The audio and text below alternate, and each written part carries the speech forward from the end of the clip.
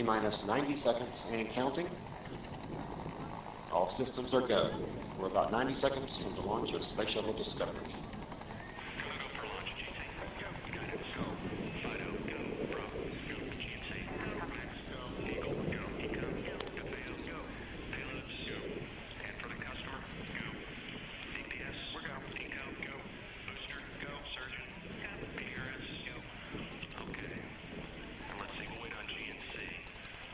T-minus 60 seconds and counting. We are transferring to orbiter internal power at this time. Discovery is now running off its 3 onboard fuel cells. Coming up on a go for auto sequence start.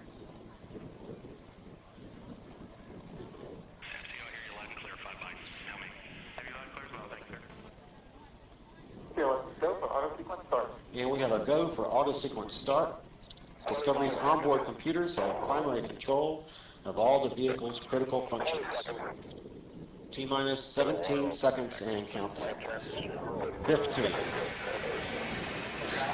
12, 11, 10, 9, 8, 7, 6, start, 2, 1, booster ignition, and liftoff of the Space Shuttle Discovery, returning to the space station, paving the way for future missions beyond.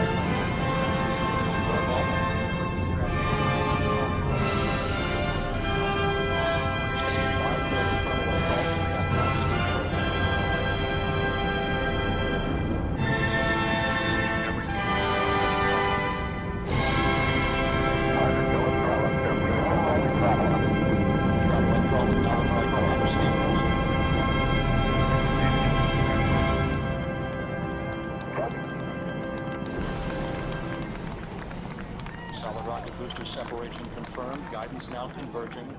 Discovery's onboard computers commanding the main engine nozzles to swivel, aiming the shuttle for its precise target in space for main engine cutoff.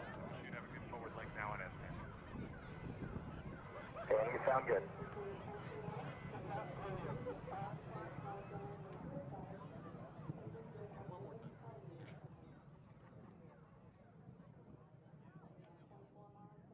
Discovery Houston, negative return. Copy, a negative return. When you walk through a storm, hold your head up high and don't be afraid of the dark. At the end of the storm, there's a golden sky and the sweet silver song of a lark. Walk on through the wind, walk on through the rain, though your dreams be tossed and blown. Walk on, with hope in your heart, and you'll never walk alone. You'll never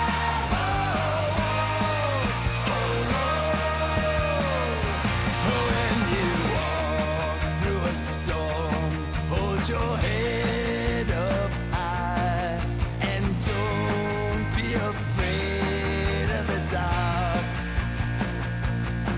At the end of a storm, there's a golden sky and the sweet silver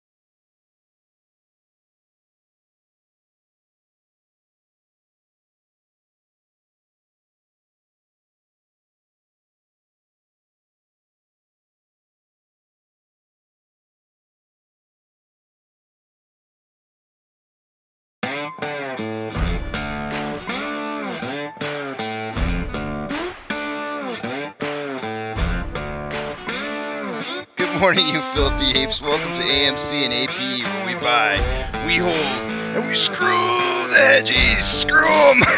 That's right. This is where we like to fling poo and eat crowns for breakfast. Rock strong. I'm just going to let this song play out for right now while I try to figure out what the heck is going on with my computer real quick here. Decided to have a complete conniption fit.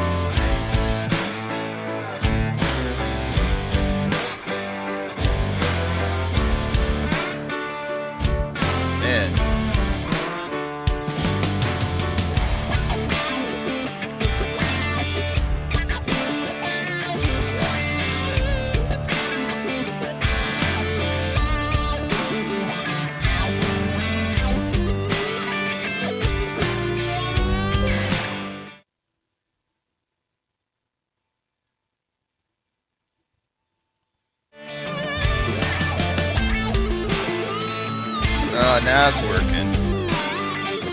Sure.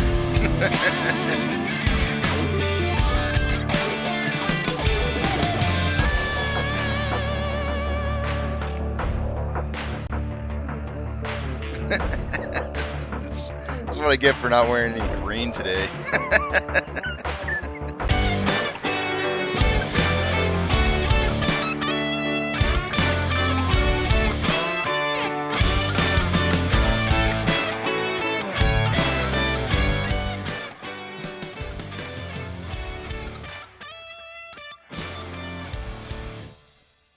All right, I'm having major technical difficulties this morning, so I'm not sure.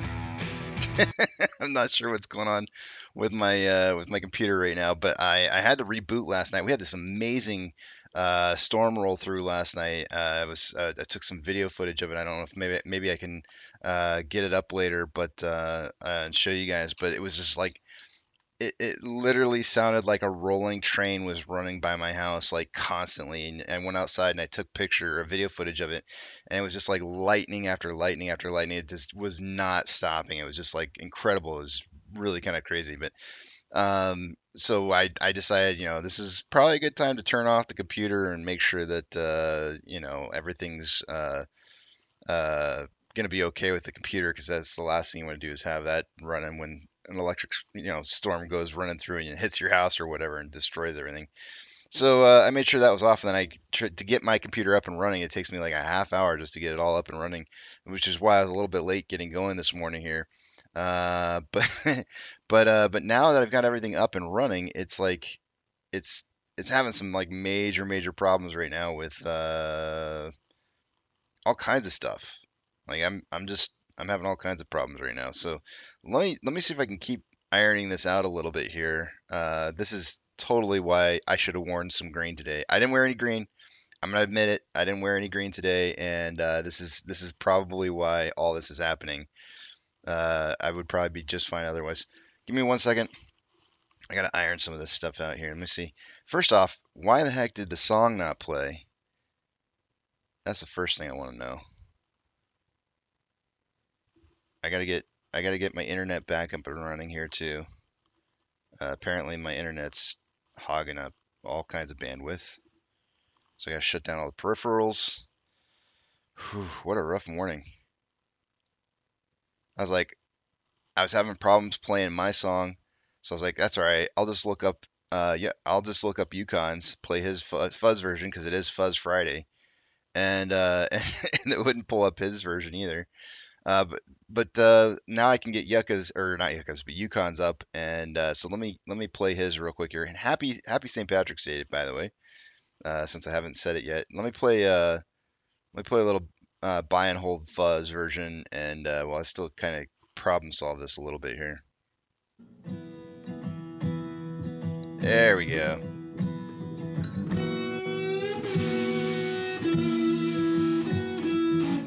Oh yeah.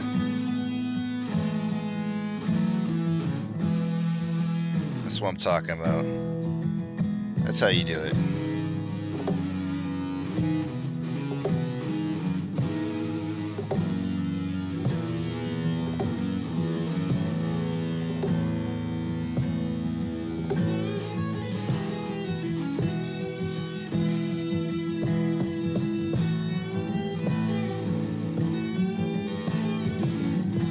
Fuzz Friday.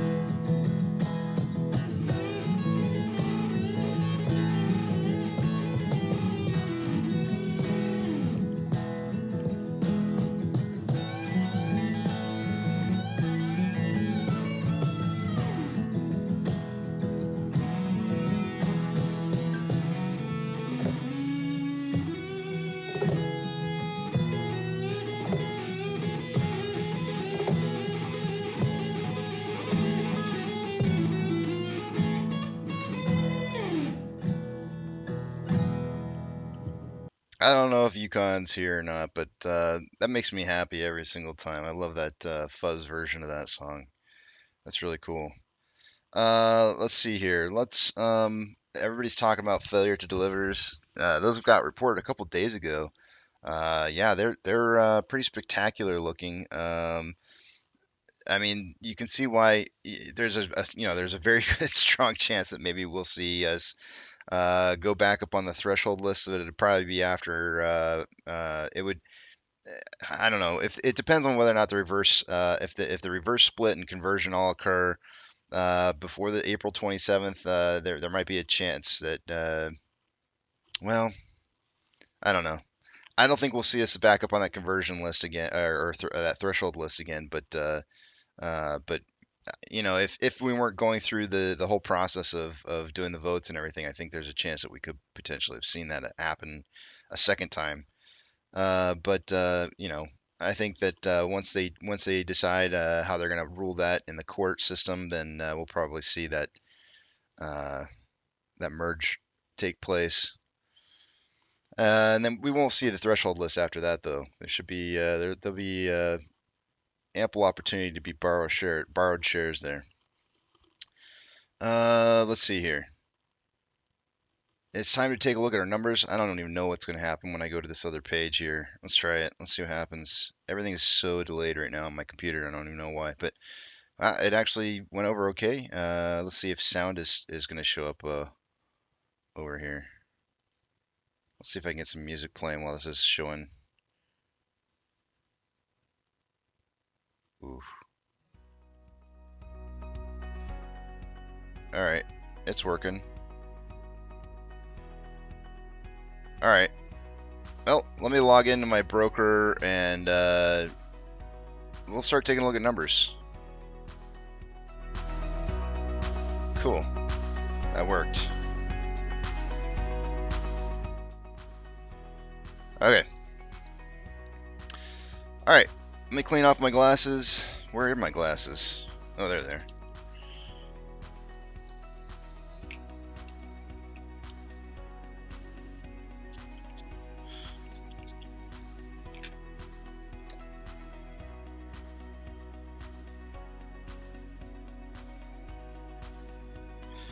As far as price prediction tally points go, on the top left-hand side, everybody got one. The combined price of AMC and Ape, let's see here, let me get my calculator out. Oh, I didn't open my calculator yet.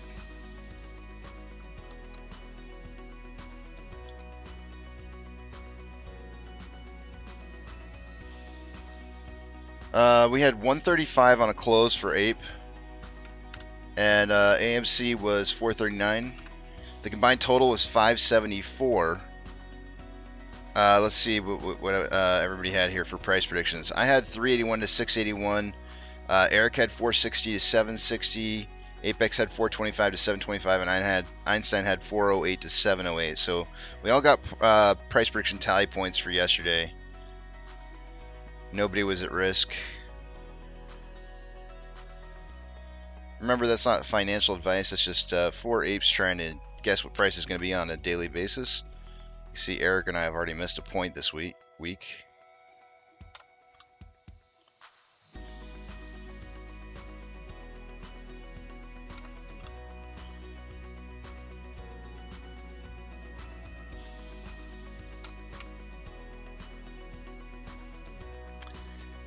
Let's see here. Short exempt volume. Let me put my glasses on. I'm still cleaning them.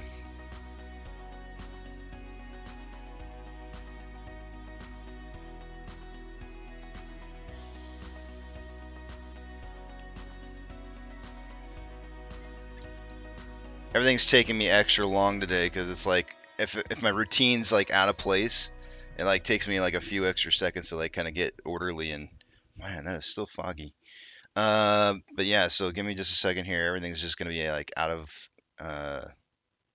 out of tune. Like I'm not flowing well right now. I need to go get some coffee too. Because it takes me so long to get Peter up and running, I didn't even bother with coffee because I was like, it's gonna take me. I know it's gonna take me the whole time to get that up and running. So let's start with short exempt volume for the day. What do we got? On AMC, we have 559.8.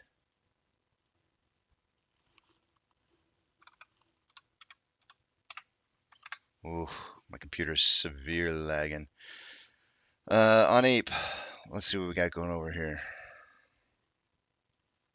There is something open in the background that's causing everything to slow down. I have to figure out what it is. On Ape,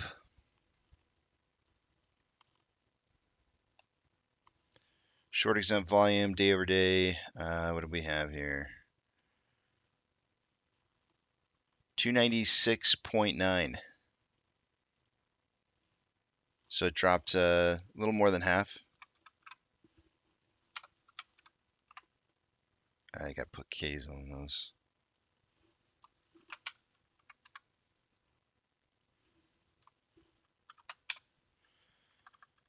Yesterday, AMC was up 4.28%. Ape was down 4.93.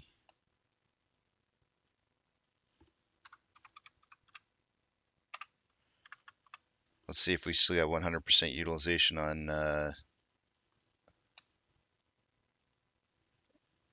AMC here.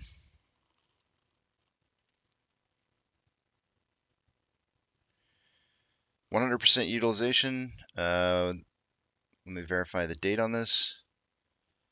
March 16th is correct. That makes it day number 44.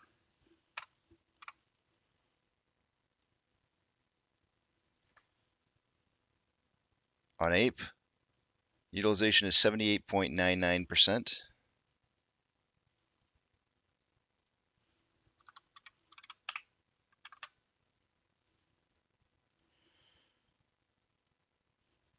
And let's take a look at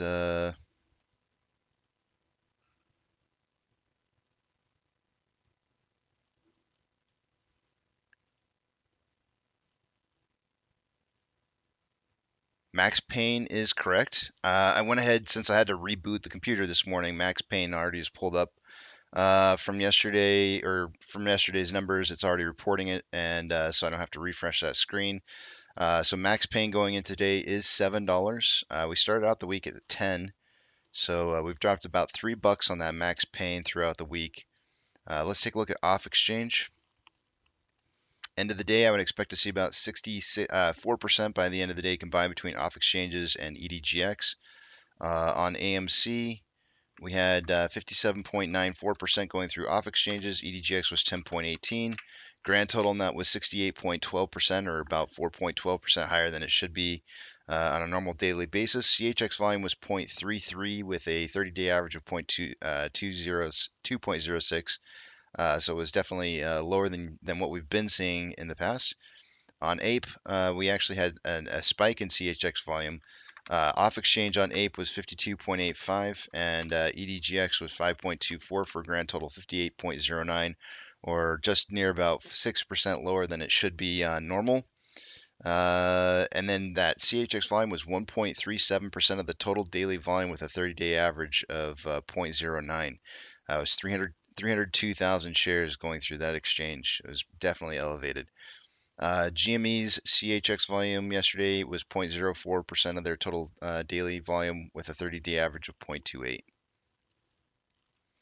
Taking a look at institutional ownership, being reported at 133.663 million shares owned by institutions. That is the same value from yesterday. Let me refresh it real quick just to make sure it's not changed. Okay, still the same. Taking a look at the options. Highest amount of open interest for calls yesterday was at a $4.50 strike in open, or no, I'm sorry, $10 strike with open interest. It is still the same value. It went from 162.6 thousand contracts to 162.5. Very small drop there.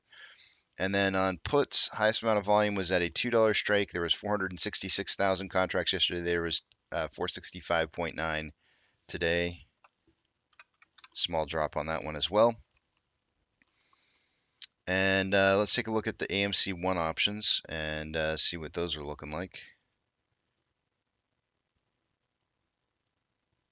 Yesterday on the AMC 1 open interest, there was approximately on the calls. There's a highest amount of volume was on the $7 strike for the calls.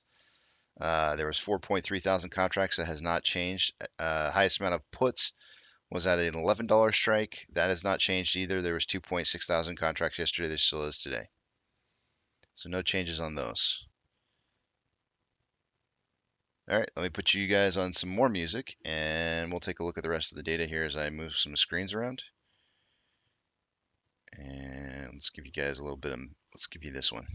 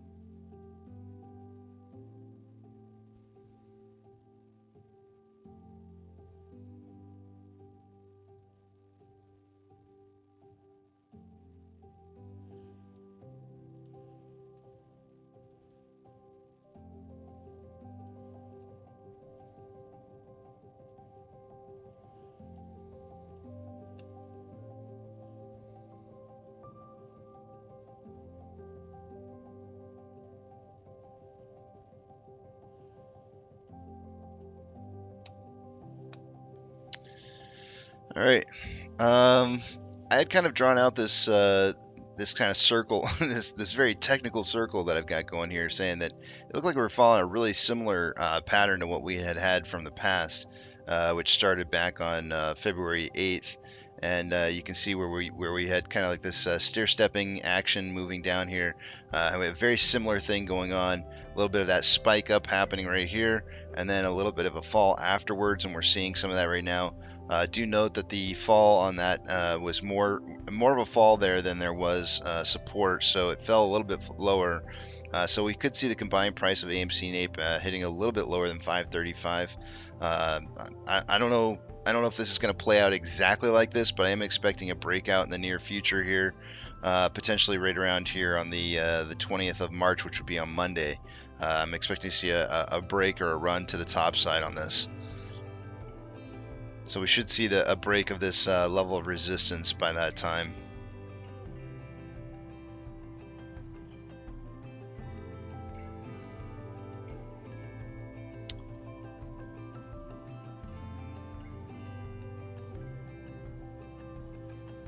All right, taking a look at Ortex here, we've got 24.34% short share just the free float. Here's that utilization at 100%. On loan amount, let me erase my board here real quick. Let's see.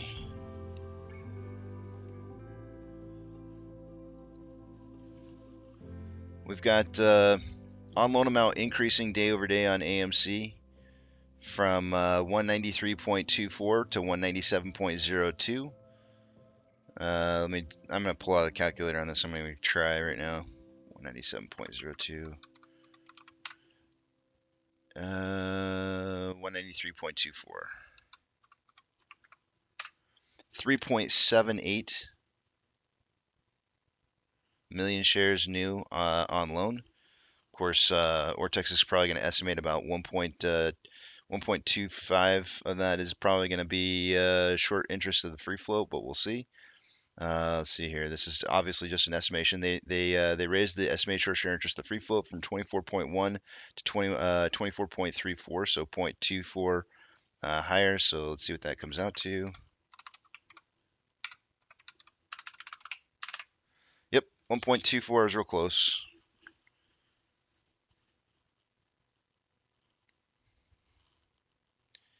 So they're estimating about 1.24 million new shares in short interest. And then you've got your on-loan average age per day when you're taking on new loans should be decreasing. It still is decreasing. It went from 95.36 to 94.24. Security lending volume day over day did increase. It went from 6.71 up to 12.43.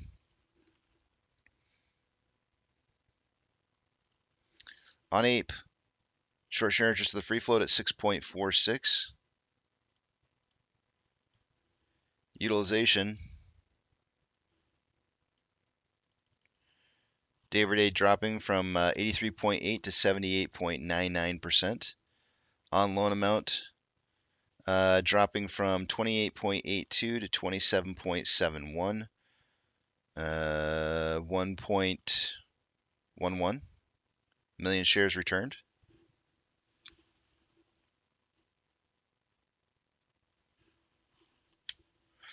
One of the things that I've had some conversations with some people about, the fact that Antera sold some of their positions, and I'm starting to see it's actually 3 people. I'm up to 3 people now where everybody's suggesting like, would it be possible if Antera sells their positions off,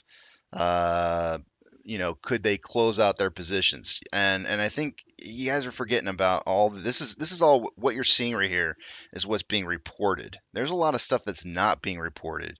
This is not a game. The game that we're playing right here is not a closing game. This is a game of bankruptcy. The objective here is to walk away bankrupting the company. It's not to close out your positions. And so when you look at this, if Antera sells, and this is a great example to prove what it is that I'm saying to you guys, if Antera sells 80 million shares back into the market and those shares suddenly become available, well, then why don't you see your loan shares drop down to 0? Right, because the total loaned out shares right now is sitting at 27.71 million shares. Over the last couple of days, I guess it was the 14th that Antera sold out 80 million shares or thereabouts. I'm just kind of rounding it a little bit, but and we've only dropped from 32.29 million shares on loan down to 27.71 million shares. So you're looking at like 5 million shares have been returned when they returned 80 million shares back into the market. This is not a closing game, guys. This is a bankruptcy game. They're not playing for how do we get out of this, with no money left over. They're out of this so that they can win absolutely monstrous, right? And that's by bankrupting the company and making us lose. This is not a game of normally if a short was in a normal position where they weren't like head over heels, had their whole body in the cookie jar, then I would say that yeah, sure, that'd be what they would probably do, is they'd try to walk away with the least amount of skin lost. But this is an entirely different game here. We caught them trying to short this at 50 cents a share. And they got caught, guys. They absolutely got caught, and they've had to print a whole bunch of synthetic shares. And I know everybody's like, oh, don't talk about synthetic shares anymore. It's like, yeah, but it's true. There's way more people holding shares out there than that are supposed to be in existence, and you can see it through the issuance of Ape because institutions only got 1 million shares for a dividend. That's it, 1 million shares. If they truly held exactly what it is that they held in AMC, then they should have gotten, at the time I think they were over 30% owners in the company, and they should have gotten 30% in dividends, but they didn't, because every single one of their shares is loaned out because everybody owns us. We own the float, guys. We own everything, and we own beyond just that. And so this is not a game. This is not a game of can I close. This is a game of I need to bankrupt this company or I'm going to go bankrupt. That's what this is a game of. So somebody's going to lose here. Somebody's going to lose. This is a game of chicken. and somebody's going to lose. It's not anything like that at all. It's not a let's just walk out of here and just call it a day kind of thing by any means.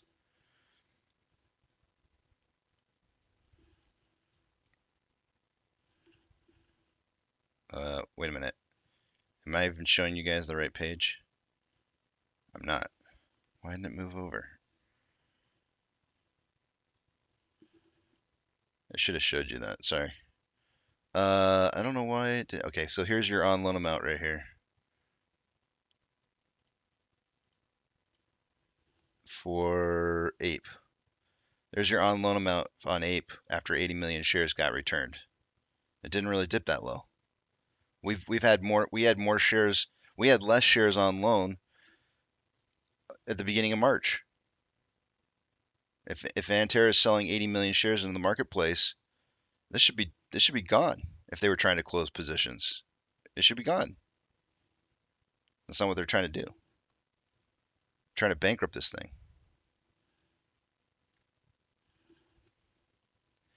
Orders by Fidelity customers. Last 4 minutes of trading for the day yesterday is only what we're going to see here on the list. GME's been making on the list, but due to low volume, AMC and Ape have not been making on the list.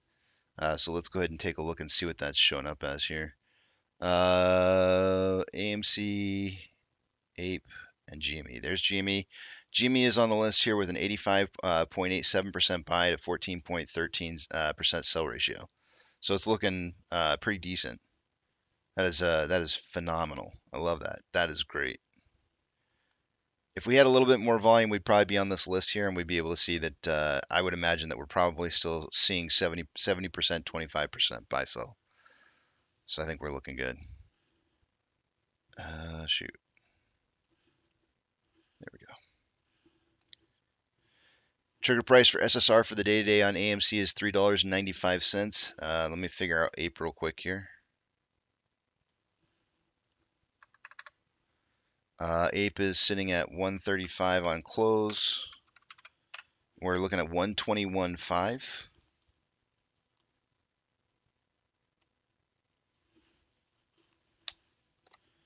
I think Ape may have tripped yesterday on SSR, so it might be on for the day today. I'd have to go back and check and see for sure, which we can do here in a little bit. Shares available to borrow. Man, they borrowed a bunch of shares at the end of the day yesterday, and then it looks like they returned them, and then they borrowed them back out this morning. So 550,000 shares borrowed. Then they borrowed pretty much almost another 200 on top of that. So 750 plus the ETFs. Let's just go ahead and call it 800,000 shares borrowed. Yesterday it was about 1.6 million. Oops. Fees are now up to 171.3%. Calls, 738.1 thousand contracts out of the money to 7.7 thousand contracts that are in the money. 825.1 thousand contracts out of the money on the puts versus 328.7 thousand contracts in the money. If you want another example of how this is not a just close your positions kind of situation, all you have to do is come to a page like this and look at all of this right here. The futures on what they're betting on. When you look at these numbers right here, these are the futures that they're betting on. This is not how you close. This is not. This is a bankruptcy situation.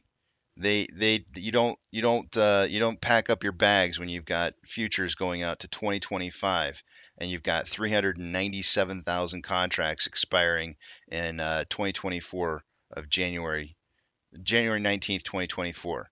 This is not how this game works. This game works by them bankrupting AMC. It's not a closeout position kind of thing. They're in for the long haul. They have to. We caught them full body in the cookie jar. And now they have to back that position. And if they don't, they're screwed. Absolutely screwed. Right now the markets are showing down anywhere I need to figure this out. My whole system's just freaking out right now. I don't have anything in my taskbar. Everything's rebooting. It just rebooted like everything on me. Let's see. Hopefully this is still streaming. So weird.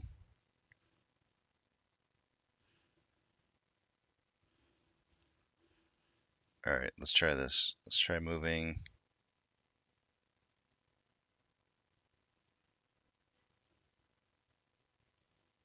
Let's try moving this back over.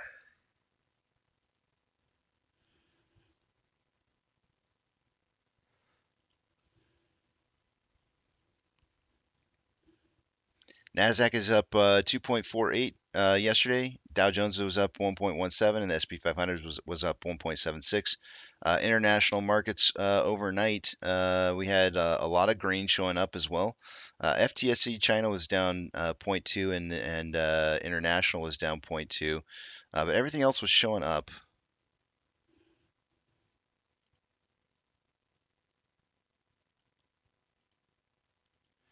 Ethereum Classic is up 5.7%.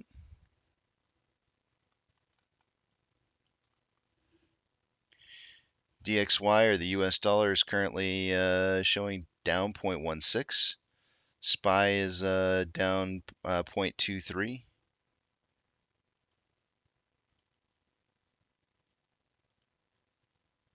Tesla is up in the pre-market 0.22. Amazon is up 0.11. Cinemark is down 1.43. Doge is up 4.08. Bitcoin is up 7.51. GME is up 0.06. HYMC is up 2.13.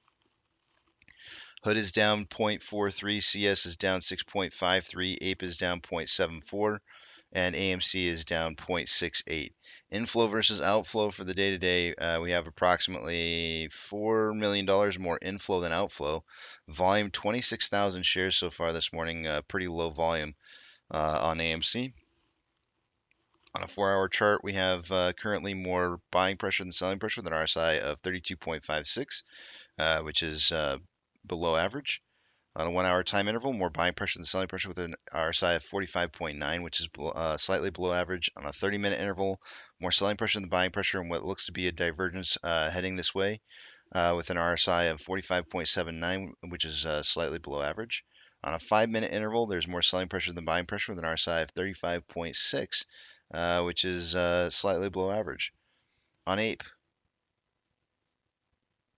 yesterday there was approximately 300,000 more outflow than inflow. 4,003. Oh wow, really low volume this morning on Ape. Super low. 4,000 shares traded so far. On a 4-hour time interval, there's more selling pressure than buying pressure with an RSI of 32.31, which is slightly below average. On a 1-hour time interval, more buying pressure than selling pressure with an RSI of 40.49, which is below average. On a 30-minute interval, more buying pressure than selling pressure with an RSI of 44.03, which is slightly below average. And on a 5-minute interval, more selling pressure than buying pressure with an RSI of 47.94, which is slightly below average. Taking a look at the Ichimoto cloud on a 1-hour chart.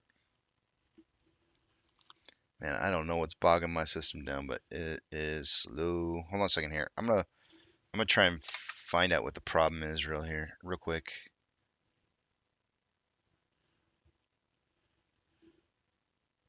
Ichimoto on, who's my memory hog? My memory's actually not that bad right now.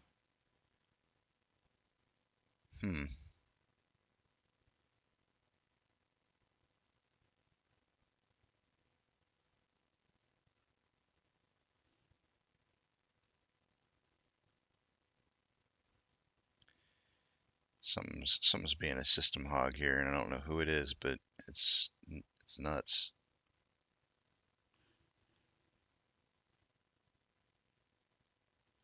Let's get rid of that.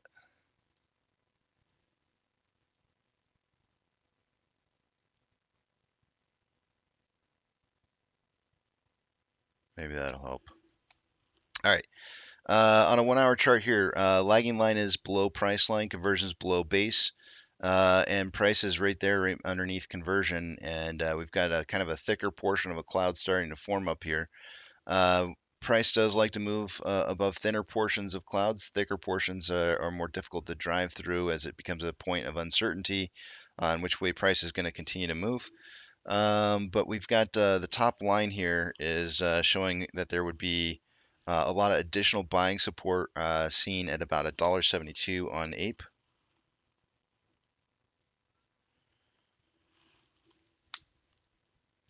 And on a 4 hour chart, lagging lines below price line, conversions below base. The thinning portion of the cloud is definitely showing up for next week.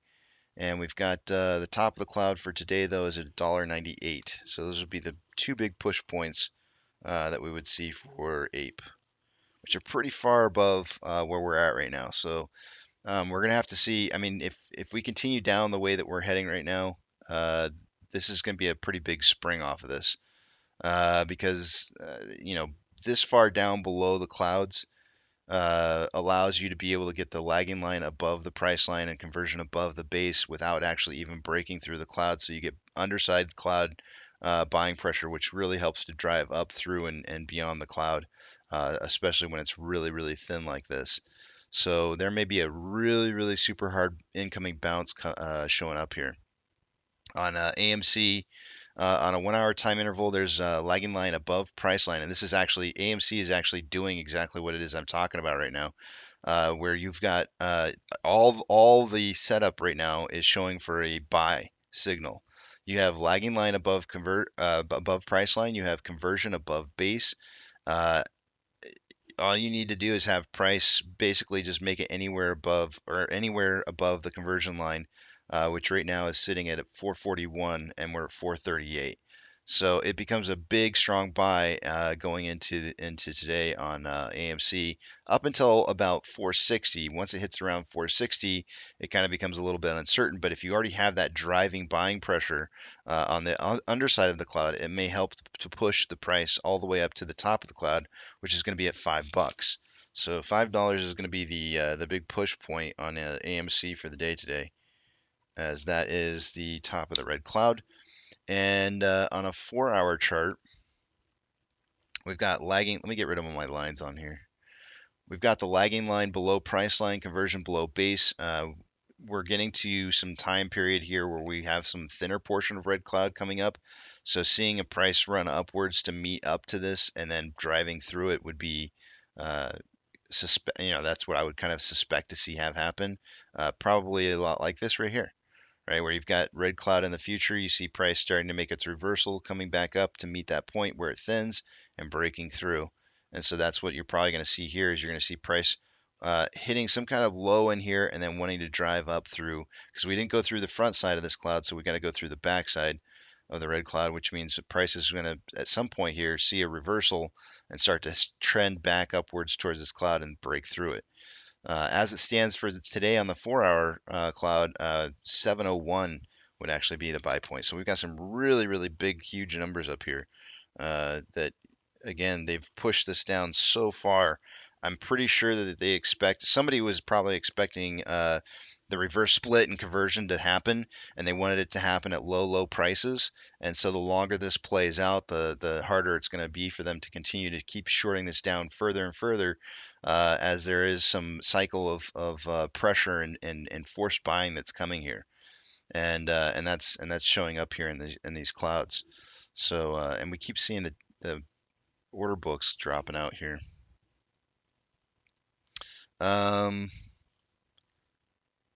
That's it. I think that's all I got for you guys.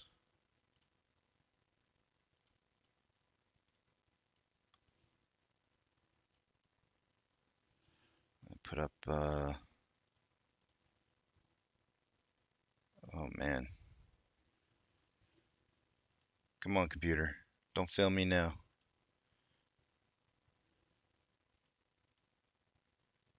Oh, I see what you did there. Give me 1 second while I switch my screens around here. When it did that reboot of my systems, it it switched up my pages. There we go. That. And then I think I gotta switch it for you guys, because otherwise you'll just be seeing two AMCs. Nope.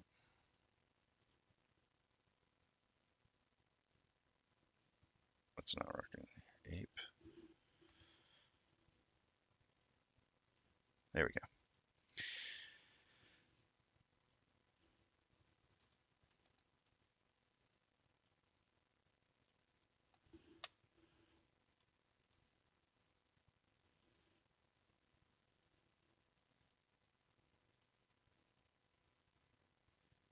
Let me kill a page real quick here.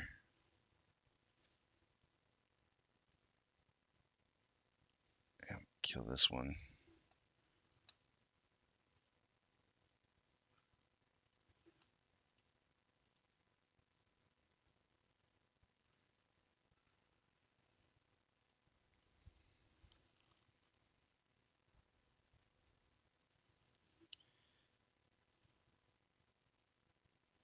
All right, Bollinger.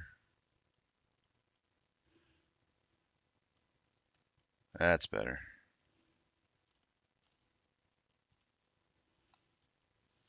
All right.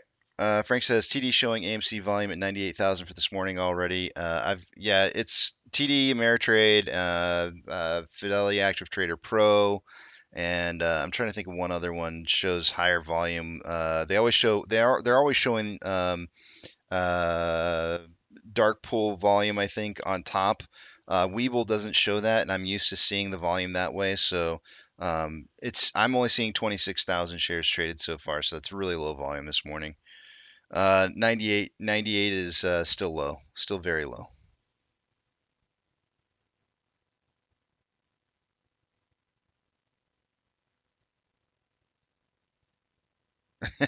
Are the order books like old lawnmowers? Takes a few cranks. I don't know, man.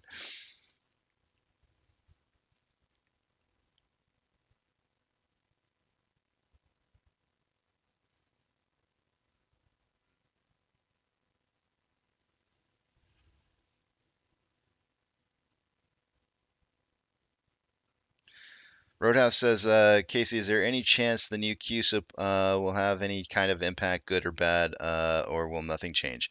I'm not expecting anything specific from it.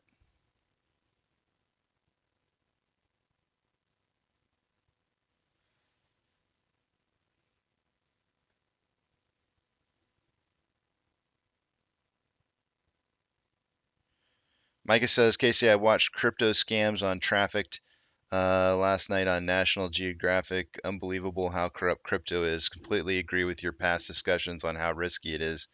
I will never get into it. I mean, it's unregulated. I mean, I don't know what more you can say about it, right?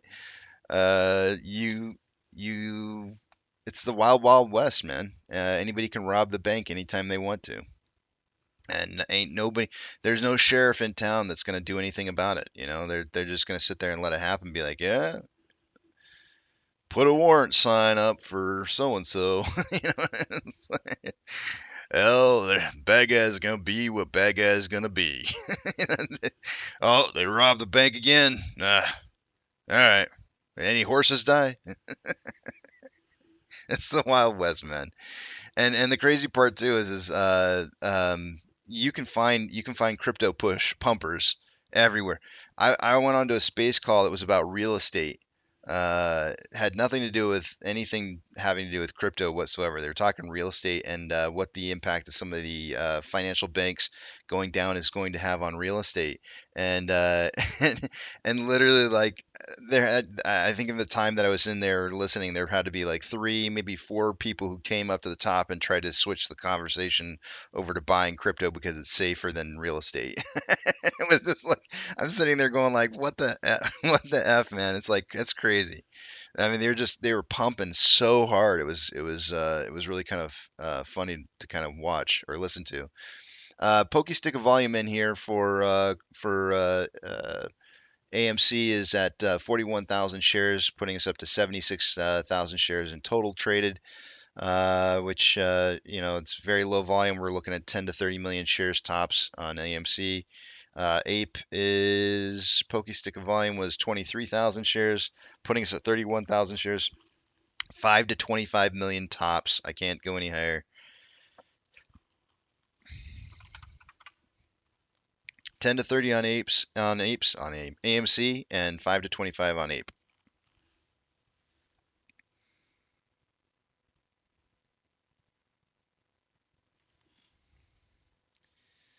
Gary says, is it true that insiders sold 76 million worth of shares in the past 12 months?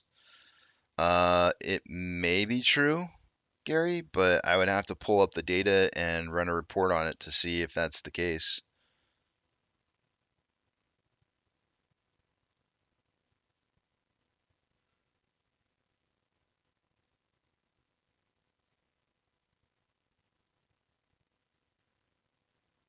Yeah, Manjit, I played the fuzz version. I can't get my song up right now. My computer's having a conniption fit this morning. So no can do. Actually, you know what? Hold on a second here. I'm gonna take you guys over to the other page. Let me see if I can. I just noticed that it closed out one of my folders, and I'm wondering if maybe that's one of the reasons why I'm not able to play. Let's see here.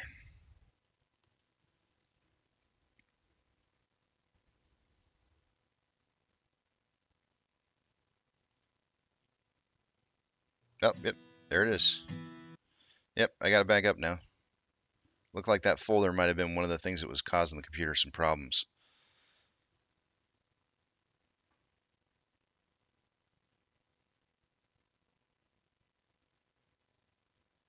I haven't seen anything yet on the dismissal.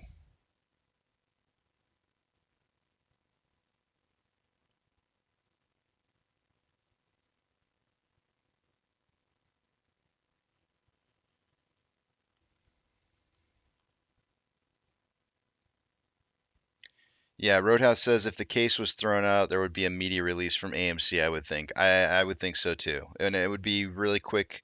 I'm sure it would be swift if that were the case. So I don't think it's been dismissed yet.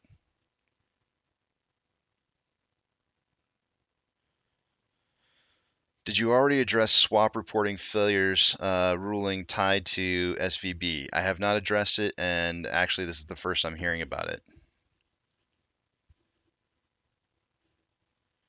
Pirateborn says it was an associated case, not the case.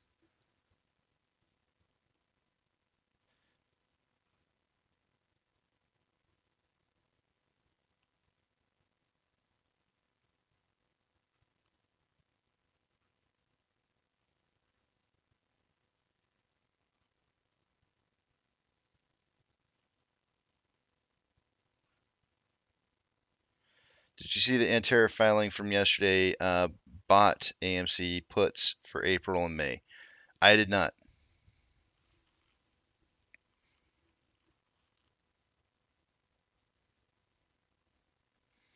Every once in a while, I have a couple different DMs on Twitter that show up, and but I mean, I don't know why that's a surprise to anybody. I mean, that's what any institution does is they buy calls and puts and shares. I mean, it's how you hedge.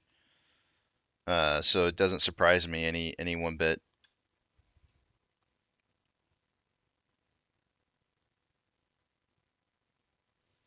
It shouldn't surprise you. It doesn't surprise me. It shouldn't surprise you either.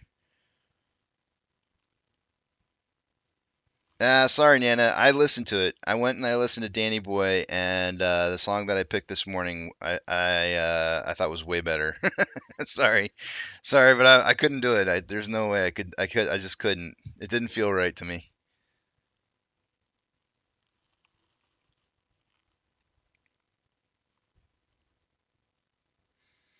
Yes, Bird Eye did see Mister Icano or Ichano or however you say his name. I did see that. I did see that one was dismissed, but it's the Allegheny or Allegheny or however you want to say it, county one that's still open.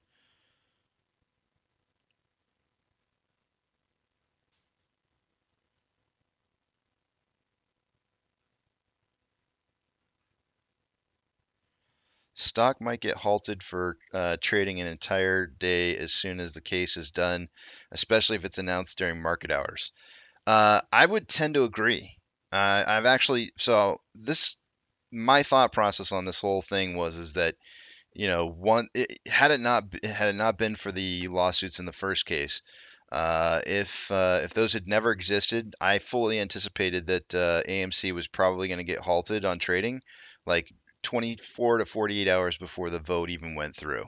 Like if it got to a point to where there was too much volatility, the NYSE would just immediately shut it down, and they would say due to a company announcement of a change, the volatility has warranted ceasing of trading until after the change has occurred.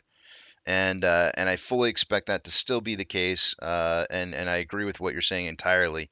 If it's trading, you could say even today, if it's trading today, and then all of a sudden you get this notification saying, or we all see a notification saying that the lawsuit's been dropped. All of a sudden you see a filing by AMC saying that the lawsuit's been dropped, where it's going to take place over the weekend.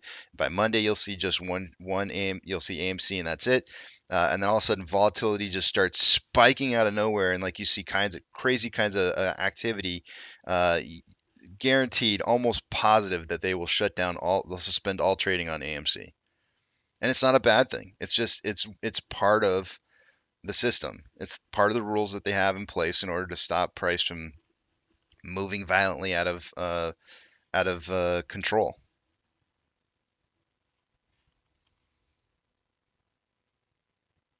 Did you see the AMC Reddit video on U3 halt for the other shorted stock that was going private? And that was a perfectly legal halt on that one as well. And I kept telling everybody, I kept trying to tell everybody that that's the problem, right? People just don't seem to understand that's how this market works. When you have a company announcement of something that's going to take place and occur, if you see crazy amounts of volatility or something crazy happening, then in the marketplace, the market's going to shut down the trading. That's not how it's supposed. It's supposed to. They're supposed to do that. So, and there's nothing illegal about shutting that action down. You're supposed to. You're supposed to stop that. That's how you have market crashes. You don't want to have these unexpected moves because of a company announcement. You need to let the kind of, it's almost like marinating. You need to let the market marinate on the action, what's happening.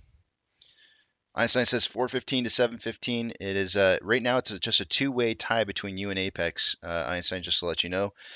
Apex said he might not have a chance to get in here, but he did give me a price prediction last night in case he doesn't get in here this morning. And he, let me see here. Hold on one second. He was going with. I can just let you know real fast here.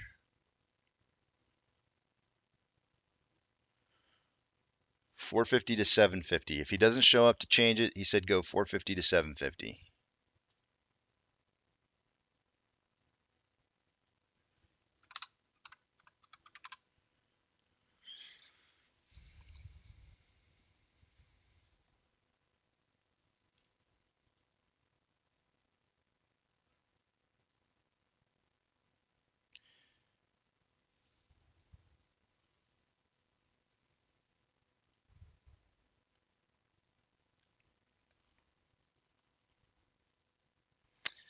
Yeah, I read that. I've read that already. Nat Nail, thank you for sharing that. I appreciate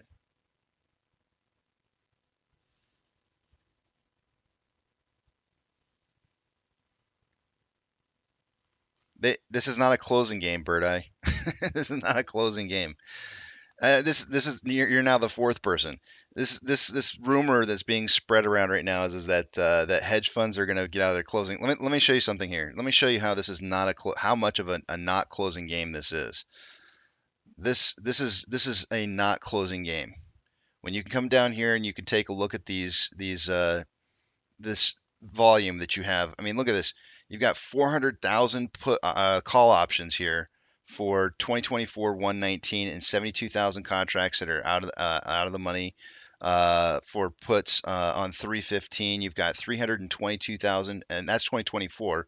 2023, June of this year, you've got 322,000 contracts. This is not the page. This is not what a page would look like on options for the futures on something where they can just simply close their positions and walk away like they skinned their knee. This is not what this is. This is a game of I got caught with my hand not just in the cookie jar, but my entire body, and I was trying to just feast on this company to bankrupt it, and I got caught with my pants down. And this what this is. This is not a game of closing positions and walking away with their knees skinned. That's not it. This is an entirely different game.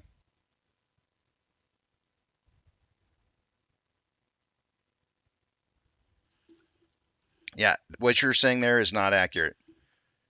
That what you're saying is not accurate. That's not how. That's not the shorting. A shorting of a position on a stock is not a just get out so that they don't have to pay you kind of thing. It's infinite losses.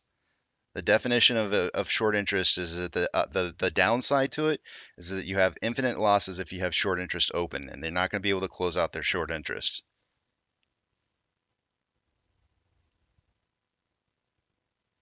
Yeah, this is part of the reason why. So just a little header here. Bird Eye, I caught you kind of continuously coming in and putting in really bad information like all the time, like constantly coming in here and just always throwing out this like really bad information that's just so not true. You do it constantly, and this is why I cut you off, man. I cut you off because you kept coming in throwing in fear, uncertainty, and doubt on things that are just not real issues, and it was pissing me off. And this is why I would probably do it again. Like, stop.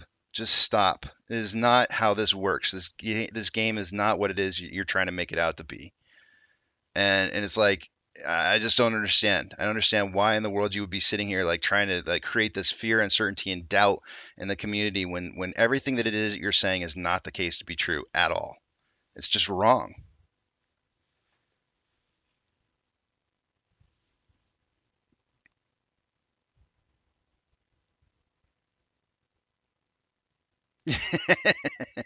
Danny says, Casey, now I'm picturing Ken Griffin's in a cookie jar with pants down. I didn't change what you said. I'm literally reading what you said. No, no, no. I'm not saying they get out of the closing positions, but let them be in a place where they won't be forced to do it all at once. It's the same thing. Saying that they can't close and that they won't be able to close is saying the same exact thing. You're not saying anything different. You're literally just changing what you're saying so it sounds different, but it's the same thing.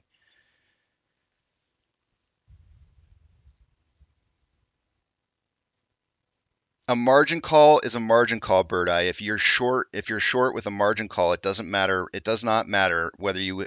It doesn't matter whether you're forced. A margin call. You tell me what happens during a margin call, Bird Eye. If you get margin called, what happens?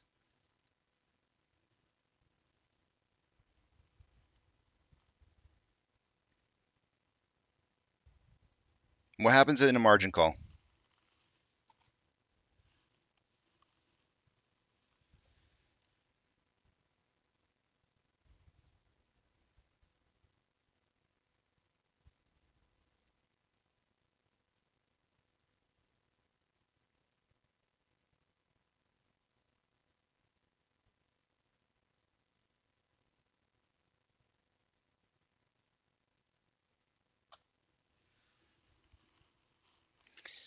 They will never get margin called because they have endless liquidity till SEC and FINRA change leadership. Margin call, you are liquidated.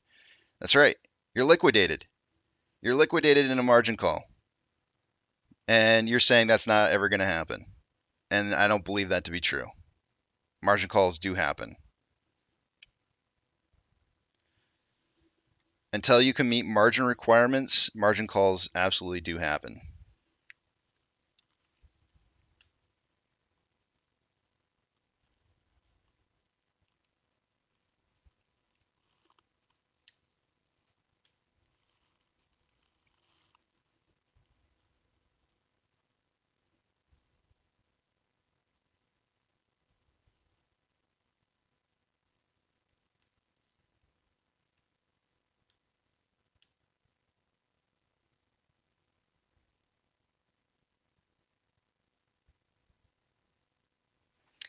Barbara says, Casey, what happens to my AMC price if I don't hold Ape when Converge split happens? Then you would probably be losing a lot of.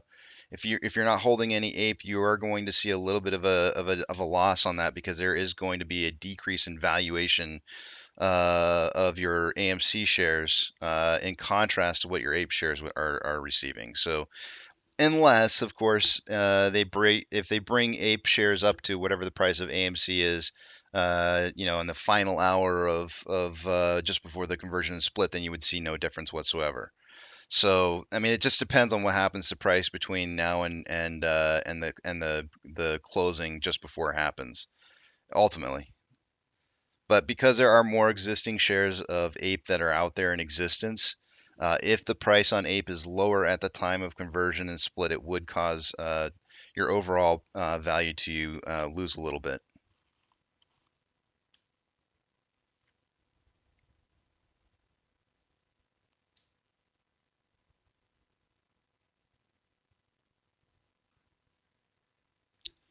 I'm just done with you, Bird Eye. It's you're just coming in here and you're just throwing out the same garbage you're throwing out before. I'm not gonna put up with it again. It's just garbage in, garbage out. I just can't stand it. It's like just constant garbage. It's like you're like, no, but I'm out. I'm out. I'm not going to talk anymore. I'm done. It's like, no, no, you're not. You're just going to keep on pushing the narrative over and over and over and acting like a panicked little kindergartner. That's I don't understand like why you would. Yeah, I'm done. Enough is enough.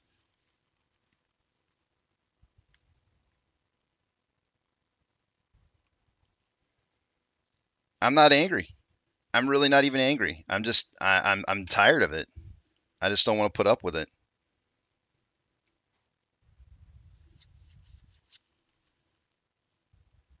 There was a reason. I very see. I'm actually really not an angry kind of person, and when I have enough of enough, I just say that's it, right? I have limits, and if somebody's going to come in and continuously just push, push, push, push, push, I'm going to say no at some point. I'm going to say no. I'm sorry. I'm tired of your pushing, and I have that control. I have that ability to be able to say I'm done. I'm tired of what it is that you're trying to do, and it's not angry. It's not anger at all. It's just it's me saying I'm done.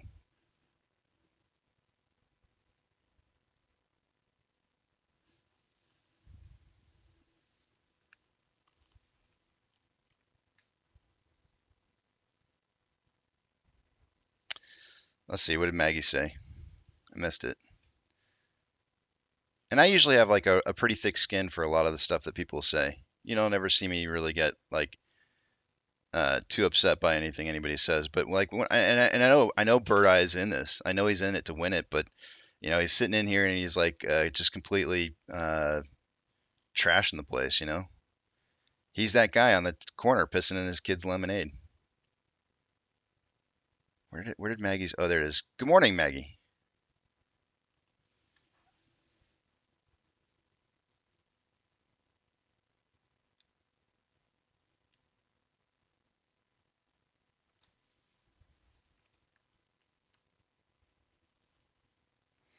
It's really important to understand, guys, that there's people in the community who are trying to push narratives. It's really important to understand that when you see those narratives and they're pushing it and repeating it over and over and over and over and over and over and over and over and over, everywhere that they go, they're trying to push a narrative, and there's a reason for it. And you have to understand that there's a reason why. I mean, the same thing could be said about what I'm saying and what I'm doing, right? You could say, well, but Casey, you're saying the same things over and over and over and over and over. Yeah, I believe in this company. I believe in this company. I believe in the fact that it can be a money-making company. I believe that we can be successful in what it is that we're doing. But you see these other people who are out there who are pushing these negative narratives about AMC. Why would you do that? Why would you go around pushing a negative narrative about something that you quote unquote hold? Why would you do that? And the reason for it is because you want to try and get into people's minds that, something bad has happened, right? And then so if you go, oh, something bad has happened, what should I do, right? Because that's the next thing that you start wondering is like, am I in trouble? Is this bad? Do I need to do something? And so it leads you to kind of go towards that process of like, the fear, uncertainty, and doubt, right? But when and what's crazy is that when you prove somebody who's wrong about a narrative that they're trying to push, but yet they still push the narrative regardless of whether or not you proved them right or wrong, and they still push the narrative, then it kind of even shows you even more what it is that they're, whether they're truly being genuinely honest with, what they're saying. Now, if you say to somebody, you say like, hey, look, I think you're wrong. 1 + 1 is 2. It's not 3. And you show them on a board and you say, here's 1. And then I add 1 and it makes a 2. And then they go, oh. And then they start going to everybody, guys, hey, guess what? It's 2. I was wrong, right? It's 2. Then that makes sense, right? But that's not what Bird Eye is doing. Like I literally sit there and I show him, I'm like, this is not the sign of how you have closed positions. And then he changes his story to, well, it's not that they don't have to close. It's just that they're not going to be under any pressure it's just going to continue on forever and ever and ever and ever and ever and ever. And it's like, no, that's not the case. That's not how this works. You have a company who, when Adam Aaron is able to make money off of the sale of shares, he's going to have money to be able to make the company profitable. When he has the money to be able to make the company profitable, he can start issuing dividends. When he starts issuing dividends, then he forces long institutions. Now, he's not wrong about the fact that they're going to continuously short and short and short and short and short. That would be correct. If he said something like that, I'd be, yep, absolutely. That's what they do. Short hedge funds, short. Always, consistently, over and over and over, over. They just keep on doing it. That's what their job is. That's what they do. But we're gonna turn this company around to the point to where when Adam Aaron can give out dividends, all the long institutions are going to look at that. Think about this for a second. Let's just say, for example, that that your broker has X number of shares more in ownership than what they actually have on hand. Let's say that it's a real small number. Let's just say it's 10% more than what it is that they are actually holding, right? So they have. Let's say they have, I don't know, we'll just make up some random number. Let's say that they're holding 10 million shares, but they're actually only claiming, or they only hold on to 9 million shares, right? It's real close. So they're holding on to 9 million shares, but they've got 10 million on hand that they're holding place holding for their customers. All of a sudden, Adam Aaron comes in and says, I'm giving out a dividend this quarter of 10 cents. Right? Well, now that company, that broker out there, has to give a 10-cent dividend to 1 million shares. He has to give a 10-cent dividend to 1 million shares because he doesn't have those shares. And those shares aren't going to get the 10-cent dividend that the company would be paying out on real shares. So now you've got institutions who are going to be forced into a position to where they're going to have to make a decision. Should I go out and buy the shares at a much cheaper rate because I know these dividends are going to continuously start rolling in, or am I just going to just eat it, constantly eat this negative funds that are coming out of my pocketbook? That's going to be their choices. And so then you have this situation where you have institutions who are seeing these dividends coming out and they're like, I should probably start buying the shares that I'm holding for my customers so this doesn't come out of my pocketbook anymore. And then when you have that long institution buying pressure coming in and forcing the price up, that's where you get your big push on price. This is how Tesla did it. This is how Tesla went out there and they did it. They constantly did this over and over and over. They'd throw out a little bit of shares, collect a little bit of capital, spend it on something, raise the price of the company, and then hand out a dividend, and price would suddenly start shooting up. They did dividends, and next thing you know, the company is sitting there, and the original shareholders were making $6,000 per share, more than what they were making when they've bought in at $17. So that's how this is going to work. And eventually, when the price gets too high, you have shorts who may or may not get margin call or squeezed out of it. We've already seen, I don't know, anybody want to name off a couple different? I bet somebody could throw a name in here and say, a hedge fund that's no longer in existence because they got squeezed out. What happened? Anybody? I know somebody's gonna say the name.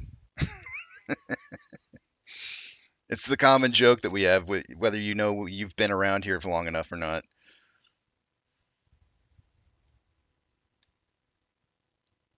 Yep, there it is. Melvin Capital. Anybody remember Melvin Capital? Whatever happened to Melvin Capital? Anybody? It happens. They get squeezed out. There's going to be, and there's more. There's more than just Melvin. Melvin was just one of them.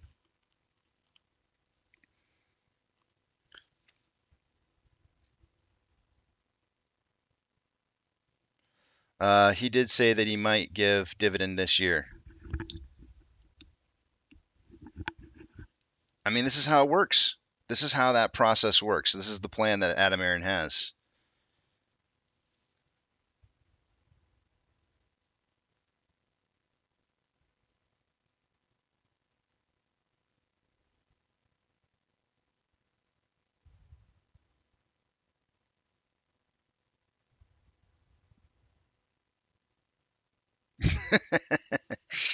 In Excel, put in cell A1 1 3 1 comma 3, and in cell B1 1 comma 3. Then in cell C1 you put the formula A1 plus B1. Now round of those cells have no decimals. Ta-da! You will see 1 plus 1 equals 3.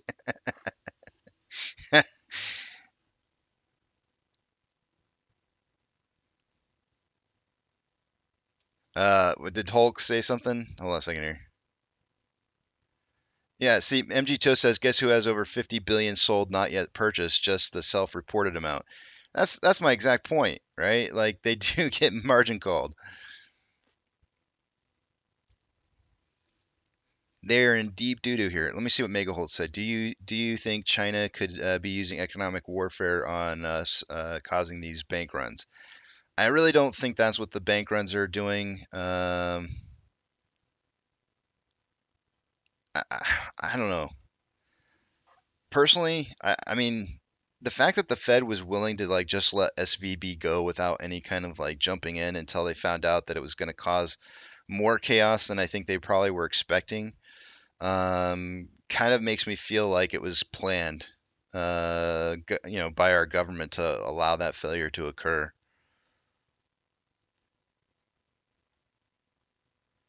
Thank you, Jay. I appreciate it, man.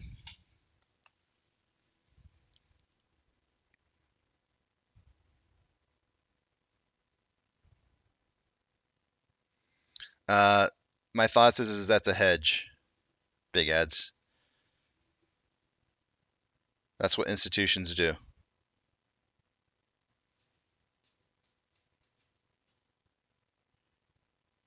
Numbers will come at 9. The next time I do the numbers, I did the numbers earlier.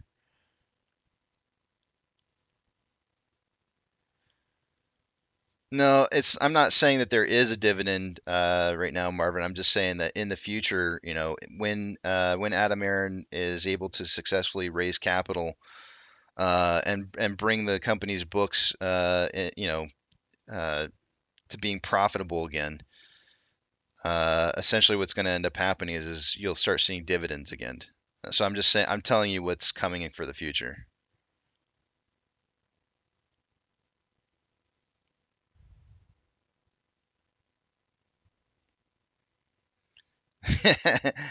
Probably not, Doug. Probably not. Do you think Biden would have bailed out a regional bank in Texas that served, say, the oil industry? Probably not.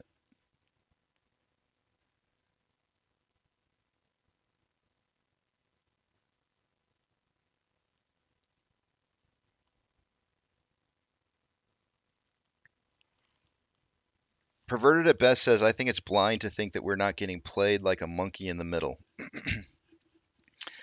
We've never been on a top side, perverted. Perverted best. I think you were, if you ever thought that we were on top or the bottom of this thing, we've always been in the middle. We always have been in the middle in this. We never have been on the top side or the bottom side.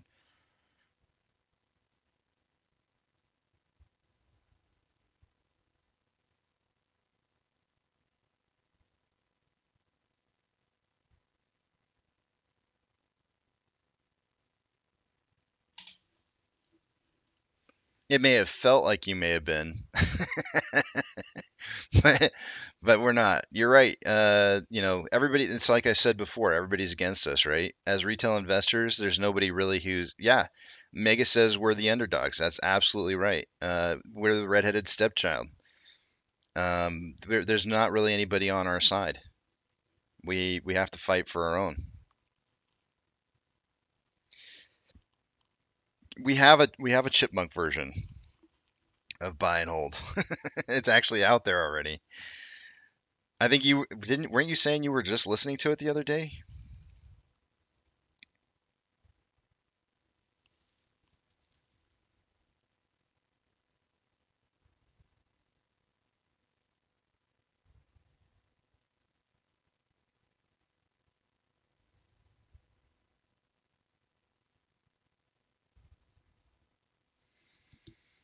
Um, it's hard to say, Barbara. It's hard to say, but I would look at the ratios of shares, right? So if you have if your ratio of shares is 2 to 1 on one stock ticker, and that stock ticker is X value, and your one is another value, then it kind of gives you an idea, maybe perhaps. Um, I, I mean, I hope that gives you like an idea. I mean, it really comes down to that Excel spreadsheet that Papa Mac kind of created that would kind of show you like maybe perhaps I can give you a link to that. Hold on a second.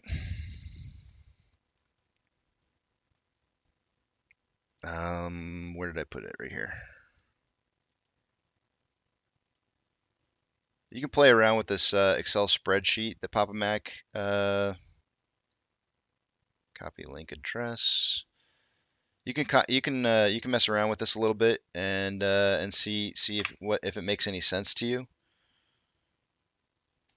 Um, I can't really give you a an accurate number, Barbara, because I don't know how the market's going to uh, perceive the value, and it's what it's going to come down to is it's going to come down to how the market perceives the value on the very first trades that go through the market. So I can't give you an exact number.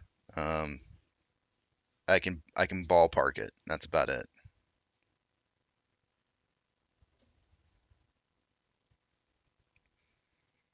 Danny R is a teacher, Casey. He forgets everything after a year. Is that how it works?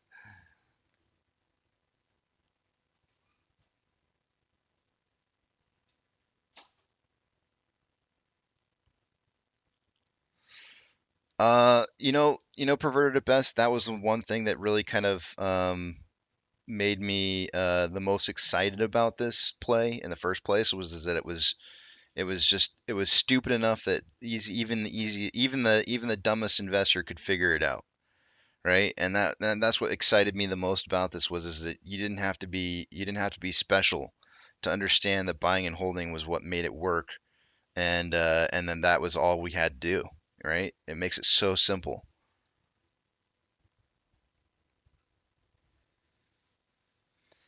Have you seen the French Rebellion? I feel like America is going to be worse. I have seen some media stuff that's kind of popped up recently, but I haven't seen anything. I haven't seen large quantities of video footage yet. Not yet. Yeah, that link right there that I sent to you, Barbara, would kind of give you like a ballpark figure.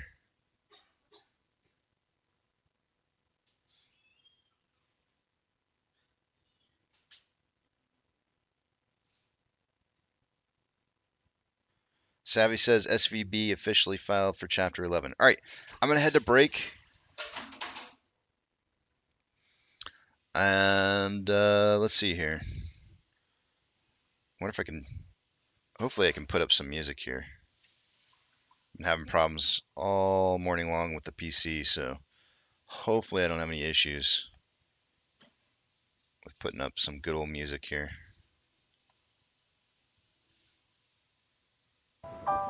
Oh, cool. Is it working?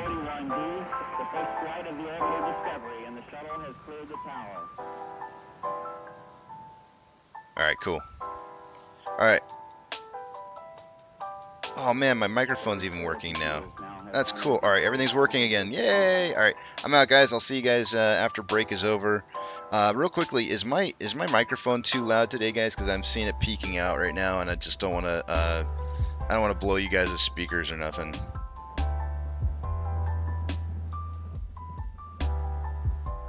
John Vincent says, Casey, what do you say to someone that keeps buying AMC and Ape? I would say always refer to rule number 1. Only buy shares with money you don't need in the foreseeable future. Okay, microphone's okay? Okay, good. I just want to make sure. Myself, thank you. See you guys in a bit.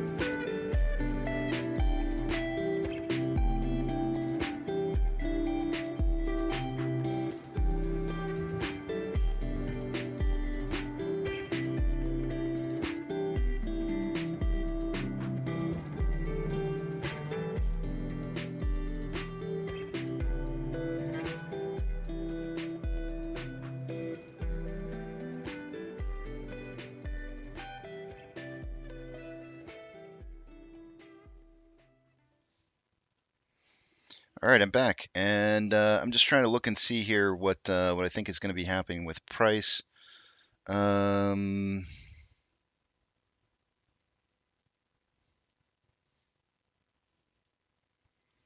to get good price prediction for the day to day.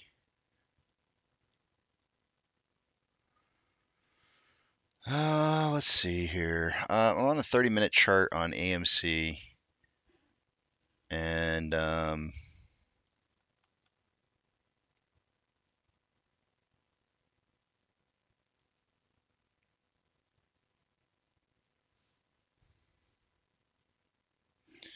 me see what the markets are looking like right now.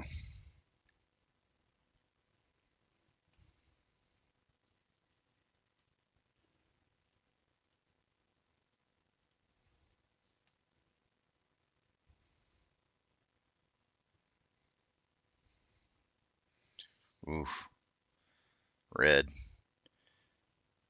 NASDAQ 100's down, futures are down 0.11. Everything else is like 0.6 or lower.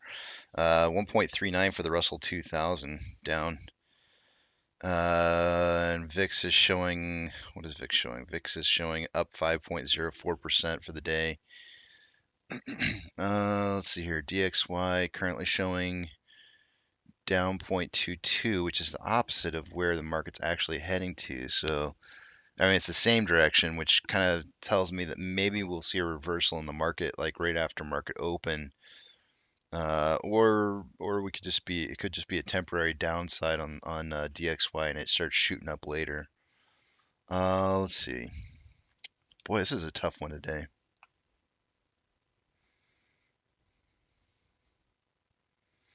I mean, on my combined charting of AMC and Ape, when you add them together, I'm still kind of expecting to see this like downtrend down here to kind of like move down, perhaps maybe test off of 526 combined. Kind of similar to what we saw back up here when we were testing this point back here, but what combination of prices are gonna make that though? And that's the part that's I'm having a hard time with here.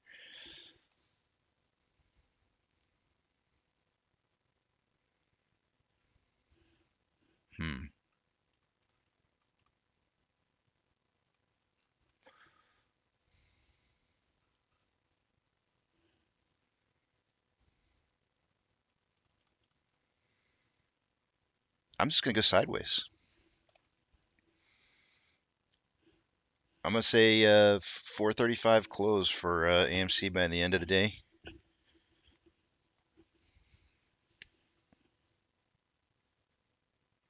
$435. And on Ape,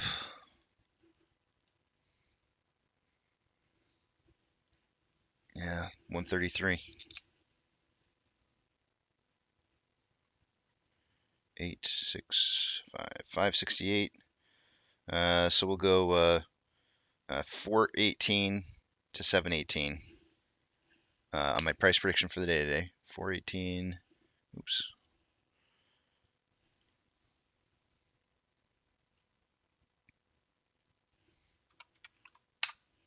718. Einstein's got 415 to 715. We're really close. Apex has that 450 to 750, and Eric usually texts me just before market opens here. So, yeah, those are the numbers that I got for the day today. Let me see what you guys are saying here. Let's see. 1 second here. Let me zoom back in on this real quick. That.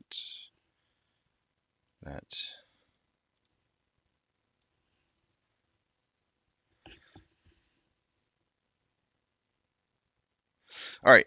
So I'm going to tell a little quick story since I got like a few minutes here. I was actually talking to Attendees Plus Plus a little bit offline here while I was on break, but and I didn't get a chance to finish the story, and I told him I'd finish it online. Corey says, "Can we keep a close eye on banks today, just in case?" It might not be a bad idea. Yeah. So.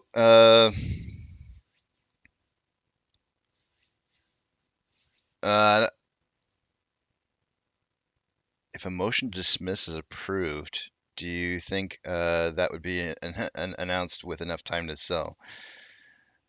I don't talk about selling, Barbara. I don't even. That's not. I don't even know what does that mean. I don't even know what that means. You're talking crazy. So what? Let me see here. What is it I'm looking for here? Oh yeah, the story. So a long time ago, I heard this story, and it's always kind of like been one of those things that's just kind of always impressed me, especially from later on in life. It's been kind of one of those things that I thought about a lot, and uh, the story basically, and I'm kind of paraphrasing the story because I don't really remember it word for word, but basically the story went as that there was an Olympic swimmer who, during the summertime, decided to go on a trip with his friends. They kind of went to this place where there's a kind of a little bit of a river rapid area, and the friends were kind of like playing in the water. Some of his friends, he was sunbathing at the time, and one of his friends got caught up in the undertow of the fast river and started getting swept away, going downriver, and everybody could tell that he was struggling and not making it, and he was getting sucked under by the undertow. And I don't know if it was Michael Phelps or not, but anyways, all of the friends were like, telling the Olympic swimmer, like, go get him, go chase him down, go help save him. And he very casually just started taking off his shirt and his he got his he was just acting like very calm and wasn't really moving real quickly, and everybody was like, hurry, go quick, go fast. And he wasn't really panicked at all. He just kind of just took his time. And he kind of walked over to the edge of the river, kind of assessed everything and looked around a little bit as his friend was getting swept away and bobbing up and down in the water, and until finally, the friends were barely even seeing the friend anymore because he was getting drug under so much. And the swimmer finally jumped into the water and chased the friend down, got the friend and hauled him out. The friend wasn't responsive, had to do like CPR or something like that, got the water out of him, and he was back to life. Everything was good, and he saved him. And all the friends were saying to the Olympian, like, why did you wait so long? You could have, he could have died. Why did you wait so long to go help save him? That was such a crazy thing. Like, they were really pissed off at him. And he's like, you don't understand. If I had gone out there and tried to save him while he was struggling, while he was panicking, while he was uncertain and fearful of his life, I would have died too. I had to wait until he was giving up before I could go out there, jump in, and say, "Let me help you." and and he did. Obviously, he didn't say, "Let me help you." But this is the important part to this is that I want you to understand is that this community is the one thing. It's the one thing that ties us together as a community. It's our life raft, right? If you've got a guy who jumps overboard with a knife in his hand, and remember, we have a life raft and it's made of rubber. it's inflatable rubber raft. And he jumps overboard and he's got this knife and he's thrashing around in the water. Are you going to push that? Are you going to push the raft up next to him and say, "Hey, let us help you back in," as he's thrashing around in the water? No, you don't. You cut him off. You cut them off until they stop struggling, and then you let them back in. Because when they're struggling like that, it's going to do is sink everybody else down. It's just going to sink everybody else down. Why? Because they're panicking. They're panicking. They're struggling. They're trying to breathe. They don't know how to react, and it's really, really dangerous. It's dangerous to our community to have a rubber raft with a guy swinging a knife. You know what I'm saying? So earlier when I cut bird eye photography out earlier, this is what I'm trying to tell you about. We have people in our community who are panicking right now, and at some point you're going to have to understand that they're dead weight. They're dead weight, and they're swinging a knife in a rubber raft. So you're either going to have to cut them off and say you need to go take a breath of fresh air and realize what's really happening. And maybe they do. Maybe they're able to kind of like let loose after a while after blowing off some steam, or they're just going to drown. Who knows? The community's still here. It's still available for people to be able to interact and come together and talk. But don't swing a knife in a rubber raft. And don't piss in your kids' lemonade. So I'll see you guys on the other side of market open.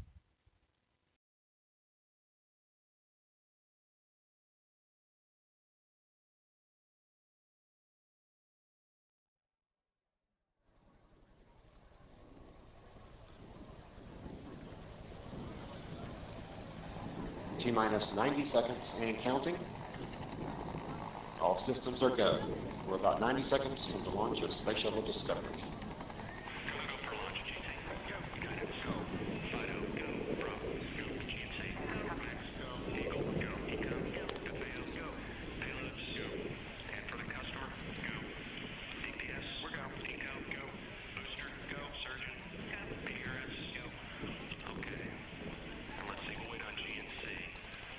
T-minus 60 seconds and counting.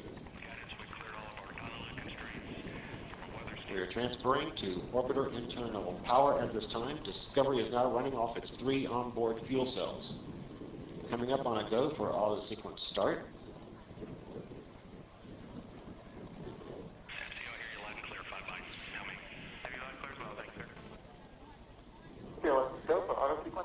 And we have a go for auto sequence start. Discovery's onboard computers have primary control of all the vehicle's critical functions. T-minus 17 seconds and counting. 15, 12, 11, 10, 9, 8, 7, 6, start, 2, 1, booster ignition, and liftoff of the Space Shuttle Discovery, returning to the space station, paving the way for future missions beyond.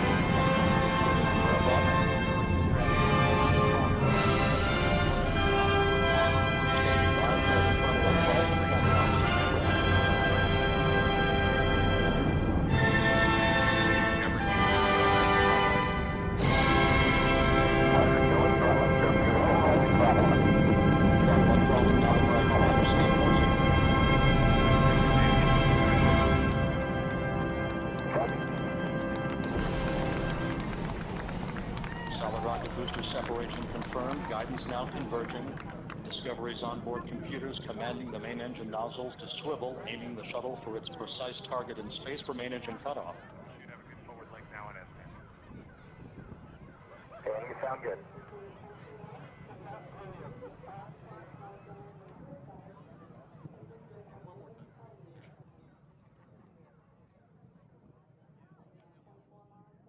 Discovery Houston, negative return. Copy, negative return. When you walk through a storm, hold your head up high and don't be afraid of the dark. At the end of the storm, there's a golden sky and the sweet silver song of a lark. Walk on through the wind, walk on through the rain, though your dreams be tossed and blown. Walk on, with hope in your heart, and you'll never walk alone.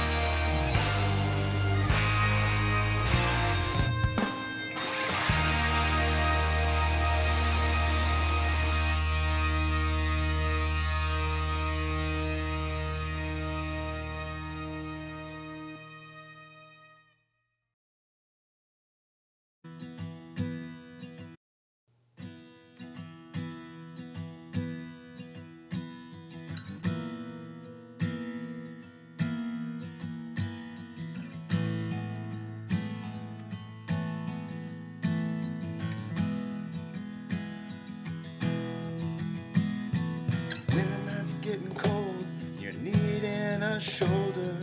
Puff out your chest and be a little bolder. All we do is we buy and hold.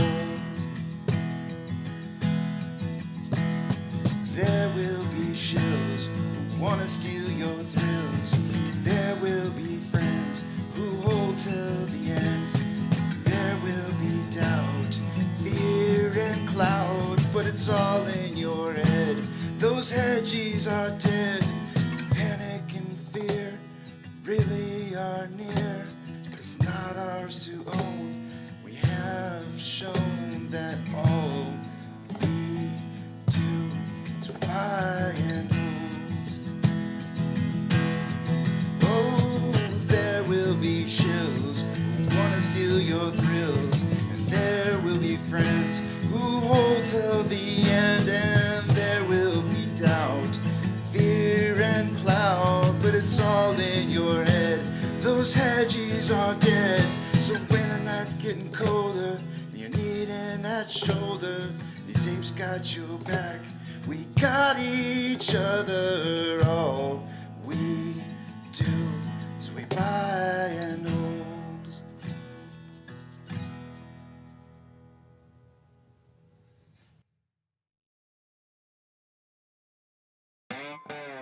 Good morning, you filthy apes. Welcome to AMC and APE, where we buy, we hold, and we screw those hedges. Screw 'em!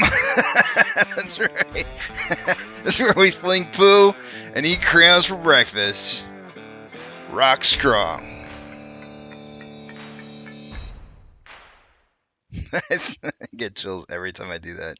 It's great. It's like the biggest endorphin rush ever to like. I mean, if you really like, I see Maccabee saying screw, screw, screw.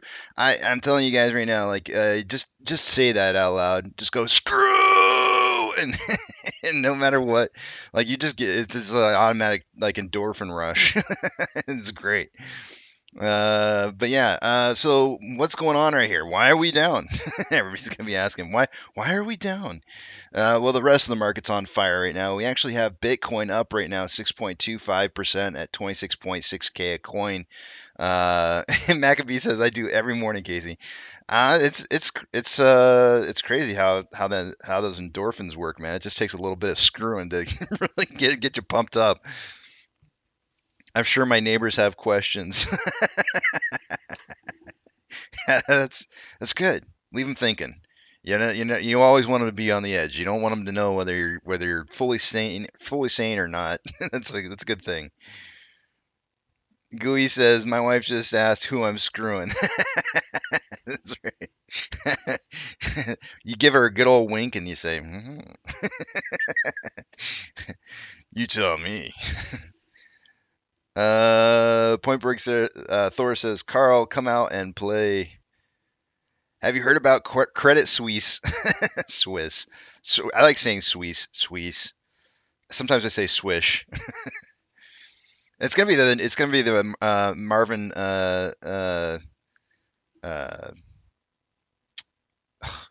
Melvin. I said Marvin. Melvin Capital of it's gonna change. Instead of saying Melvin Capital, will be saying have you heard about Credit Suisse? Swiss. Joe says bank's not looking good again. By the way, I got an email from my friend Steve Moore. I just saw Toe says go to work for more shares. These prices are win at 100%. I want to read this email that he sent to me here, and I probably should know who this person is that he sent me. Maybe I shouldn't read it. I didn't ask him. It probably makes a difference if I read who the name. Dan Tapario. Do you guys know who a Dan Tapario is? I'm not really sure who he is. I don't recognize the name, and I can't see the picture because it's too small. But he says, insane amount borrowed at discount window, much greater than 08 or March 2020. Massive liquidity injection.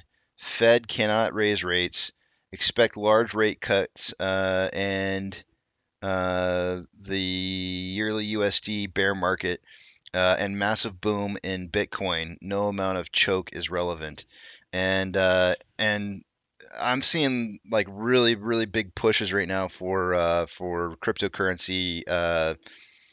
Um I see a bunch of salesmen for cryptocurrency out there right now. I don't know about you guys, but I went on to a live stream. I think it was 2 nights ago, and was looking at the information that was or just they had the title I think was something about the banks and what it means to the real estate market. And there had to be like four different people that came to the top to talk, and they kept shutting them down. All these real estate agents kept shutting them down. We're like, look, we're not here to pump. You go pump cryptocurrency somewhere else, because that's not what we're here to do. And literally, like the pumpers for cryptocurrency were just out like crazy 2 days ago. So, and the reason for that is, guys, is cryptocurrency really works on bringing in new tiers of groups of people in to invest in it. I mean, it's literally just a pyramid scheme. The only way that you can ever be not the bag holder is by bringing in new people to invest into it, bringing in that money, and then being able to cash out, and forcing that next tier or group of people to be the new bag holders, so that they have to go out and bring in more people. It's a pyramid scheme, and it's the guys behind it is essentially, oh, but it's blockchain, you can see where everything goes, and who has what, and then look how it turned out for FTX, one of the exchanges for it, just goes belly up because they're just siphoning money out of there. And it's just like it's not really what everybody makes it out to be. It's just a big pyramid scheme, unregulated.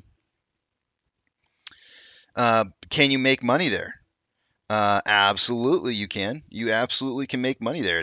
I'm not saying you can't do it. I'm just saying that it's not the safest place to make money.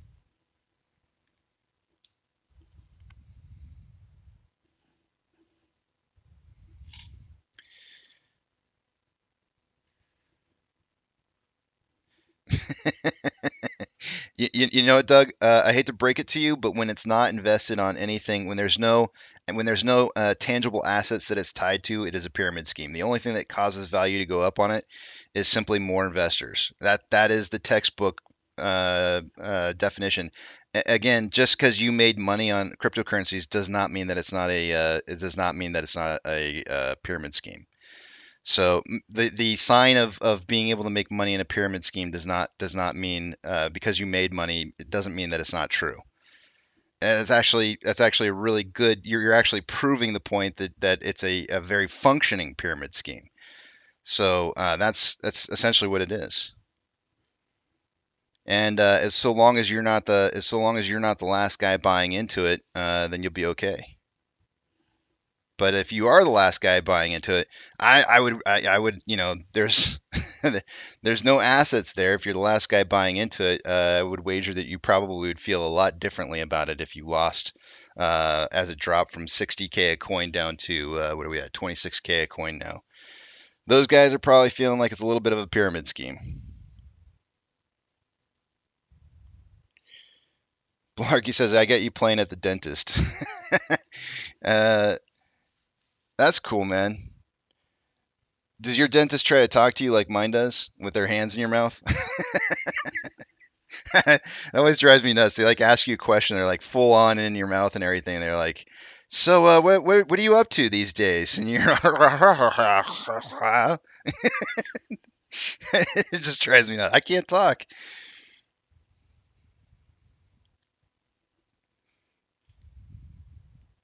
Yeah, but there's tangible assets behind them, though, Mr. Finance. That's the difference, right? There are cryptos that are tied to things, stable coins, where you might be able to kind of say, like, in a stable coin, it's not so much of a pyramid scheme on a stable coin. But when it's not tied to anything, when it has no assets to fall back on for the value, then yeah, it's just pretty much a pyramid scheme.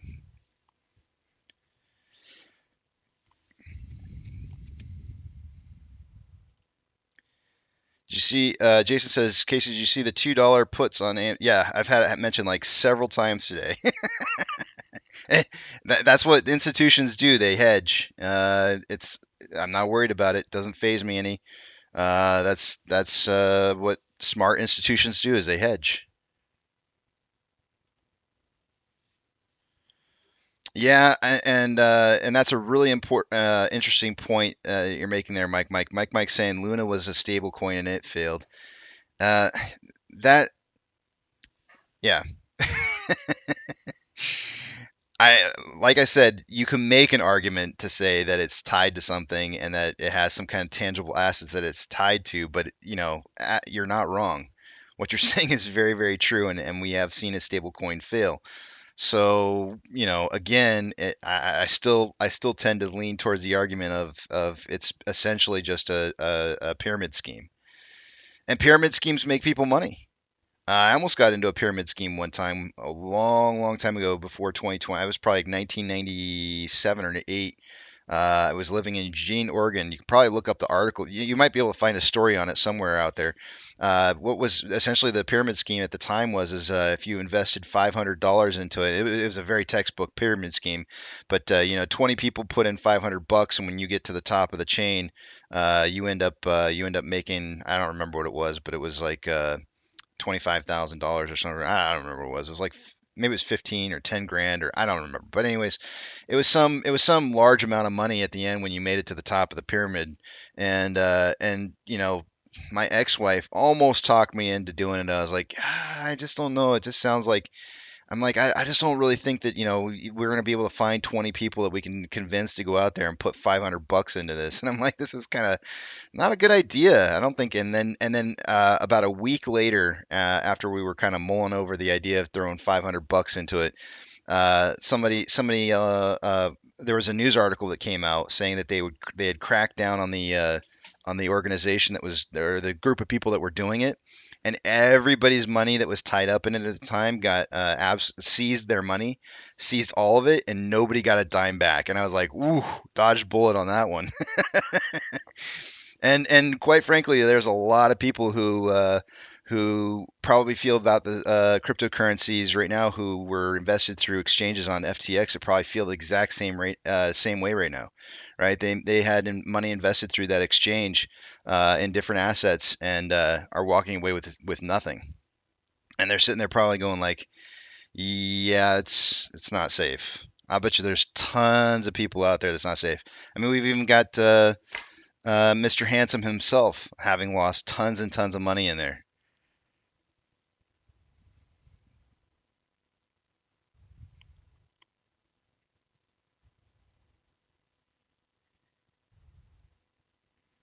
Militia Ape says, remember that time?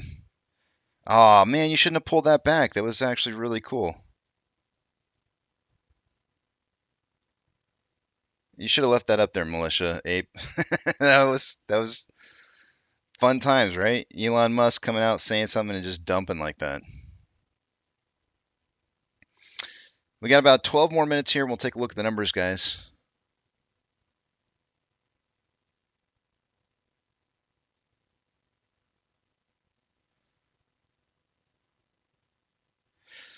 Man, I think I've been approached for Amway like twice in my lifetime, and that's always, I hate that, man. There's nothing worse than having like way back in the day, I would sit down and I'd actually let those people like talk to me for a long time. You'd sit there for like an hour talking about this everything that was going on and how you could make so much money, and it wastes so much time of your life. Like I won't do it anymore. There's no way I'll ever listen to those guys again. I just can't. I can't do it.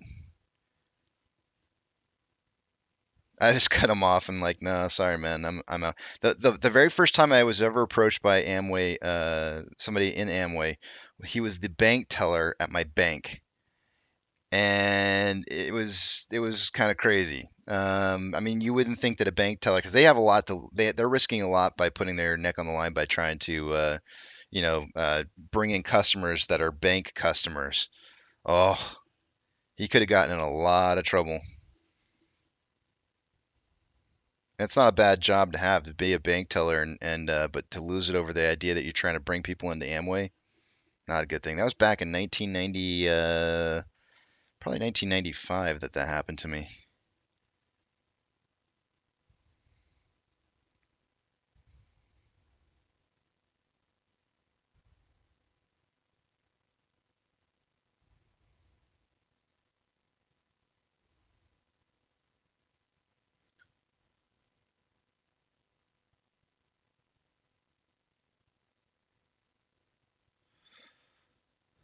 Attendees plus plus says feel the same about Amtrak. Man, I haven't taken a train ride since I was like 5. I don't remember the last time I was on Amtrak. Do they even exist anymore? Does Amtrak even exist? I don't even know if it exists. I haven't seen a train in years.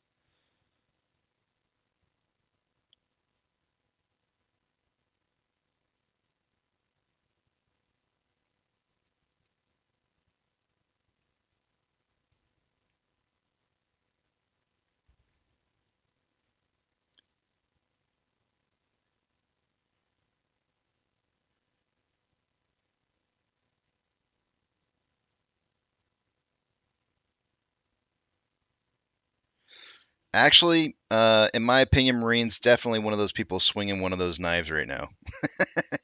Marine is like he is the what do they call that? The shoot, I can't remember. The poster boy. He's the poster boy for swinging a knife in a rubber raft. I can't even tell you how much stuff that is coming out of Marine right now that is so inaccurate that it's not even funny. And you know, I was close to Marine for a little while, and we had some private conversations and stuff, and I'm telling you right now, he's not in a good place. He's not in a good place, and he is definitely one of those knife swingers in a rubber raft. And a lot of his information is very inaccurate.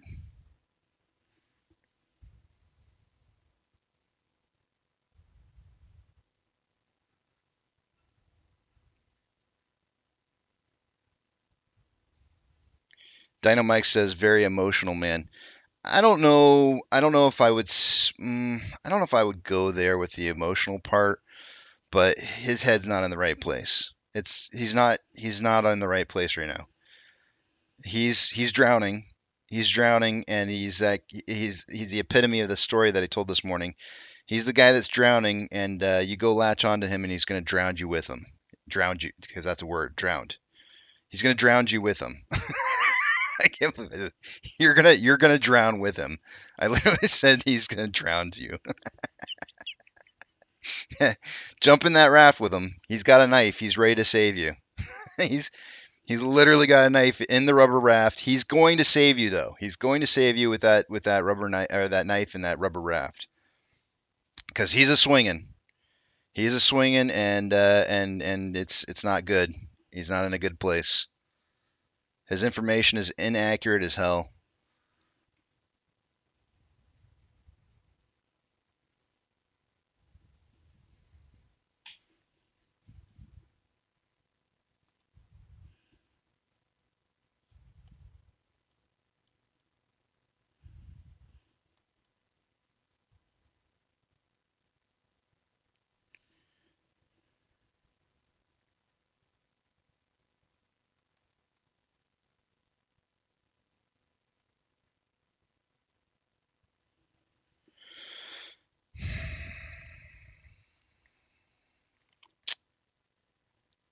So there's more. There's more to this story that you don't know, Colin.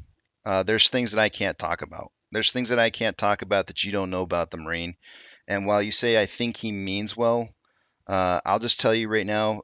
This I can say: the Marine understands that he makes more money from being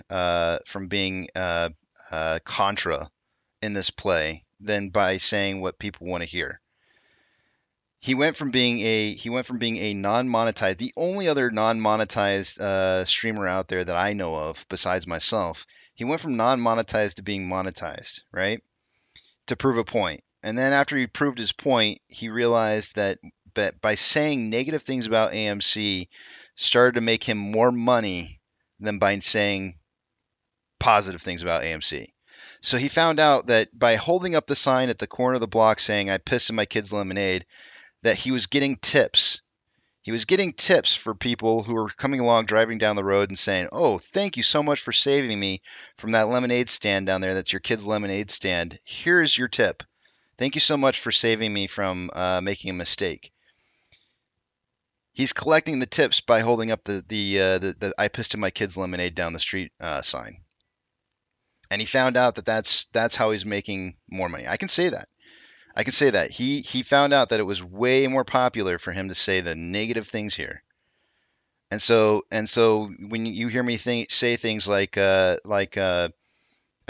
know, people are holding signs down at the corner of the street and they're pissing in their kids' lemonade, those are the kind of people I'm talking about. Sorry, Colin. Yeah. And there are a lot of things that I know about a lot of different YouTubers out there that I don't talk about because I'm not here to. This is not my job. I'm not sitting here to try and talk shit about other people. But when I hear people who are coming out here and they're pushing out really bad numbers and bad information, and then people say things like he means well, but literally all he's trying to do is just profit on saying things that are negative about the company, and you're sitting there saying that he means well. No, no, no, he doesn't. He's saying those things because he wants to make more money for saying something bad about the company. That's literally his angle right now. That's his angle. His angle is if I say bad things about the company, I'm going to make more money on my YouTube channel.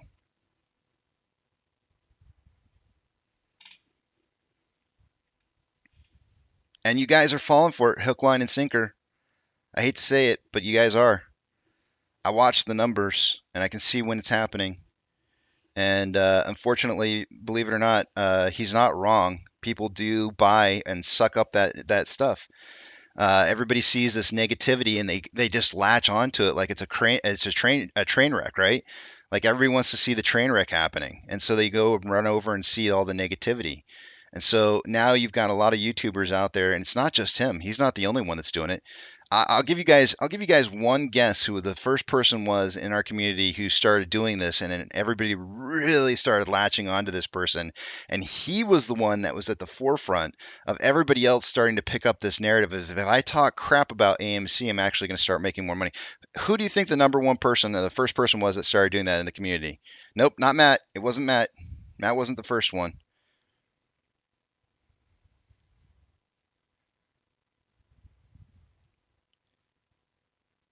Nope, nope, nope. Nana Ape got it. Nana Ape got it. It was Lou. Lou was the first one. And a lot of other YouTubers out there started realizing, oh, that guy was talking crap, and look how many views he started getting. Tendies plus plus says review dork. I might actually have to change my answer. I should say who was the first person that did it that was really gaining a lot of popularity from doing it, and it was Lou. Lou was one of the first ones that was gaining popularity from saying negative things about AMC.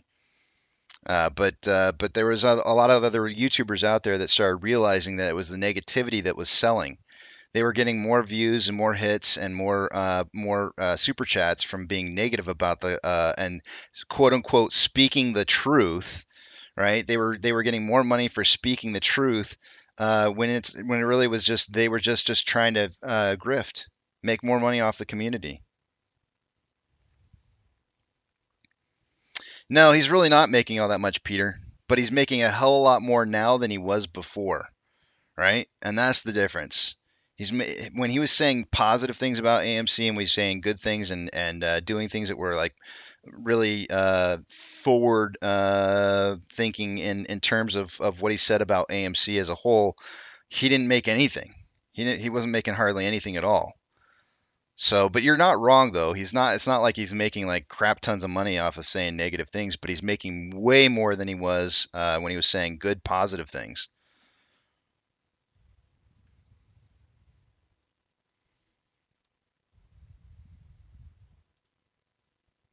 All right, it's 9 o'clock. It's time to take a look at the numbers and see what we got going on here.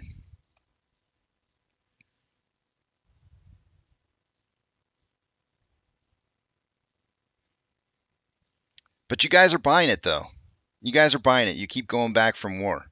So the only reason that they're pushing out this negativity and talking crap about the company that you own and that you're a shareholder in is because you guys are buying it, right? And so when you continuously buy it, when you buy the negativity, you're going to get more and more and more of it, right? And it's going to be self-fulfilling. The more you fill your tank up with gas that's old, the more gunked up your engine's going to get. So I'm just letting you guys know because I think I may be the only guy left here who stands to make nothing from what it is that I have to say and what I see what's going on. And you might not like hearing it, but it's the truth. You guys keep going back for more. You go back. I want to say every single week I get about 20 different messages, at the very least. I get at least 20 different messages of videos that I should watch of other YouTubers who are putting out bad negative information. I won't even watch them. I won't watch them. I refuse to. I refuse to go over there and listen to what it is that they have to say. And the reason for it is because I know that all that's going to do is promote those individuals. It's going to promote them into getting more views, more clicks. And that's not, I'm here invested in a company. I'm invested in a company. My money is on the line. Your money is on the line. And every time you go over and you click on those things, you're actually promoting that. You're promoting it, saying, this is what is the truth. And even though you're saying, I'm just going there to hear the other side of the story, you're promoting it. It doesn't matter if you're just going there to just hear it, you're promoting it. And the more promotion you give that, the more it sells. And the more it sells, the more self-fulfilling it becomes. That's it. That's the truth. And you guys keep going back for more. At some point, you're going to have to come to the realization that if you want your investment to be worth something, you're going to have to believe in the things that are good, the things that are right, and the truth, and not the people who are just creating up these false narratives because they just want to try and sell you on an idea that's wrong. That's the big difference here.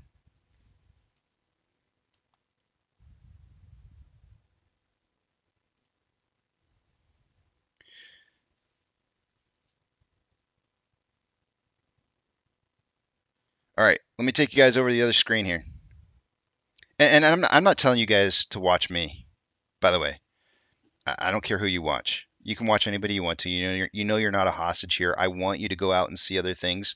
I want you to dabble in some of the things that are being said out there. This is not about like, oh, you must believe only Casey because everybody else is wrong. That's not what this is. I promise you, that's not what this is. This is me telling you how it is and how I see it from my perspective and what it is that you guys are doing and how damaging it is to the community as a whole. You're tearing it up from the inside because you're supporting the people who are tearing it up. Let's take a look at what we got going on with these numbers.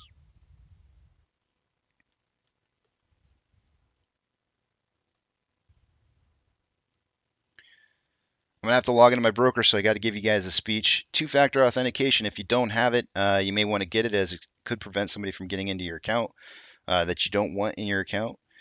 Don't let that happen.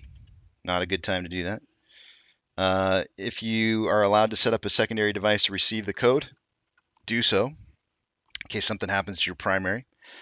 Remember, I'm not going to be able to see what it is you guys are writing, so hold those thoughts. Personal thoughts, comments, questions, or concerns. Hold on. Hold on to those comments, questions, concerns until you see the big tramp back up on the page again.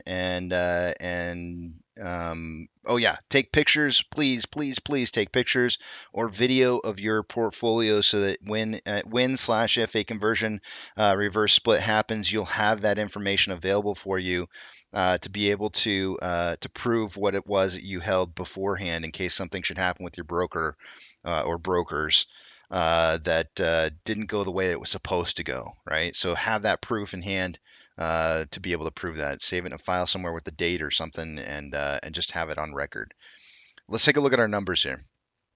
Starting in the top left-hand corner, price prediction tally points. You can see obviously Eric and myself are behind for the day today, and we both missed a price prediction tally point earlier this week. I think it was 2 days. I missed it like Wednesday, and I think Tuesday, and I think Eric missed it Wednesday. So we've got Apex and Einstein in for the win for the day today. They're trying to duke it out for that extra point. It's been a hot minute since we've had anybody miss any points here, and we got two guys missing it one day. I've always mentioned before that when we start to see guys missing points on these price prediction tallies, it usually means something's up because it's not as easy to predict the prices as well. But we've got Einstein coming in with a price prediction of 415 to 715, and Apex has 450 to 750.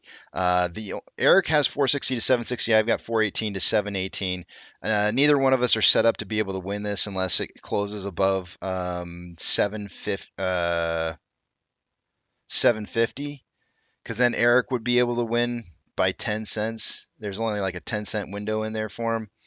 But I mean, it could happen. You never know. You never know what's going to happen. He could pull off a win. I've done it before. Missed a point in a week and still won the week out. Max pain for the day today is $7. Oh, wait, let me go back up to the short exempt volume. Short exempt volume was a little bit down to 559.8 thousand shares on AMC. Ape was cut a little more than half on short exempt volume day over day to 296.9 thousand shares. Utilization is 100% for AMC. Ape is at 78.99%. Day over day price increase was an increase on AMC by 4.28%. Ape is down 4.93. Watch, I'm just sitting here thinking in my head about something that Colin said about, sorry, Colin, that Colin said, and it's that, tell us what's really happening in there, or somebody else said something about like, it's just repeating the same numbers every day doesn't really help. Watch the attacks come on me now because of the fact that I said what I said this morning. All those people out there who are saying these negative things, they're going to attack me now for this. I promise you, it's going to happen. It's going to go back to them. They're going to hear about it, and it's going to be some kind of drama thing, where it's like, oh, that guy's just trying to steal our viewers. What do I have to gain from that? If they say that, and sorry, it's just going through my head and I'm thinking about, but if they say I'm just trying to steal the viewers, what do I have to gain from that? I have nothing to gain. I've been here religiously for almost 2 years now with nothing to stand to gain from this other than having a community and building a community and being here for the community so you guys could create it, build it, grow it, and be here for each other. I have nothing to gain from this. You have to gain from this. We have to gain from this. That's it. So I'm not trying to steal anything. Go watch them if you want to. That's fine. But you're promoting it. Know that. Max Payne, $7. We started out the week at $7. Off exchange, by this time in the morning, I would expect to see about 44% going through the off exchange, and about 10 to 11% going through EDGX. Combined, about 54% is what I would expect to see by this time of the day.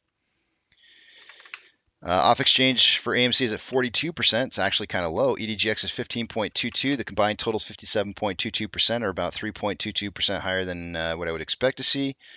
CHX volume is pretty low at 0.03% of the total daily volume, with a 30-day average of 2.05. On Ape, 44.87 going through off exchange. EDGX is 10.79. That's 55.66%, or 1.66% higher than I would expect by this time of the day. CHX is 0.03 with a 30-day average at 0.09. And GME, let's see what we got going over here. GME's got CHX volume at 0.15, 30-day average is 0.29. That's I know it's lower than what it's supposed to be, but actually 0.15 is actually higher than what I think we've been seeing on there. So it's unusual to see it. It's only 700 shares right now. It's not a whole lot, but that percentage is actually higher than I think it usually is in this time of the morning. Taking a look at institutional ownership this morning, we've got 133.663 million shares. No change on that. What's next? Options.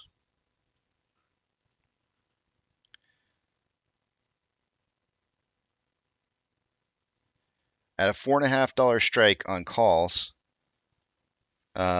which is the same as what it was yesterday, there's currently the most amount of volume at 2.6 thousand contracts for the day-to-day. On puts at a $4 strike, we have 9.9 thousand contracts. So a lot more puts than there is calls this morning. So I think the market's kind of suggesting that there's more pressure on being applied to dropping price more. But currently we have still a spread between $4 and $4.50 for the suggested closing by the end of the day today. I kind of was shooting for an even across the board on AMC and Ape for the day today. So I said 435 for AMC and 133 for Ape. Taking a look at the rest of the data right after I kind of look at some more or give you guys a little bit of music and move some screens around. So give me just 1 second while I do that.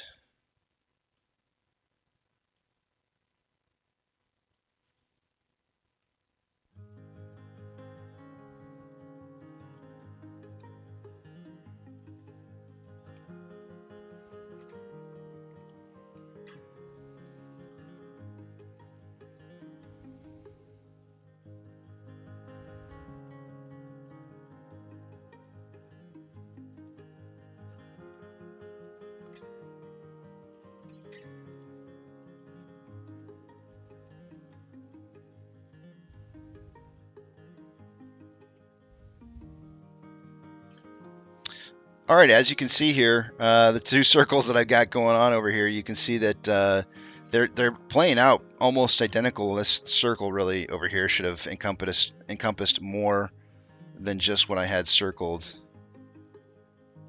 Wait, why isn't it working? Oh. Hold on a second here. Erg.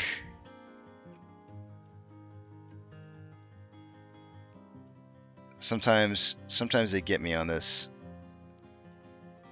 All right, let me draw this out here. All this right here is what I'm kind of looking at. That's probably a little more accurate. So we're kind of doing something along those lines as of right now. And I don't know how to deselect these. So you've got this kind of downward stepping motion that we had. We had the same little spike up there with the kind of drive back down here. It's pretty textbook movement. I'm kind of expecting the total price to kind of drop back down and maybe retest this bottom down here, similarly to how it did back here, before starting to rise back up again going into next week. We'll see what ends up happening. I've got my breakout box or suggested breakout box going into Monday morning right here. I think this starts at 4 a.m. So yeah, I've got the box right at Monday morning pre-market trading for a potential break to the top side. The end of the box is around 8:30 in the morning Eastern Standard Time, which is market open. So, but yeah, I would suggest that we may see a retest of like a low of 526 combined. Let's take a look at Ortex data.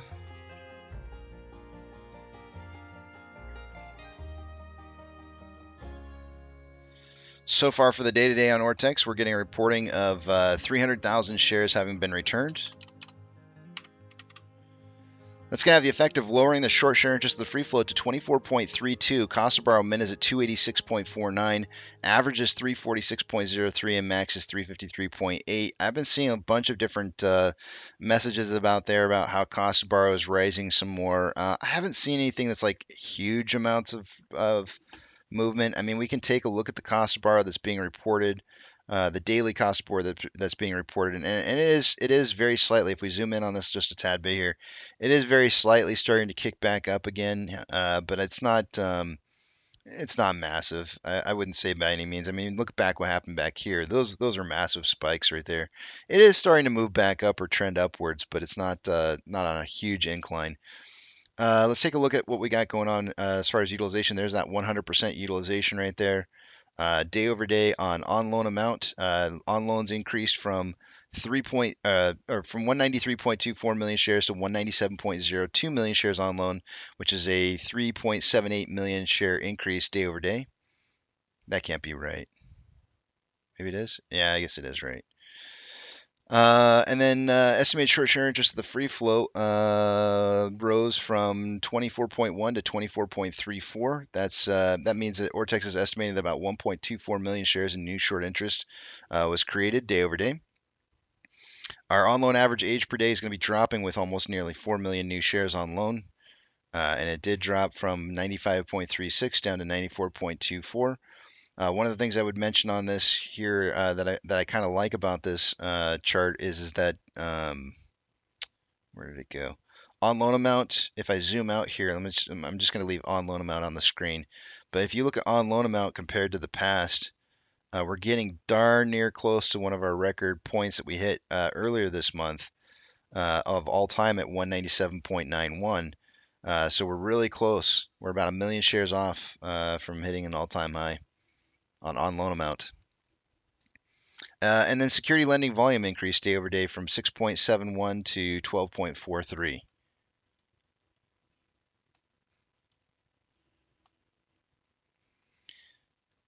$24,000 shares having been borrowed so far for the day-to-day on Ape. Oh, hold on a second here.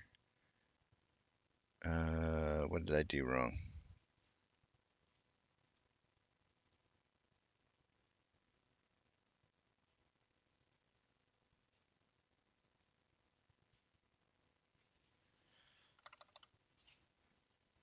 Hold on a second. I gotta undo some stuff on the screen here. I just accidentally redo. Huh. I don't know how I managed to delete that.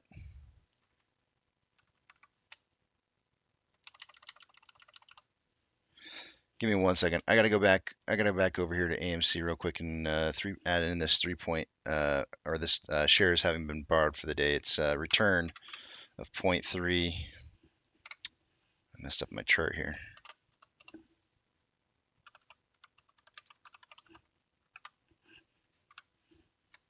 All right. Going back over here on Ape, we've got 24,000 shares having been borrowed for the day today so far. It's not really a whole lot.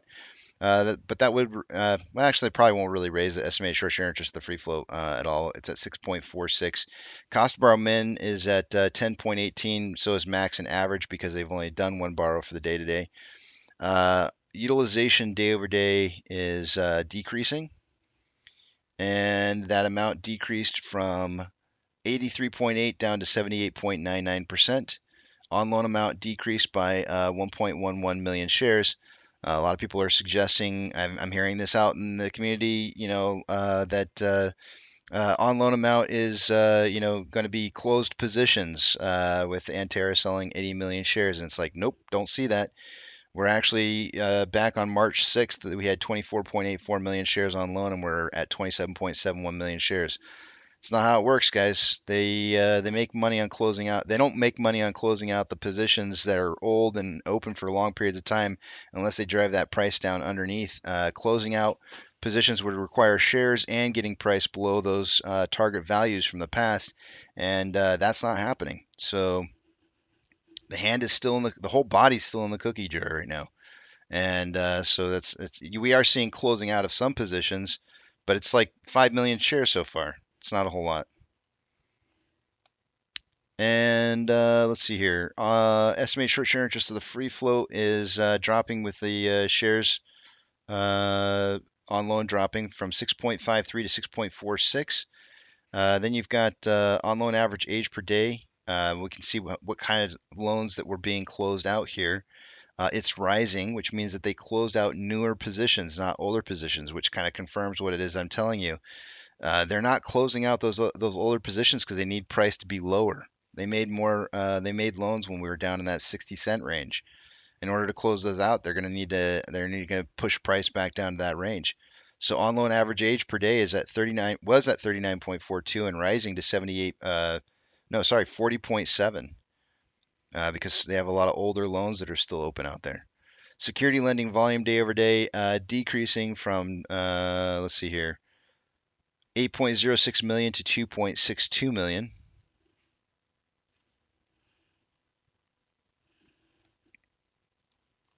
Orders by Fidelity customers. I don't expect to see AMC or Ape on this list here due to the fact that we have super low volume today. Let's see what we got going on here. Nope, GME's not on the list either.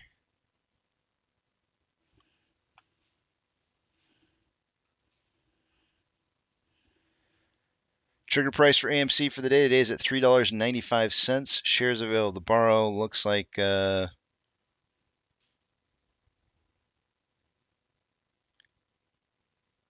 they've done mostly returns, but there were some borrows in here as well.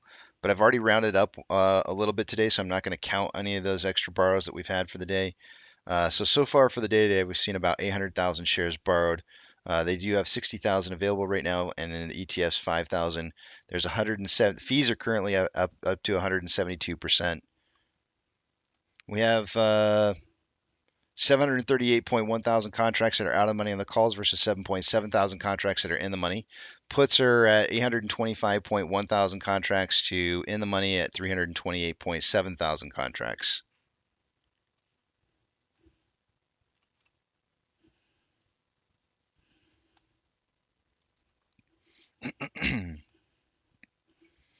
NASDAQ is down 0.16, Dow Jones is down 0.94, S&P 500 is down 0.63. We currently have 4,552 decliners to 1,686 advancers. The market's on fire right now. Watch out, hot lava. It's going to burn the crap out of your feet. It is looking nasty out there right now. It's not just AMC. Ethereum Classic is up 4.1 DXY, or the US dollar. Also falling with the market as well, down 0.29. WTI or oil is down 3.83. Mortgage-backed securities are up anywhere from 0.94 to 0.96. The SPY is down 0.69. Nice. VIX up 2.48% at 23.56. Kind of consolidating, but still moving downwards. Lot of volatility going on here. Let's try and go backwards in time just a little bit on this chart and see if we can see a spot where we had this many days of volatility like that in a row. Just because I'm kind of curious what happened afterwards. Here's a bit of a spot where we've got some volatility, but this is right. You can see the VIX value going up. It's not the value of the VIX, but I mean the number of VIX is heading up. And then finally, it creates a doji candle and then breaks really massively to the top side above 35.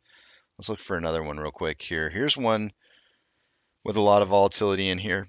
You can see it broke 35 on one day, and then immediately after breaking that 35 came crashing back down. And let's find one more.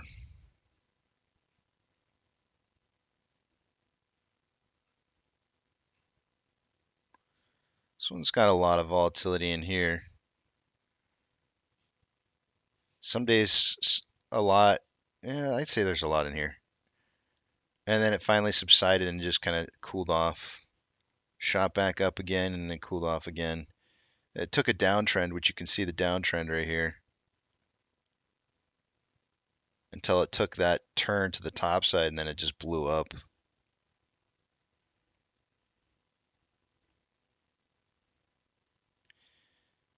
Yeah. Okay. Just wanted to look at that real quick and see what I was kind of looking for there.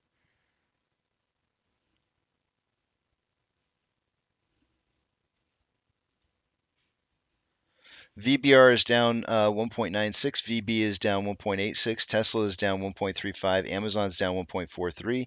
Cinemark is down 2.45. Doge is up 2.37. Bitcoin is up 6.09. GME is down 4.65. HYMC is up 3.32. Hood is down 1.13. CS is down 5.32. Ape is up 0.37. And AMC is down 4.9. Inflow versus outflow for the day-to-day on AMC, there's almost even. There's like a $10,000 more outflow than inflow so far. 7.7 million shares traded so far, which is actually a little more pace going on here than I would have expected. Let's see what kind of... We're holding a pace for 55.61 million shares traded by the end of the day today. I suggested 10 to 30 million. This could very easily drop back down to that 10 to 30 range, no problem. Based off of historical movement. On a four-hour time interval, we have more buying pressure than selling pressure with an RSI of 28.67, which is signaling oversold. On a 1 hour time interval, there's more selling pressure than buying pressure with an RSI of 34.87, which is below average. On a 30-minute interval, there's more selling pressure than buying pressure with an RSI of 31, which is slightly, well, it's below average. What am I saying? It's almost signaling oversold here. It's getting really, really close. And on a 5-minute interval, there's more selling pressure than buying pressure with an RSI of 31.16, also very close to signaling oversold. On Ape, we have approximately, let's just call it $450,000 more inflow than outflow. Volume 6.33 million shares traded so far.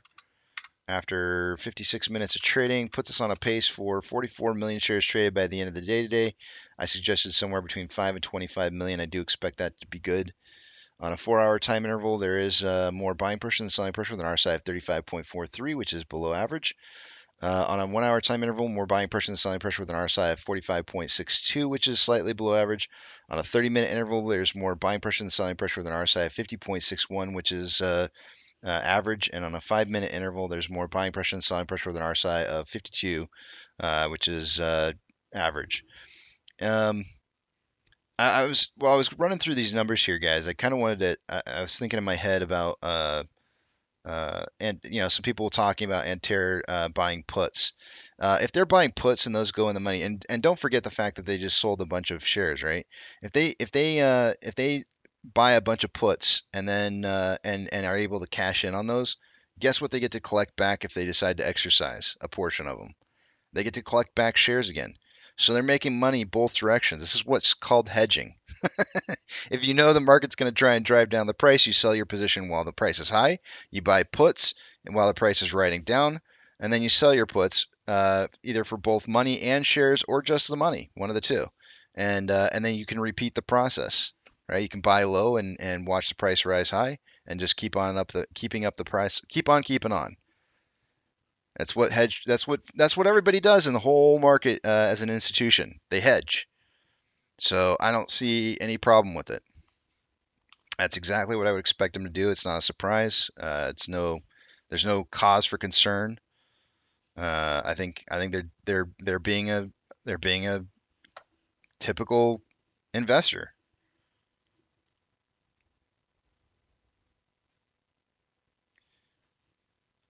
All right. I can see what it is you guys are writing.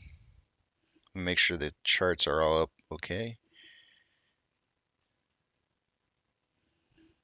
Looks good.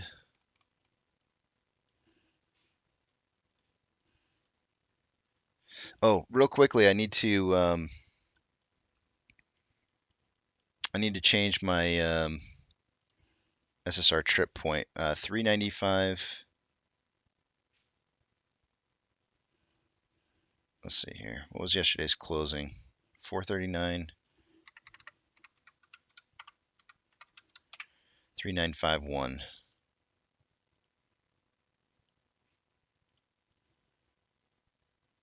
And Ape 1.215.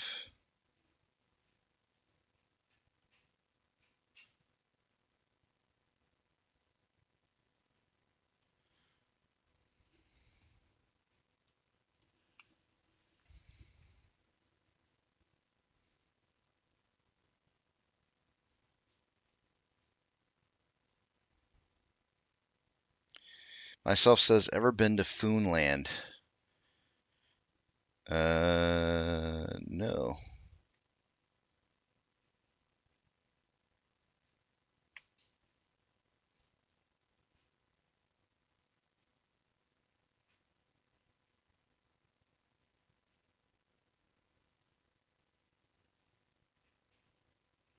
Yep, that's what I said. They're hedging. They're definitely hedging.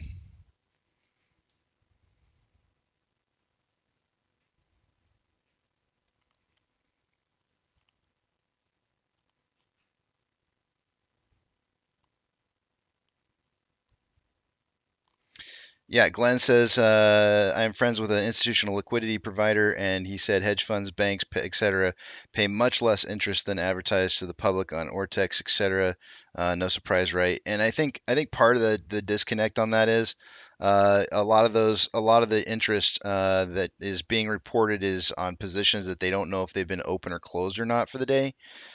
Glenn, so say for example you wanted to lend a share and then just simply return the share right back again. That's the disconnect there. So I would agree with that. And that is why I don't use it as like a massive indicator that tells me that something is going in the right direction. I mean, it tells you that you're going in the right direction, but it's not necessarily the indicator that's going to tell you that, like, oh, this is it. Here we go. But when it does mean that it can give you an indication that it's harder to borrow, right? I would say that's pretty much the best that it does for you, is just letting you know that it's hard to borrow.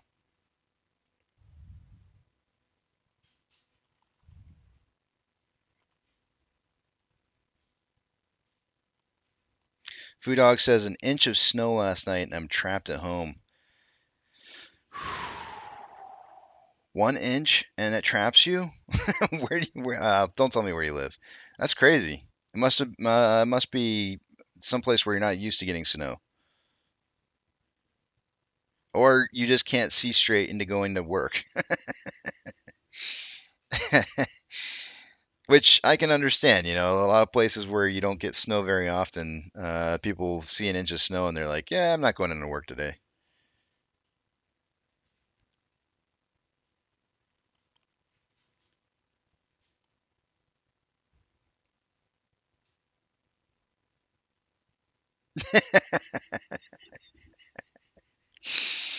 Fireborn says, oh man, I want to give you a point, Pirate, but I'm afraid I would add to your inch.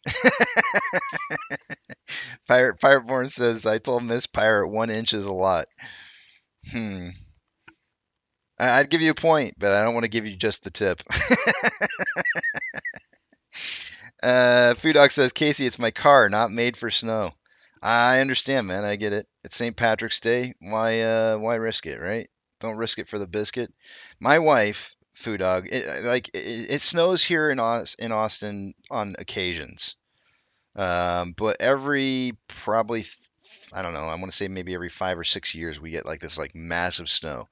So we had snowvid back in right after COVID, so it would have been like the winter of 2021. Yeah, I'm pretty sure it was the winter of. Oh, it would have been the winter of 2022 because it would have been like in February or whatever. So it was 2022 last year. Around this time we had snowvid, and my wife got in her Jeep, regardless of whether or not, like, nobody was driving. She got in her Jeep and she went to work all. I think it was either 3 or 4 days. I think it might have been 4 days. She went to work all 4 days through that. She was driving through the median area in some places because that was the only place that the off-road vehicles could drive because the roads were too slick. So they were just driving right through the median area, the kind of the grassy area that you have between the roads and stuff. And apparently she was off-roading it, man. She's a trooper.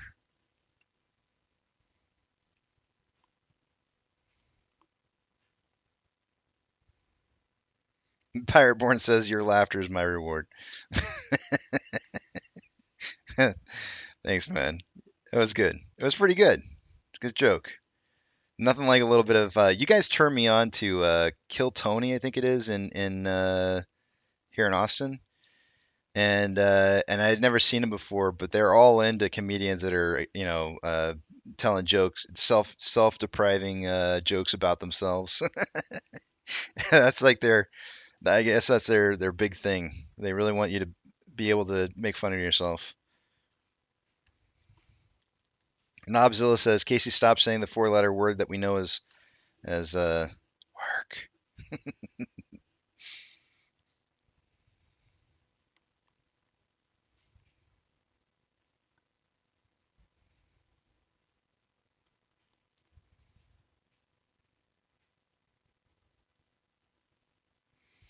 Jimmy says, Food Dog, a Lamborghini is hard to drive in the white.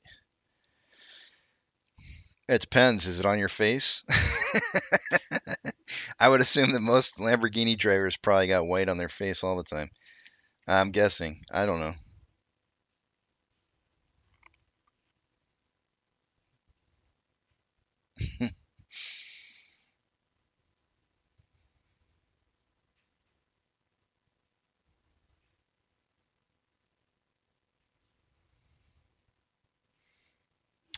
There was something I wanted to show you guys yesterday, and I forgot to do it. And I also want to apologize. There was something else I was supposed to do this week that I forgot to do on Tuesday and Thursday, which was open up the Big Tramp in the mornings. I completely forgot to do that this week, and until I get myself into a routine, sometimes I just forget stuff. So next week, please politely remind me to, or rudely remind me. I don't. It doesn't matter to me which way you do it, but just remind me somehow, one way or the other, next week that on Tuesday and Thursday they got to open up the back of the Big Tramp for people to talk. Um, I want to give you guys the opportunity to have a voice, have your voice be heard. But let me show you something from Twitter that I had retweeted out. This is from that Nick Gorelli guy I've showed you many times. I thought he was, I'm pretty sure he's from here in Texas, but I think he's living up in New York now. I don't know if he got some kind of like promotion to where he's like not living in the same place and he's over there in New York reporting now. I don't know. Mackenby says, "Fine, Casey. Hold on. I just didn't. I read I read what you wrote. I just didn't want to read it out loud. I got hiccups. Um,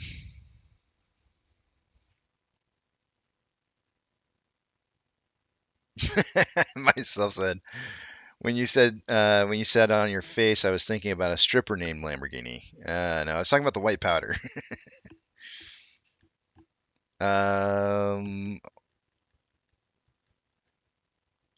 for all the older people here, the Quiet Man is not on any broadcast channels today. John Wayne is rolling over in his grave. The Quiet Man. What movie had the guy get pulled over by the cops, and just before that, the girl broke the bag of white stuff on his face? That was fun. I don't remember, I don't remember that. All right, let me show you this real quick here. I want to show you this Nick Corelli post that he put out, which I thought was I like where this guy's going and the things that he's saying. I think I think they need to be heard. And I mean this guy's got 1.4 million views on it, so I think he's getting heard. But he put investors are freaking out right now. U.S. Treasury yields plummet an insane 80 BPS the last 2 days. This is post. When did he post this? March 15th. This was 2 days ago. He wrote this. Biggest drop in yield since 1987 flash crash. Bigger than what happened after 9/11 and Lehman Brothers. And he says, is the market collapsing? A collapse coming? He says this is the 1987 flash crash, September 11th, Lehman Brothers in 2008, and then he says right now. And right now it's not quite as big as the 1987 flash crash, but it is definitely bigger than 9/11 and 2008. So. But then if you scroll on, he goes on and continues to say, reason this is happening is because investors are buying up government treasuries due to their perceived safety, which pushes down their yields. Investors tend to scramble to do, I think he meant just due to this in times of crisis and uncertainty. Hence, other events being in 1987, 2001, and 2008. There's also other big warning signs flashing. Look at oil prices, down nearly 7% so far today and have collapsed by nearly 50% from the highs last year when Russia invaded Ukraine. Suggests collapse demand in the economy. How about the housing market, which is where this guy's expertise is from? So it was really surprising to see him talking about things that weren't housing market related, which kind of caught my eye. But then he finally gets into the housing market. He says, "How about that housing market? Mortgage applications to buy a house are down 39% year over year. That kind of makes sense, though. I mean, right? Like if your interest rates are going up, then applications to buy homes maybe would go down." Then he put nearly at lowest levels in 30 years, full-scale collapse in mortgage origination. And then number 4, he's got Whether it's treasury yields, oil, or mortgages, they paint a similar picture, big problems ahead in the economy. So yes, this could potentially be the start of a full-scale market collapse and recession. The indicators are all there except for one possibility, which goes into number 5. The treasury market now could simply be betting on a Fed pivot. Something similar happened in the late 1970s. Fed was hiking aggressively back then, and investors kept betting on rate cuts, creating huge yield volatility. And then if you come over to the Fed Watch tool, which I pulled up earlier this morning because I was kind of curious what it was saying. By the way, I was introduced to this by Steve, Super Steven, who's in here right now, just another ape. Steven, I really appreciate it, man. This has been probably a really helpful asset, and not something that I even knew about, before. So I appreciate seeing this. This has been really kind of fun to watch, especially in the last month here, as we've watched a very strong chance at seeing a 50 basis points as of last week. A week ago today, I would say that there was there was over a 75, I think it was 75% chance at seeing 50 basis points for this coming week on the rate hike, and now it's flip flopped all over the place. But right now, it's a 25.5% chance at seeing zero rate hike and a 74.5% chance at 25 basis points, which is a quarter of a percent, which is what they were planning on going for originally. So a week later, we're back to where we were a month ago. So, but what's happened or transpired over this last week has been absolutely nutty watching happen. Some of these numbers just changing like crazy.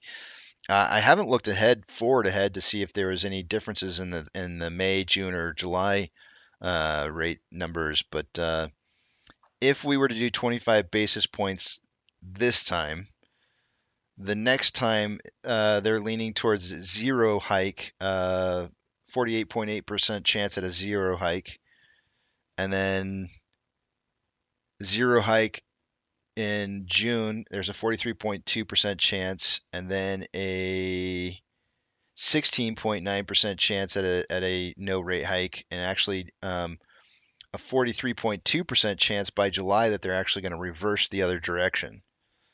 So, I mean, to me, that kind of suggests that if they're going to reverse direction and they're planning on it by July, then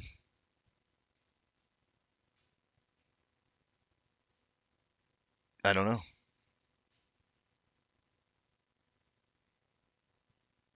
It's kind of crazy though. Some big changes. Let's see here. Was that the last of it? Oh, number 6. Oh, he's got more points in here. 6. Eventually, that late 1970s yield volatility ended in a horrific double dip recession, where the unemployment rate spiked to nearly 11% in 1982. Excluding COVID, that was the highest unemployment rate since the Great Depression. Oops, I just scrolled down way too far there.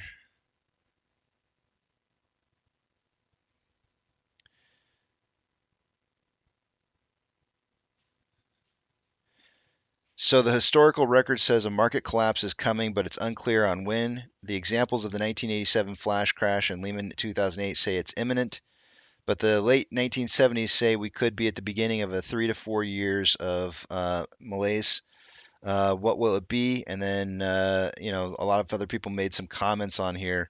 One of the ones that I thought was kind of interesting was, and I had to comment on it because it bothered me that they were kind of talking crap to him, and I wanted to kind of prove a point. Let me see if I can get to it real quick here. I don't know where it's at. How far do I gotta scroll? I didn't think I scrolled this far down since. Let me go to my tweets and replies. Maybe it's under that. I'll probably find it way easier than scrolling through all this. Yeah, let me just go to my tweets and replies.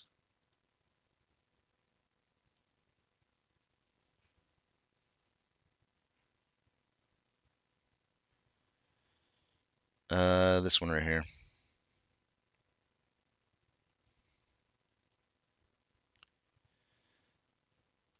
So this person responded, it doesn't appear investors are freaking out at all about the home builders, which have done nothing but go up since you said they were going to get crushed. Apparently, the Millers and Len didn't get your memo that the business is supposed to be getting crushed. I'm trying to think of the name of the builder for Len. It's Len. What is it? It's a dang it. I forgot what it was. Hold on a second. Lennar. I didn't type it in yet. It popped in my head. Let's see. Eliana, I'll just make sure. Yeah, it is Lennar. Lennar is the home builder. I almost bought a home from Lennar once, and I couldn't remember why I couldn't remember it. Nick says, thanks for the comment. Not sure why investors are still buying builder stocks. Fundamentals look bad as the post below shows. And then I tweeted on there. I said, the more important question you should be asking is, who are the investors and what would they have to gain from pumping a stock they hold, creating buying pressure so that they can dump their positions? To which I pulled up the information for institutional holders of LEN is at 100.08%. Remember that little conversation that we had the other day about know who it is that you're getting in bed with?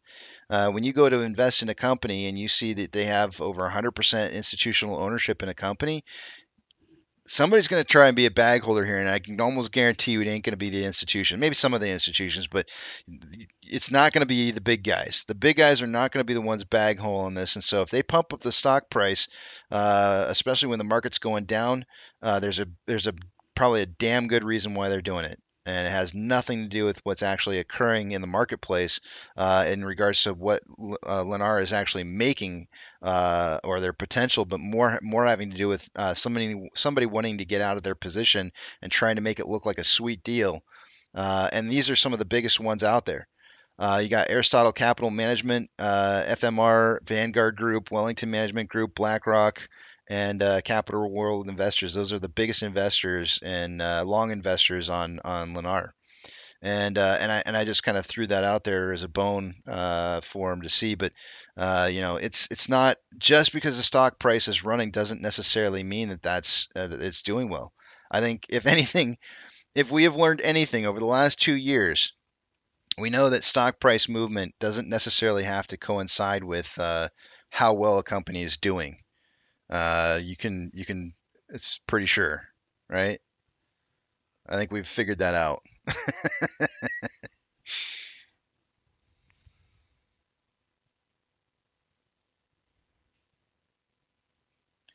Investors are freaking out after seeing their aunt in the shower.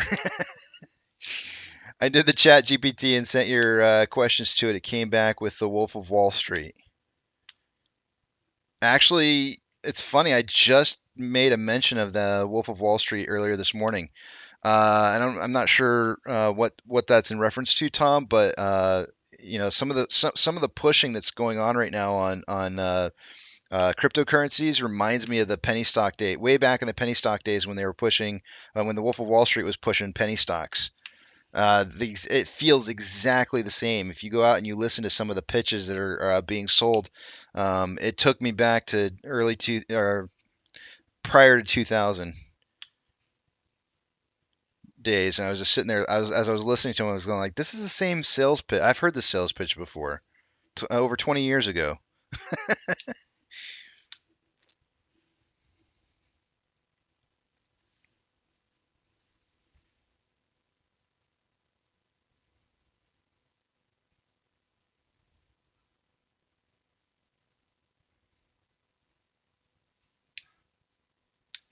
Thorbladed says, "I just want Jerome to say 100 basis points and watch everything burn."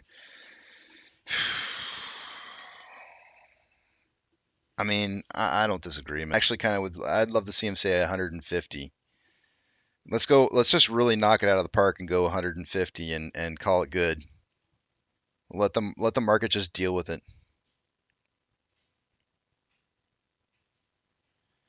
I don't ever listen to Thomas James.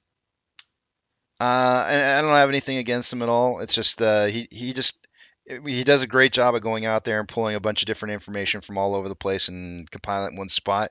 Doesn't necessarily mean it's right or it's wrong.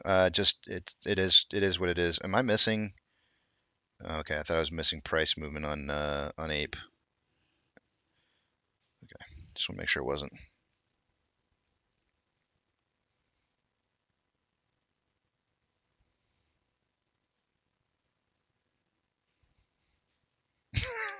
That's so messed up, Nobzilla.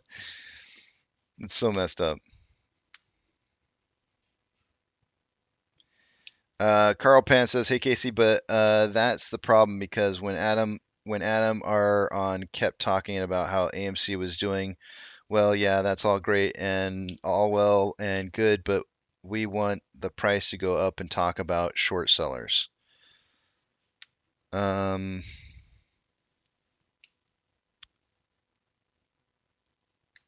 how do you suggest that you get price to move up, Carl?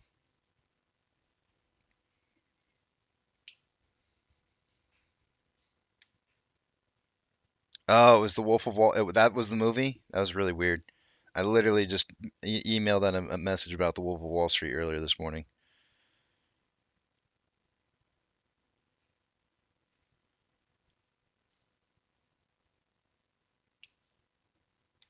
Bringing up the name Thomas James should get you blocked in this chat.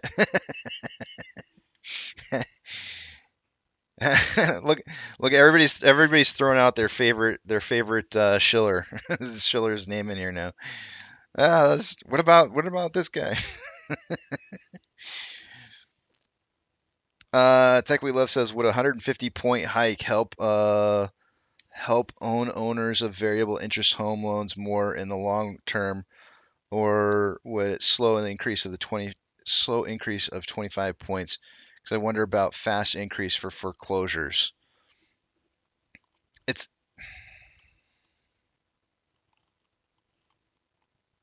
Let me think about that. Let me think about it.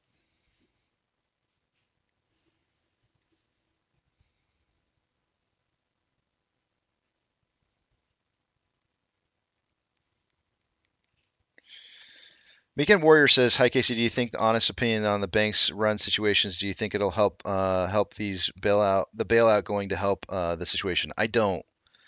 I think we're watching a very controlled event occur right now, and I think the Fed is deciding how it's going to play out and who's going to be the winners and who are going to be the losers. And so I don't think it's going to help the situation, but that's just my opinion. And I might end up being wrong. I will say this: I think that the government wasn't expecting SVB to be as much of a problem, and I think that blew up in their face a little bit. Um, and that kind of makes me happy a little bit because it tells me that they think that they're in control, but they're not. They're not as in control as they think that they are, and so I think that um, I don't know. I don't know. We'll see. I think we're going to see some very targeted bank closures, but I don't think it's going to go beyond that too much.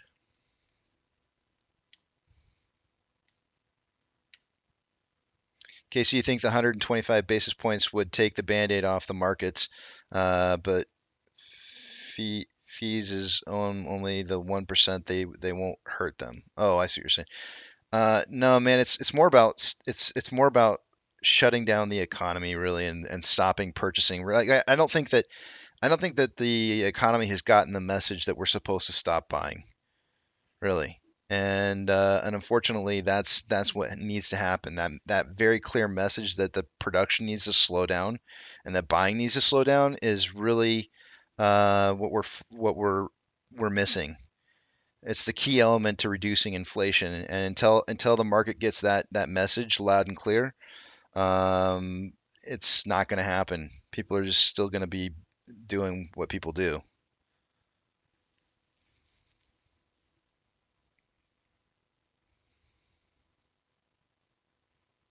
Some people think the tech bros are sending a message to the Fed to stop QE. Thoughts? No, I don't think that's the case.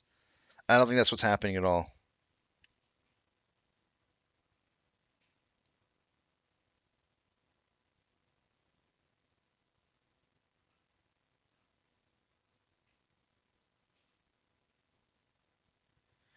It's 1-to-1, got ham.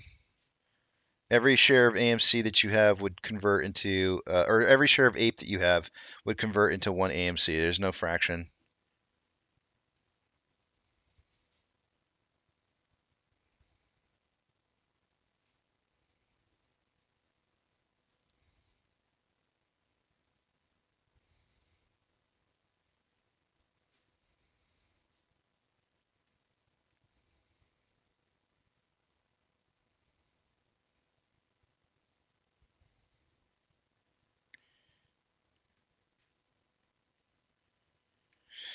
People think Peter Thiel and friends behind the SVB run to get the Fed to pivot by causing bank runs.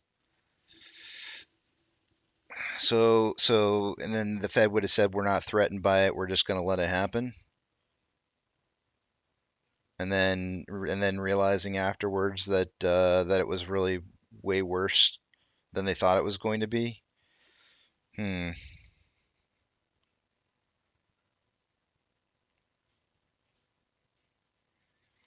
If it's true, Sam, if what you're saying is true, it's not working.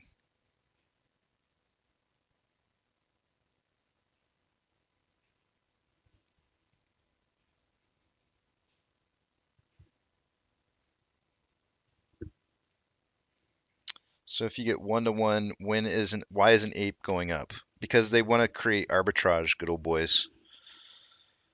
They're trying to force people into arbitraging their shares because they need those AMC shares really, really super bad. And so they're trying to create a situation. They're trying to entice people to sell off a position to try and arbitrage into a better spot for themselves.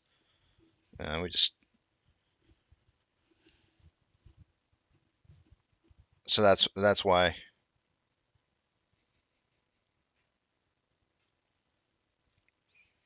Arby says the queen is getting around. Watch out, Casey. I don't know what that means, but okay.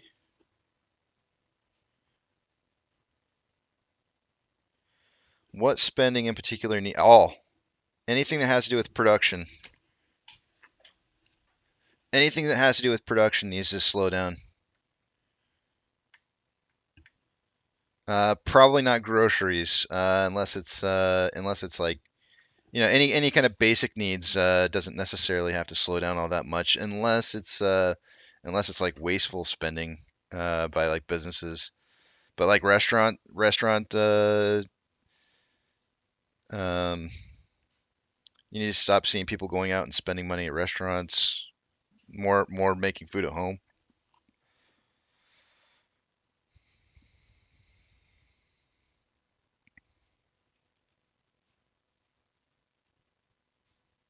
Case of this banking situation is similar to setting fire breaks to prevent the spread of larger fires. It likely will not work. I think they're trying to put a crunch on cryptocurrency. That's my opinion.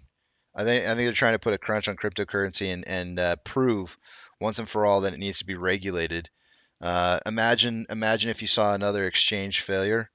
There, what's the next biggest exchange right now for I'm crypto. I'm not.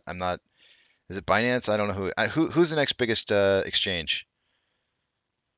Is it Wong's? I don't know what Wong's is called. I always forget. Whoever the next one is, whoever the next biggest one is, imagine that one crashing, and then watch people flock towards the idea that you need to see some kind of regulation.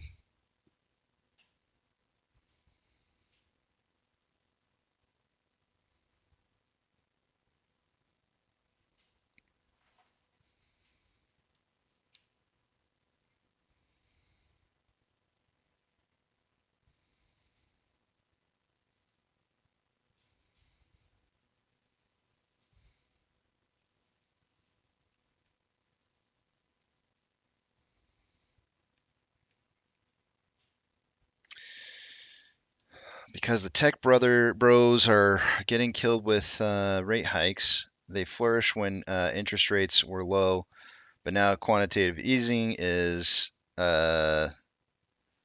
killing them. So this way, this was a way to force the Fed hand into changing direction. But they didn't, though. They didn't. They failed. I don't agree. I mean, it could be, but I think this. I still think that. I still think this is an attack on crypto.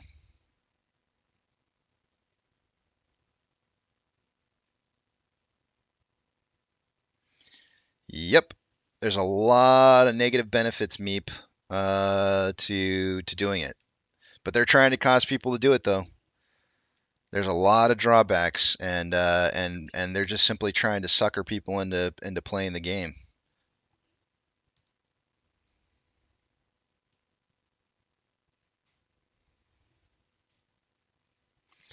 Banks do fail. And actually, we've gone for a very long period of time where we haven't seen banks fail. So it's actually unusual to see as few banks failing as we have. So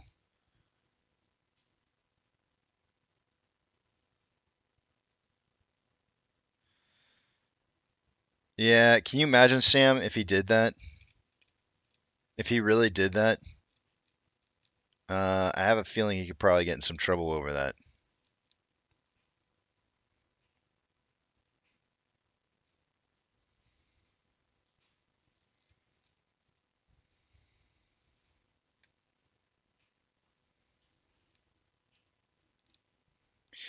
Savvy, don't lose. Oh, never mind. You're not talking to me. Never mind.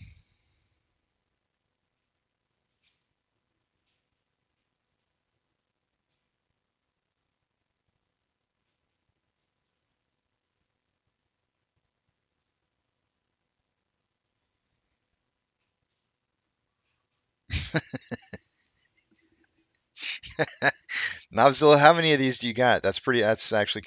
Why? Hold on. I gotta tell my wife. Hey, hon, you up here still?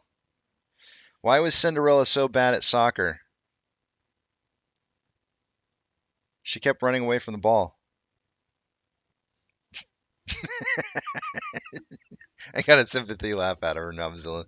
I thought it was kind of funny, but it's more of a dad joke.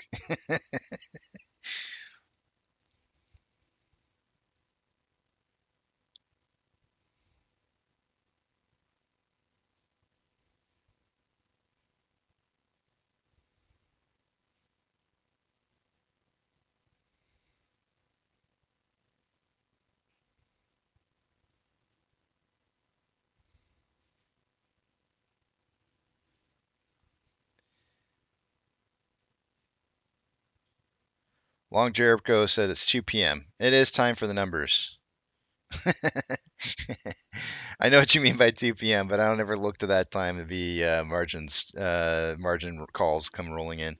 But it is time for the numbers. We are on the hour. So let's take a look at this. Let's take a look at our numbers. I'm gonna take you guys over to the other page here. I'm not gonna be able to see what it is you guys are ranking, so hold those personal thoughts, comments, questions, or concerns until after you see the big tramp back up on the screen again. I do not have to give you guys a two-factor authentication speech, as I'm still logged in.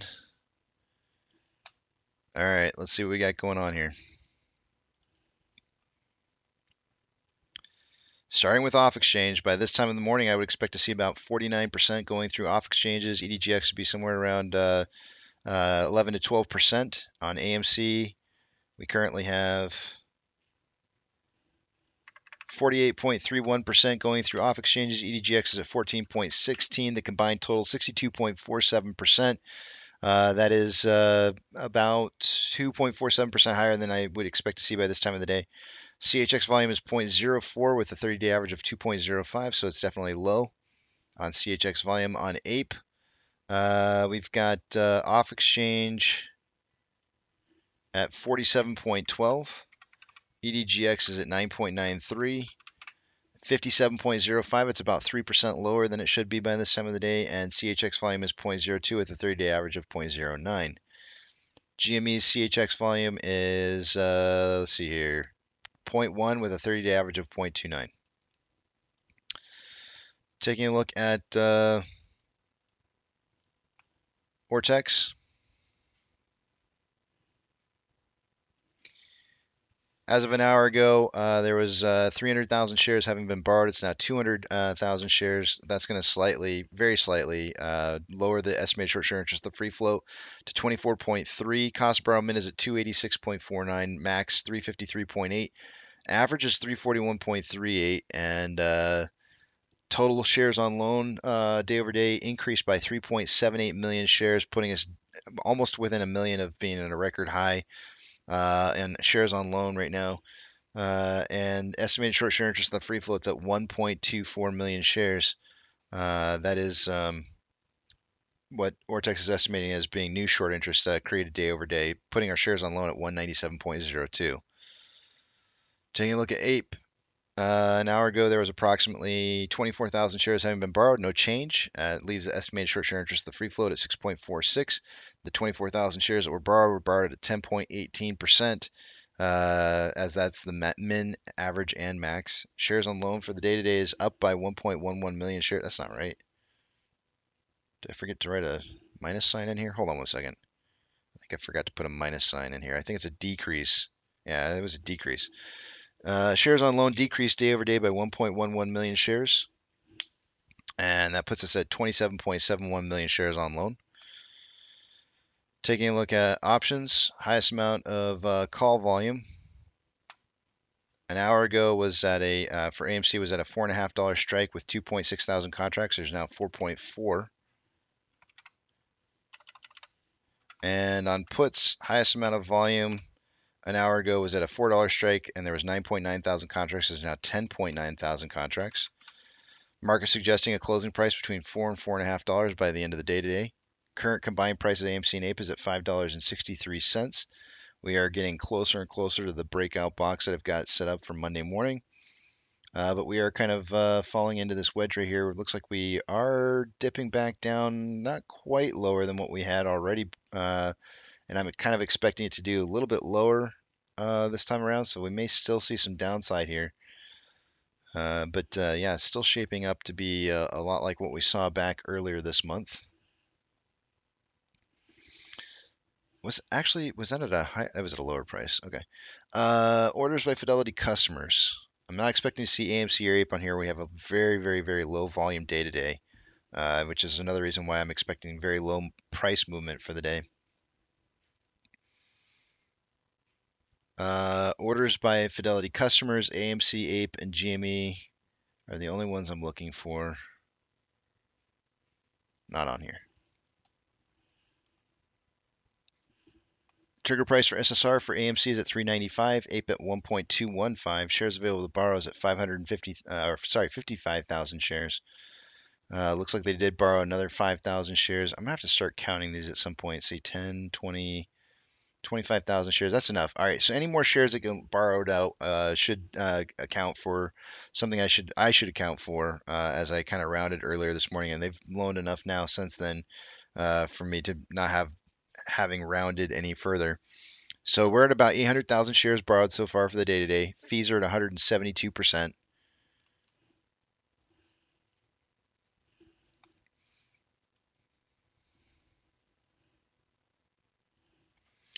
NASDAQ is down 0.81, Dow Jones is down 1.19, S&P 500 is down 1.06. We have 4,880 decliners to 1,403 advancers. We do have way more decliners than advancers. This market is looking like hot lava. I think that's, if I'm not mistaken, I think that might be a little bit worse than it was an hour ago. There might be 200 less advancers now. But yeah, 1,400. It's not very many. Let's take a look here. We've got Ethereum Classic up 2.44. DXY, or the US dollar, is currently down 0.28. WTI or oil is down 4.68. Mortgage-backed securities are up anywhere from 1.1 to 1.21, and SPY is down 1.14. VIX is currently up 9.29 at 25.12 for the value. I'm not sure what to call this. It's not a price. It's a value for the value, I guess. It sounds weird to say it like that, but VBR is down 2.37. VB is down 2.18. Tesla is down 2.8. Amazon is down 1.75. Cinemark is down 2.89. Doge is up 0.96. Bitcoin is up 5.26 at 26.3K a coin. GME is down 3.1. HYMC is up 8.91. Hood is down 2.15. CS is down 6.71. Ape is up 4.27, and AMC is down 3.49. Inflow versus outflow for the day-to-day on AMC. We have approximately $600,000 more inflow than outflow, with 10.11 million shares traded so far. After, let's see, 100 minutes worth of trading, whatever. 10 to 30 million shares. It was the prediction I had this morning. We're on pace for about 39.4 and dropping. On a 4-hour time interval, we have more buying pressure than selling pressure with an RSI of 29.94, signaling oversold. On a 1-hour time interval, we have more buying pressure than selling pressure with an RSI of 40.97, which is below average. On a 30-minute interval, more selling pressure than buying pressure with an RSI of 40.03, which is below average. And on a 5-minute interval, more selling pressure than buying pressure with an RSI of 52.6, which is average. Taking a look at Ape, there's approximately $500,000 more more inflow than outflow. 7.88 million shares traded so far after 101 minutes worth of training.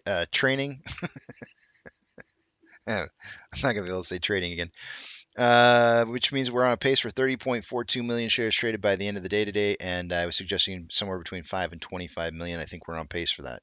On a 4-hour time interval, there's more buying pressure than selling pressure with an RSI of 38.22, which is below average. On a 1-hour time interval, more selling pressure than buying pressure with an RSI of 51.55, which is average. And a little bit of whipsaw kind of going on right now on this vortex indicator. Price not really sure where it wants to move to. At a 30-minute interval, that's on a 1-hour interval. On a 30-minute interval, there's more buying pressure than selling pressure with an RSI 57.71, which is slightly above average. And on a 5-minute interval, more buying pressure than selling pressure with an RSI 59.49, which is above average.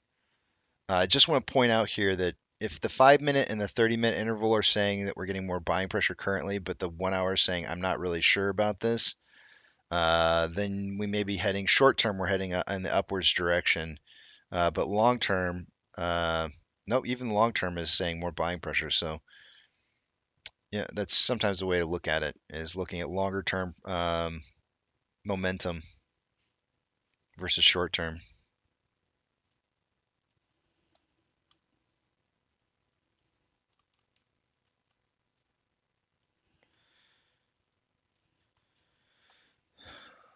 Let's see here.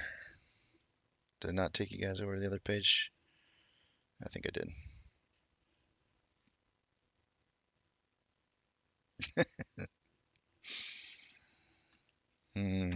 Nobzilla's in here throwing out the jokes now.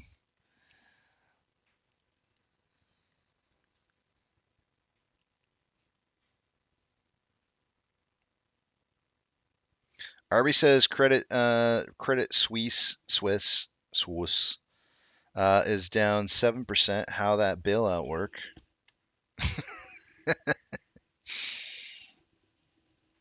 Well, it's not going to be seen in trading in the market, but the question is are they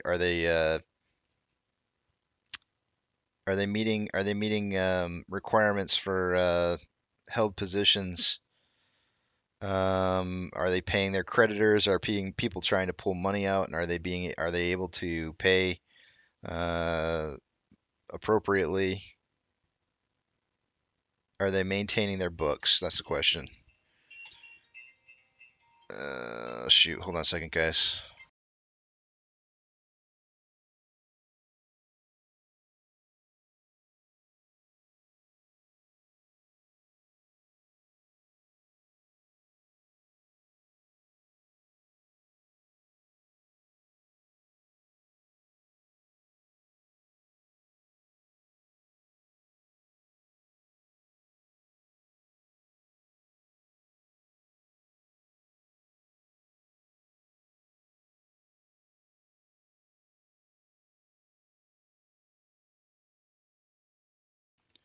That was my dermatologist. 3:30 appointment on Monday. I'll have to probably cut out a little bit early on Monday, guys. When you got skin cancer, you got to go back to the dermatologist on a regular basis. I'm not good at it. So I go back. When I do, I go back. I'll be grumpy Tuesday. Can almost guarantee it. I've never had an opportunity to go into the dermatologist and have them not cut something off of me. So, and it always makes me grumpy because it's just annoying as hell. It's really super annoying. When you deal with it your entire life, you'd think you'd get used to it, but uh, you never do. It's just a pain. And I hate doing it. I hate doing it right before like summertime too, because you don't want to go to the beach and like have like an open wound, and especially down here in the Gulf Coast. It's like it's really not safe anywhere anymore, but the Gulf Coast is probably even worse. Actually, that's not true. I bet San Diego is probably worse. Nobzilla says whoever was on the phone, tell him I said hi. It's I hate to say this, Nana, because you've gone through so much, but it's all part of life, you know. I'm not worried about it, and if something bad happens, something bad happens. I've lived 46 years of my life. It's a long time to have lived, and it's I guess when you live with something like that for so long, like I have, it doesn't really even faze me anymore. So I'm all good. This is why I guess it might be part of the reason why I have that kind of outlook in life about it's always better to have like a positive attitude than it is to have a negative attitude, because if you've got that positive attitude, you can't it's harder to not enjoy things that it than it is to enjoy it, right? It's easy to actually that's the opposite. It's actually really harder to enjoy something sometimes. But it's worth it in the end. In the end, it's more worth it to enjoy it than it is to just be grumpy about something. You know what I mean?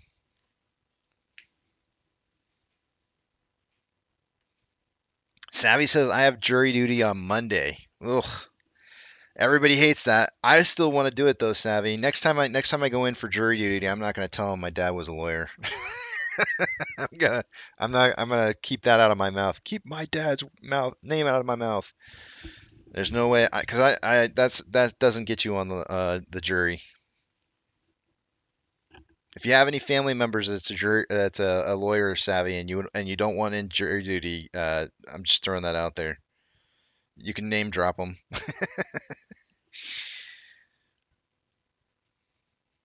Casey, what do you what you need to do for your health? Oh, thanks, Savvy. I appreciate it. Yeah, I take care of myself, but my wife would say I don't. But uh, I go often enough, in my opinion.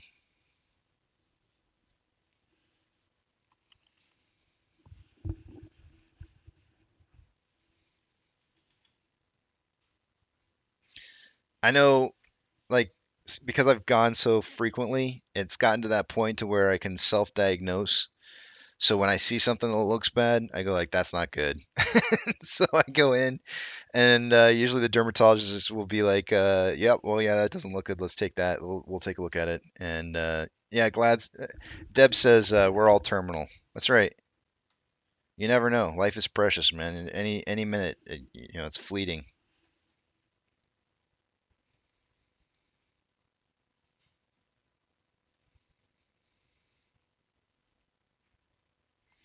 Pirateborn says, "Why is mortgage interest tax deductible but rent receipts are not?"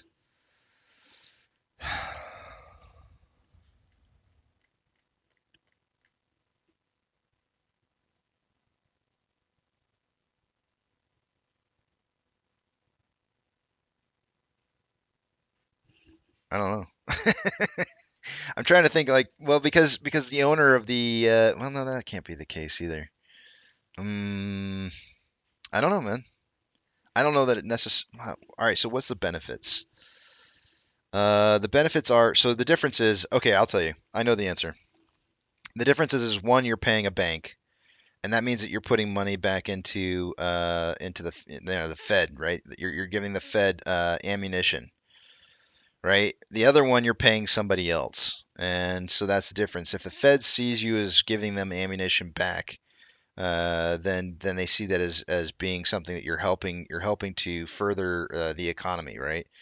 Whereas the other one is just you simply paying somebody else, and that's not really helping anybody else out other than that person that you're paying to. So that's the difference.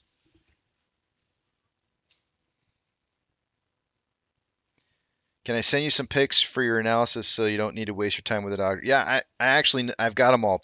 Point Break Thor, I have them all. I know what they're supposed to look like and what they're not supposed to look like. So that's what I'm usually, the texture and the multicolored and the shape of it at being whether it's symmetrical or not symmetrical. One of the interesting things that I like about my current uh, dermatologist is that he uses. I don't think I've had any other dermatologist do this before, but he'll actually spray the spot with alcohol, and when he goes to look at it, and I asked him about that. I was like, "Why are you spraying it with alcohol?" He goes, some of the features he says are easier to see when he's looking at them when he sprays it with alcohol. So he goes around my body with this like little sprayer and spraying all the different moles and stuff, and it's a good time. It's it's so much fun.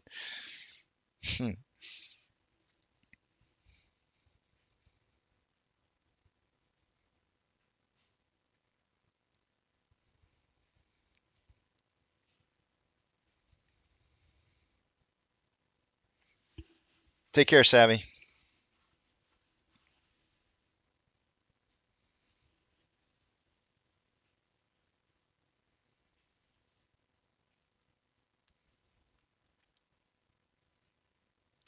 Kevin O'Leary says he's telling startup CEOs to limit bank deposits and brace for the next black swan idiot blow up per Binance or wait, who's BI? Who's per B? Oh, wait, what's BI?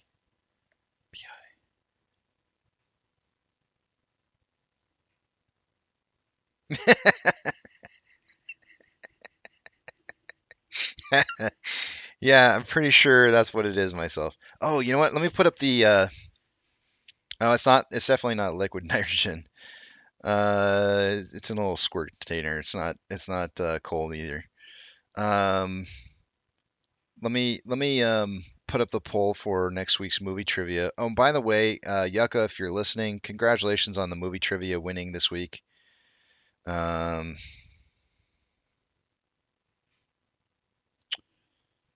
let me let me go through here and get the poll set up here.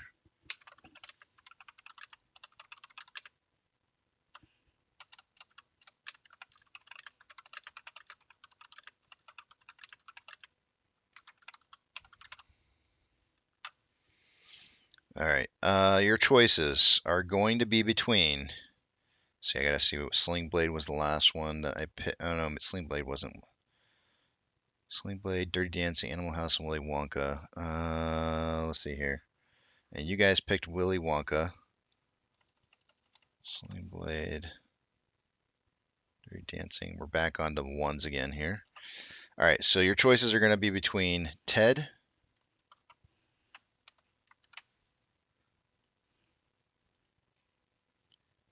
American Pie,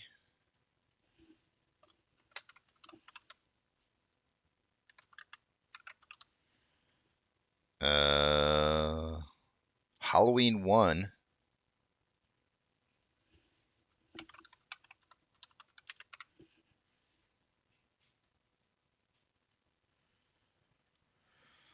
which is probably just called Halloween, and oh man, Twilight. Ugh. I really hope you guys don't pick Twilight. I don't want to have to do research on it, but eventually it'll end up getting picked one way or the other. Now have at it. Go for it on a Monday because I'll be less grumpy on Tuesday. I mean, more grumpy, I mean. So yeah, so get it out of the way while we're at it. Nikki's over here. Twilight. No, no, no. We did Halloween? No, no, no, no. Did we? No, we didn't do Halloween. Did we? Quad witching day. It's when, well, so I actually learned something new last time we had a quad witching day. It's actually not quad, but it's only three. But it's when you have monthlies expiring, quarterlies expiring, and I think yearlies expiring on options all on the same day. I think. I'm pretty sure. Let me pull it up and make sure. I don't want to give you bad information, but I think it's those three. Let's see here. What is the quad witching day? Quadruple witching is an event in financial markets when four different sets of futures and options expire on the same day. Future it doesn't say. That's so dumb. It's actually there's only three though. It used to be four.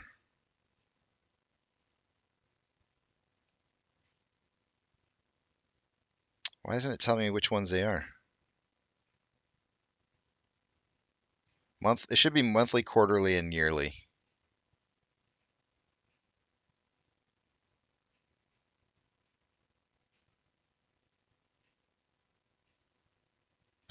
This is so stupid.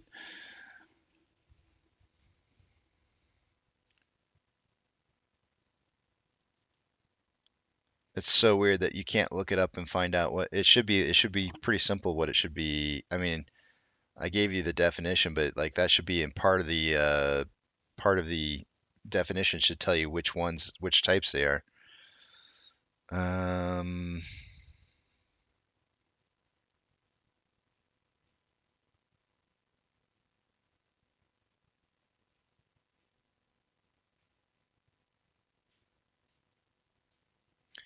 Futures contracts, stock index options, single stock futures, and stock index futures.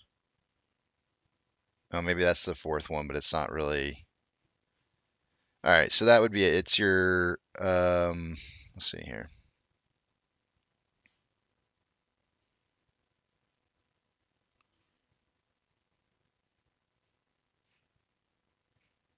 And I'm not by any means an options expert, so don't ever if you want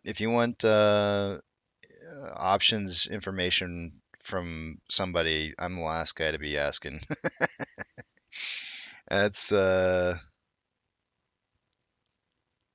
isn't it showing?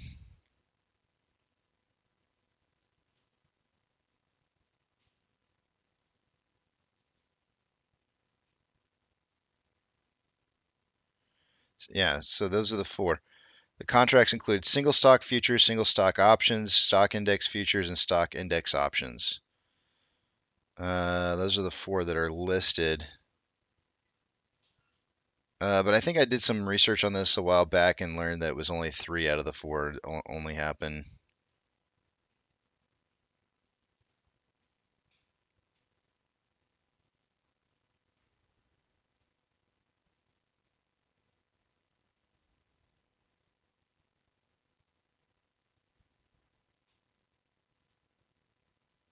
Hmm.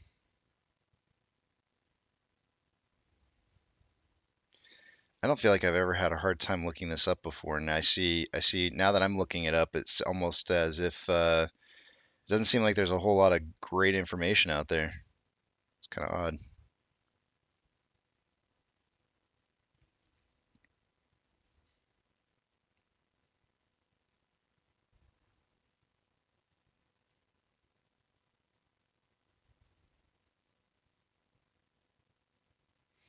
This event occurs once every quarter on the third Friday of March, June, September, and December. Trading volume typically surges on triple witching days as traders adjust portfolios and roll some contracts. Triple witching does not usually cause increased market volatility.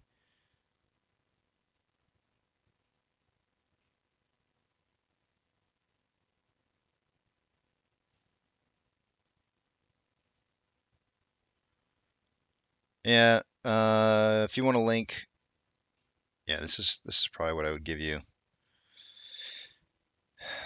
I don't know why, but Investopedia seems to be like, I mean, I feel like sometimes I've caught Investopedia being wrong on some things in the past.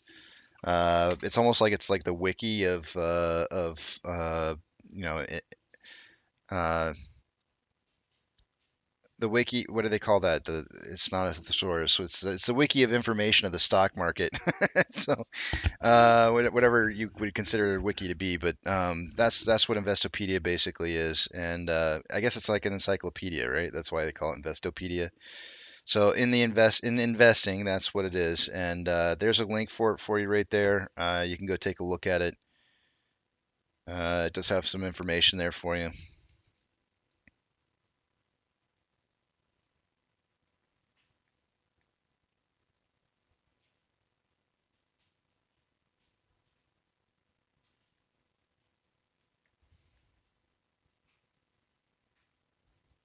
Kenny says, looks like big money keeping Credit Suisse afloat. I mean, yeah, they'd have to.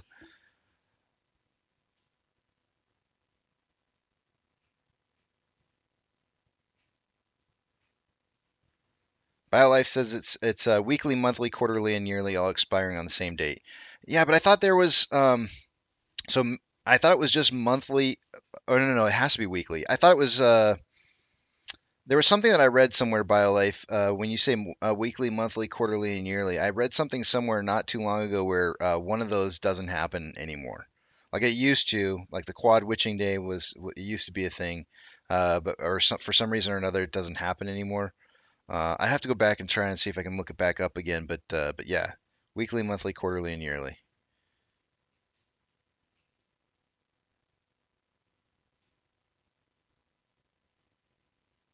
KCD mean Investopedia. I call it what you want, man. Man, I don't BioLife. I don't really trust ChatGPT anymore. I started asking it some questions I knew it was getting wrong, and when I saw that, I was just like, I can't trust it. Yeah, see, Grant, that's what I'm going on. I think it was the yearlies that can't happen 4 times a year, and so I think it's just the weeklies, monthlies, and quarterlies, and I think the yearlies are actually. I don't think you can have quad witching days anymore.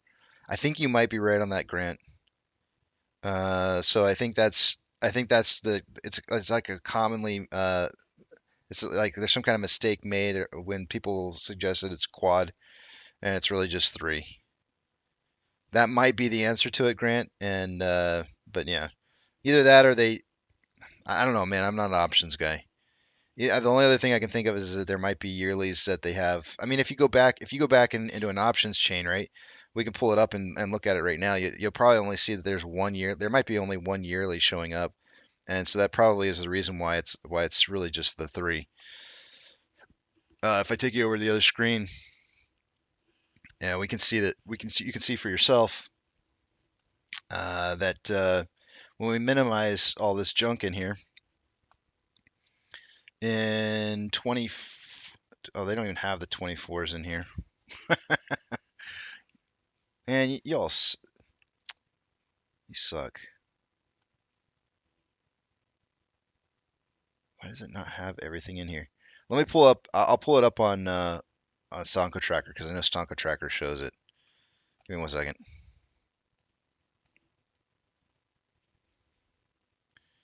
Fidelity sucks. They don't have all the answers.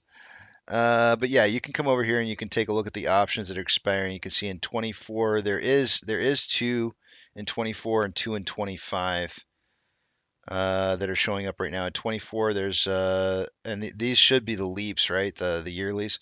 On 119 and 315 there's yearlies, but on 25 it's 117 and 620. So I don't know if maybe the yearlies do show up once a quarter, but later on down the road or something. I'm not sure exactly how it works because I'm not an options guy, but you can see that there are some yearlies that are set up. There's more than one yearly showing here, so I don't know. I don't know the answer. I just read somewhere one time that it's not really a quad. It's really it used to be a quad, but it isn't anymore. That's what I read.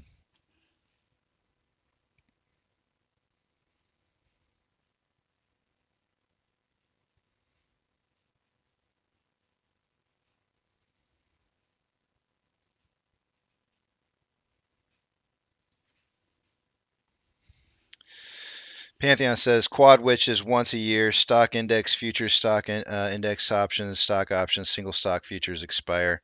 The other 3 times is only stock indexes, futures, stock index options, and stock options. So, yeah, so I guess they're triple witching on those ones then. But I've heard them referred to as quad witching days, and so a lot of people are like, no, they're not. They're triple witching. So I don't know. I'm not really sure.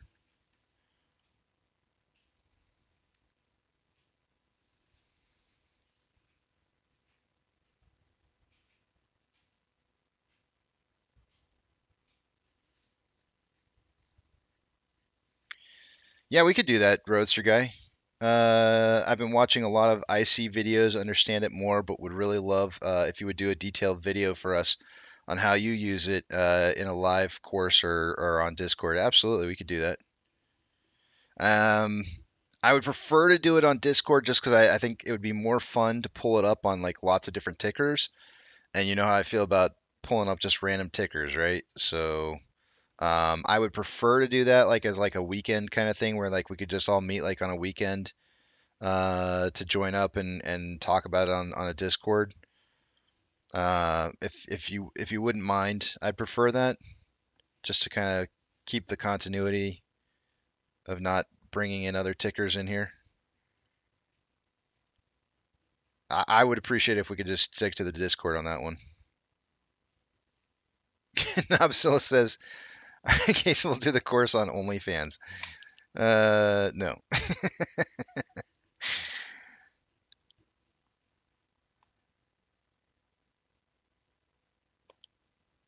But I did, if you go back in the history of all the videos, if you remember, there was a period of time where I was doing indicators, learning about indicators. If you go back and just type in IC under search on my videos, and then you scroll to that break time lesson after I came back from my second break, which was around like 12:30 in the afternoon, maybe a little bit past the halfway point.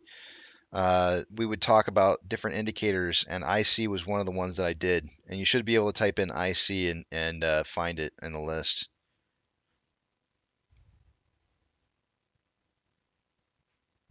Yes, Nobzilla, I can definitely tell.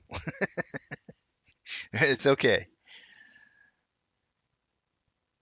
How about if you really want to do it, Roadster guy, we could probably do this Sunday.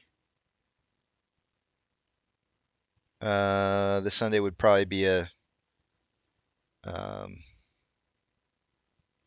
a day we could do it on.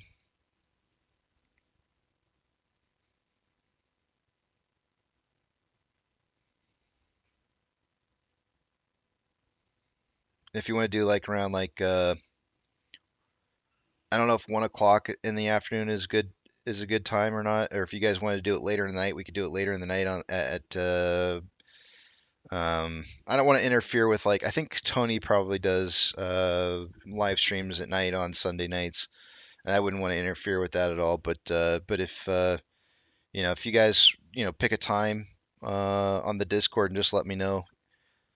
Just pick a time on Sunday. Just try to keep it out from my time. Try to keep it away from anywhere between 3 and 6 p.m.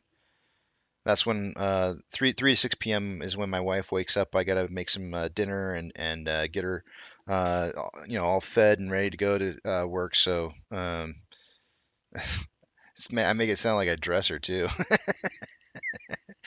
I gotta pack her lunch, and I don't even pack her lunch. Um,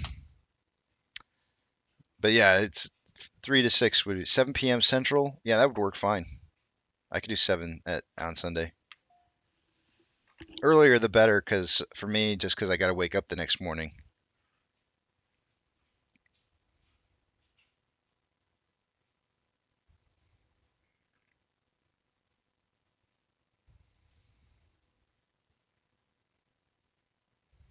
Island of Dr. Moreau. I'm writing you down right now. Sunday is your birthday. I will toast it out today for you. Island of Dr. Moreau. I will toast you out, man.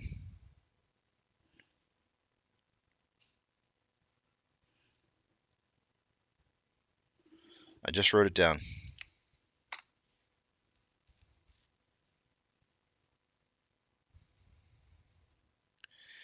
Hey, Casey, just watched your HF hole short. Been right there. I don't know what that means. I'm not sure what the. Oh, I know what you're talking about now. That's when I took a trip with my son. He just got out of boot camp. We were taking a trip across the U.S. in his station. He was being stationed in his base was going to be in San Francisco, and so we took a road trip, a son father road trip from his boot camp or actually it was his training camp to actually deliver him to San Francisco to my mom, and my mom took him up to San Francisco. I won't go there. I'm just kidding.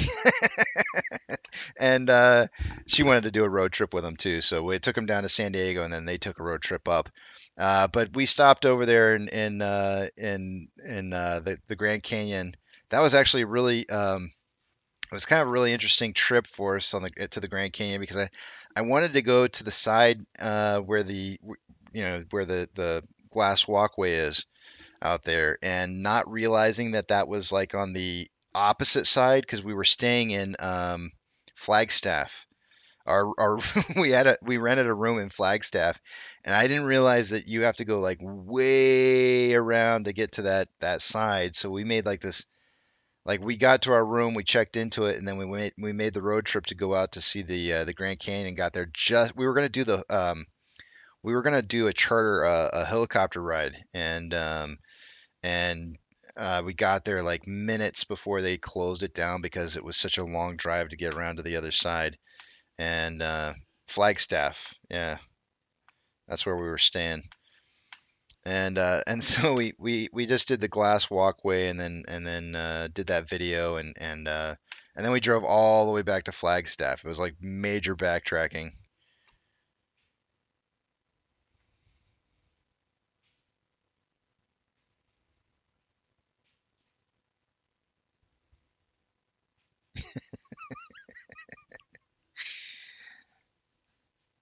Knobzilla, you're crazy, man.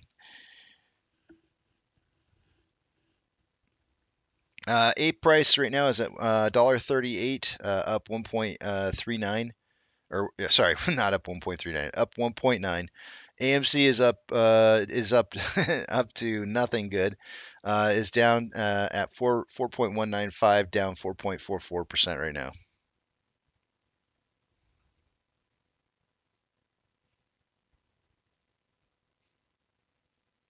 Yeah, it's the hedge fund video of the hole where they're hiding all their synthetics.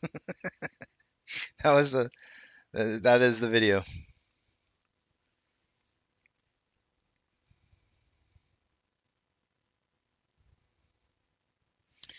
Doug, and this is now the second person that's put in information here. Doug says just in, the International Criminal Court has issued an arrest warrant against Russian President Vladimir Putin, accusing him of being responsible of war crimes committed in Ukraine.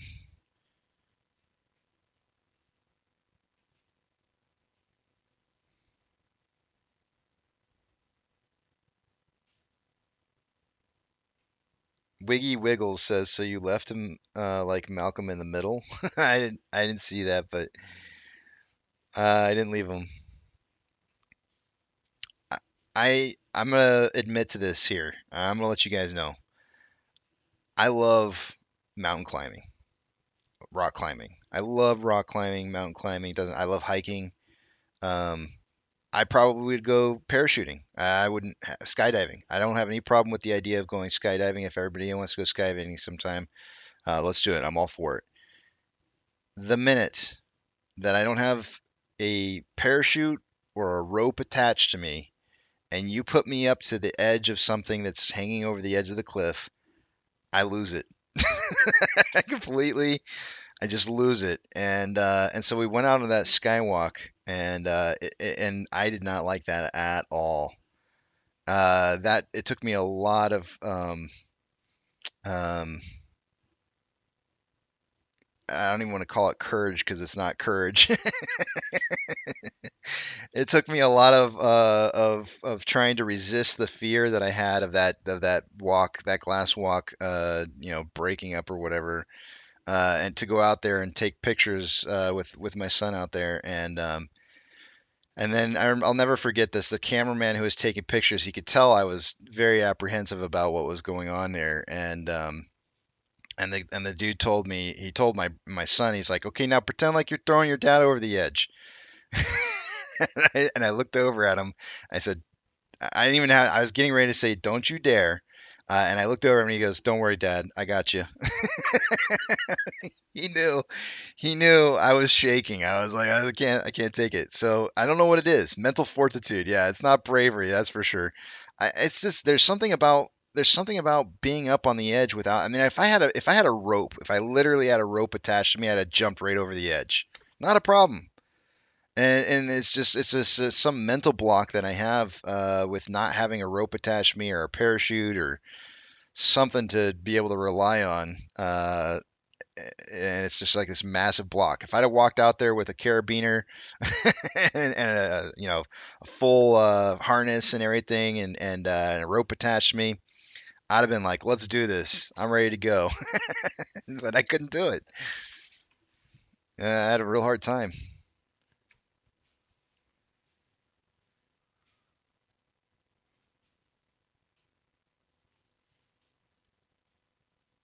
Who packs your chute? Ever been to Waco? Tanks near El Paso for climbing? No, I never have. I never have.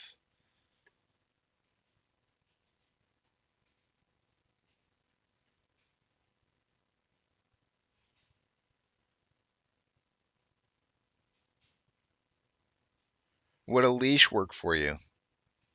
Probably not. Yale says love climbing, physical chess. I couldn't agree more.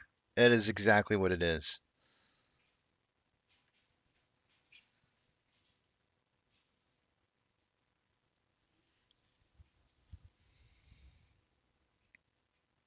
Yeah, I love roller coasters. No problem on roller coasters at all. Love them. Absolutely. I go on them all day long.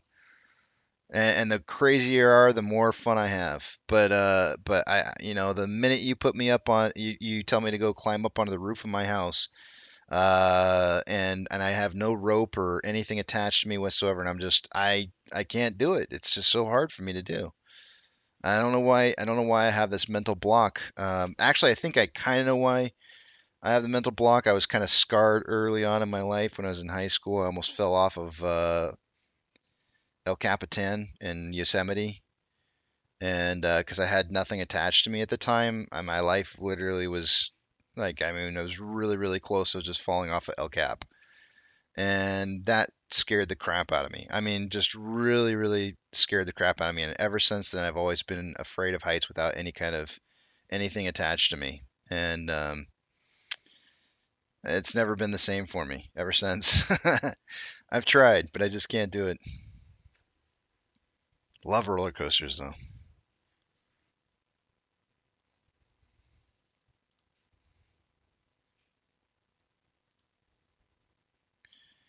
Yeah, it's the same exact thing for me, Billy. My knees get all weak.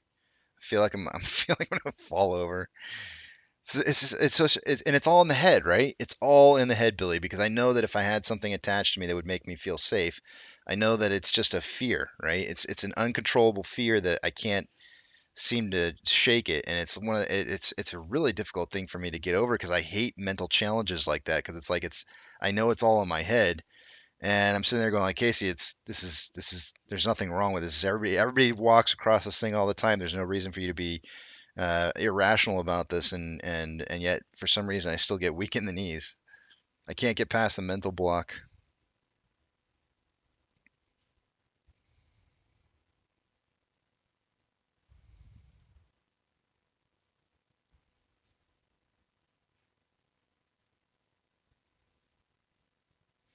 No, I don't, Nikki. I have no problem. Like I could literally swim up to the ledge of a reef and look over the edge of it and have no problem swimming because I know water. I know it's not you're not going to fall, right? So there's no fear whatsoever diving. I have no problem with that.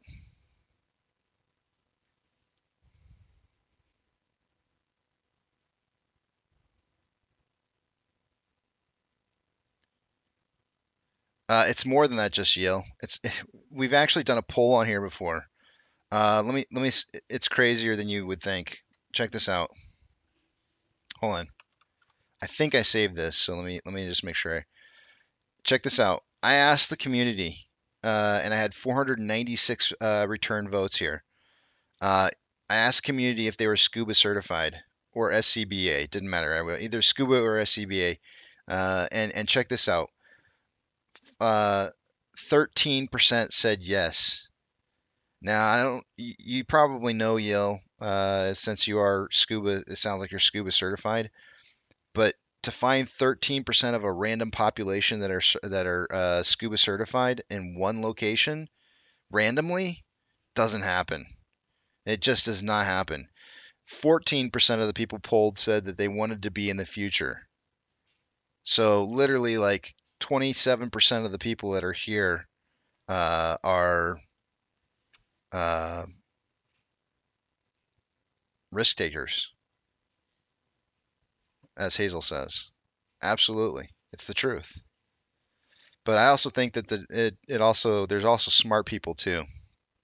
I don't think I think a lot of people who are certified aren't I think they're smart. I think they're smart people.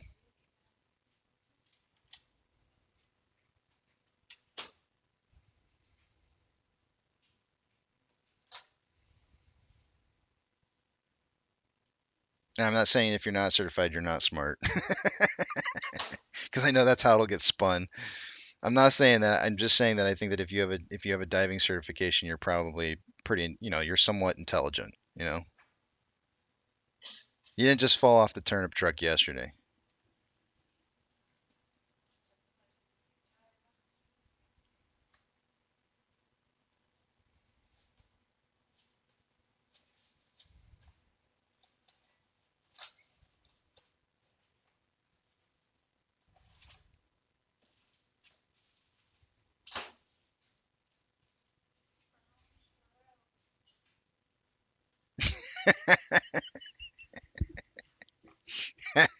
Long Jericho says certified muff diver here. Yep. And you must be a smart guy. That long. Yeah, yeah. That Long Jericho, he's a smart guy. He said muff. R. Yale says controlled risk. I think so. I think I think there's definitely something to that. Risk takers like high risk, and I like the way the controlled risk is the part that I think that you're talking about there, and it's I think it's pretty prevalent in our community. Very, very prevalent.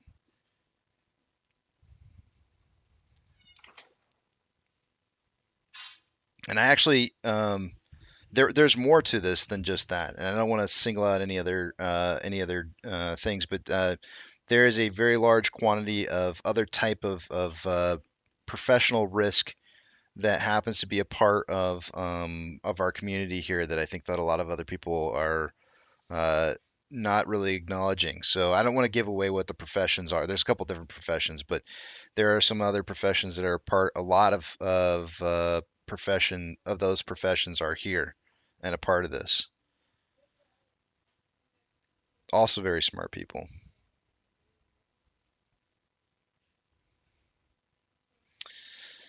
I still think that there's a short. I still believe that there's a short squeeze thesis. It's just that how it's going to play out all in AMC is probably going to look different than what we were thinking we were going to see prior to this vote. Something probably more along the lines of a Tesla type squeeze. Now, a lot of people don't. I think for some reason or another, I feel like people seem to have some kind of negative connotation when they hear Tesla. squeeze, and it's not bad. There's nobody over there who owned Tesla who walked away from that saying, "Oh yeah, that's such a sucky play." They all Suit says, "I'm a janitor." That's awesome, Suit. How long you been doing it for? Where do you do it at? uh, but yeah, it's I'm telling you, it's what was I don't even know what I was saying. Suit screwed me up there. You got me. He threw me off with that squirrel moment. I don't want to give it away, Nikki. There's just I'll just say it's a dangerous profession, and there's more than one of them.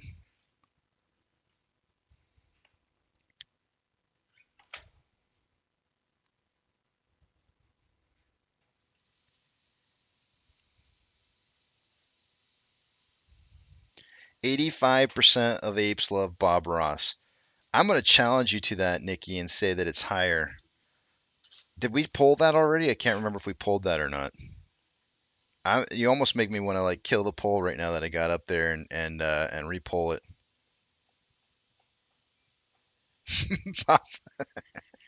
Papa says I'm married. Does that count?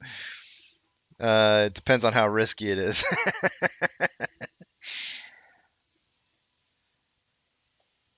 Can I do the song trivia? We could try another week of that again here in the near future. I refuse to watch that. I'm not gonna watch that trash. Tiger King. No thanks. Pass. I just don't. I mean, that actually goes right back up there with what I was talking about earlier this morning in regards to like, y'all can't stop watching train wrecks. Like I just don't. I don't have any desire to watch a train wreck. It just doesn't do anything for me. It's trash. I know it sells. That's for sure.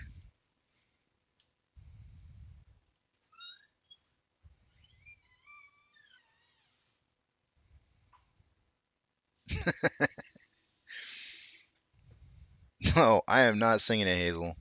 No, no, no, no, no, no. You guys don't understand like how much of a like a stress this has had on my voice just talking like this like 9 hours a day, Monday through Friday. It has definitely put a strain on my vocal cords.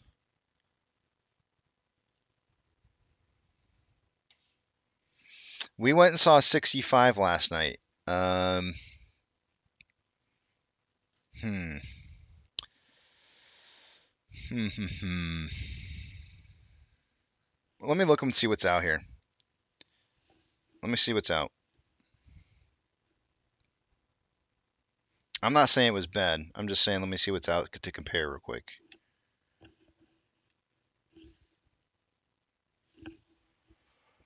All right, you got Scream. I don't know if you're a Scream fan. You got Creed 3, which is boxing. I'm not really into that.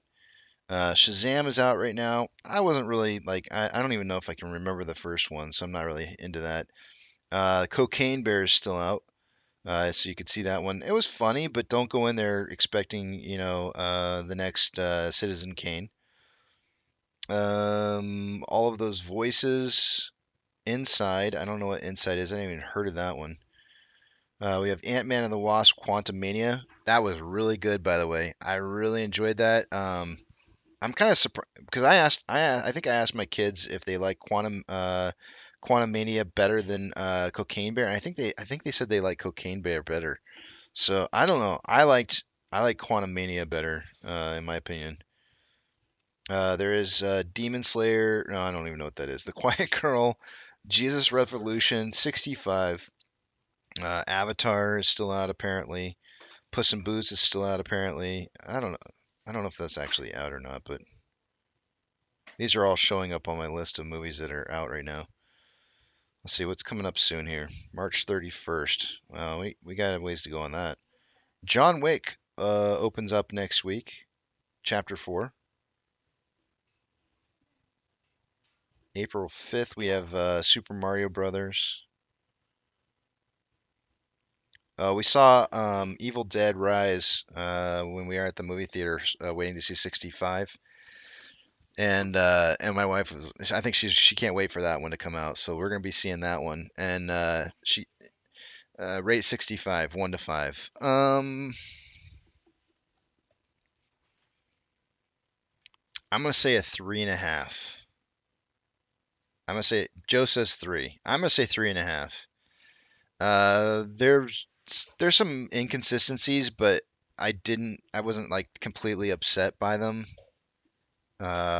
Usually I get upset over some inconsistencies in the movies, but I wasn't really upset about them this time.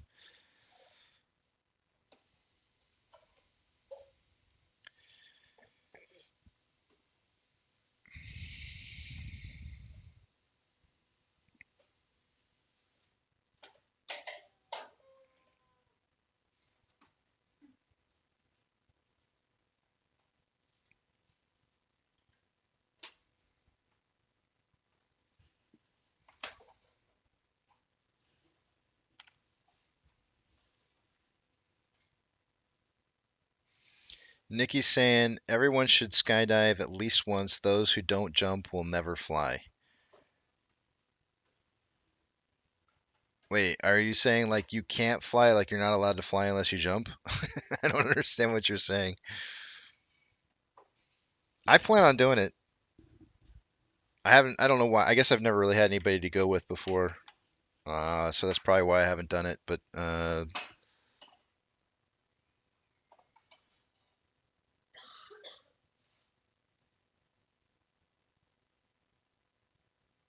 it's a quote.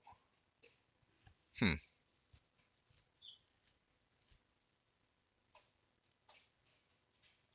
Well, it's time to take a look at the numbers, guys. So let me go ahead and take you over to the other screen here so we can take a look at what's going on.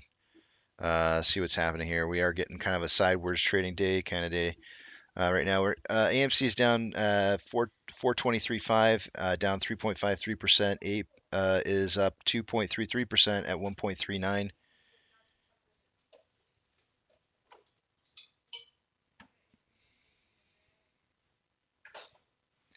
What is that? Is that from Point Break? Those who don't jump will never fly. Is that from Point Break? I feel like that's where it's from. Let me type it in and see. Hold on a second.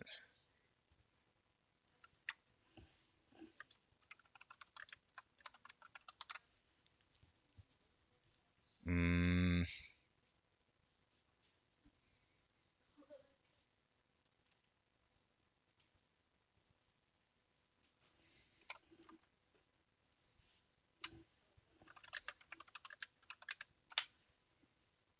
it looks like it's just a Pinterest thing. Uh, what's Pinterest? You know, we were just talking about this last night, Nikki. I have a Pinterest account, but I don't have one for this channel. And one of my daughters and my wife are like, we should set you up a Pinterest account for AMKC and set that up. And I was like, I don't think I'll ever use it. So yeah, I don't do Pinterest. All right, I'm gonna take you guys over to the other page. I'm not gonna be able to see what it is you guys are writing. So hold those personal thoughts, comments, questions, or concerns until you see the big tramp back up on the screen again. Give me 1 second to see if I have to give you guys the speech. And I don't. Got it right in the nick of time. All right, starting with off exchange. By this time of the day, I would expect to see about 62% going through off exchange and EDGX combined. On AMC, if it'll ever refresh, we've got 48.15% going through off exchanges. EDGX is at 13.94. The combined price is 62.09%. Or not price, the combined volume is 62.09% of our total daily volume. Going through those exchanges, that's almost exactly where it should be. CHX volume is 0.05, And the 30-day average is 2.04, so definitely low on CHX volume, so nothing unusual to report there. On Ape, 47.58 is going through off exchanges. EDGX is at 9.46. Combined total 57.04%, or about 5% lower than it should be. CHX volume is 0.02 with a 30-day average of 0.09, so that's low. On GME, we have CHX volume at 0.12 with a 30-day average of 0.28. Taking a look at Ortex. As of an hour ago, there was approximately 200,000 shares having been returned today for the day today on AMC. It's now 781,000 shares having been returned. That's going to have the effect of lowering the short share interest of the free float to 24.29. Cost to borrow min is at 286.49, average 340.8, and max is at 353.8. Shares on loan for the day-to-day increased day over day by 3.78 million shares on loan to 197.02. And that means that the estimated short share interest of the free float being estimated by Ortex is at 1.24 million shares on Ape. We have, as of an hour ago, 24,000 shares having been borrowed. It's now a return of 24,000 shares. Looks like they returned the ones they borrowed. Actually, no, they returned the ones they borrowed and then some. And cost to borrow average is at 10.18. So is max and min, and that's because they only had the 24.8 thousand shares they borrowed one time this morning. Shares on loan for the day-to-day decreased 1.11 million shares to 27.71 million shares on loan. On options, highest amount of call options for this morning has been at a $4.50 strike. An hour ago, there was approximately 4.4 thousand contracts. There's now 5.9. And on puts, highest amount of puts an hour ago was at a $4 strike. There was 10.9 thousand contracts, and now it's 17.9. Market's still indicating a close on AMC somewhere between $4 and $4.50 by the end of the day. Combined price of AMC and Ape is at $5.61. We're still trading kind of in that sideways motion, very, very similar to the beginning portion. We may have not dropped. We may have dropped as far as we're going to go, because if you notice on the past one, when it did finish dropping, it started trading out sideways for the most part. We dropped here. We did the big drop, and now we're trading sideways. So this may finish out sideways from where we're at right now to the end of the day. But that would likely lead into a run starting Monday.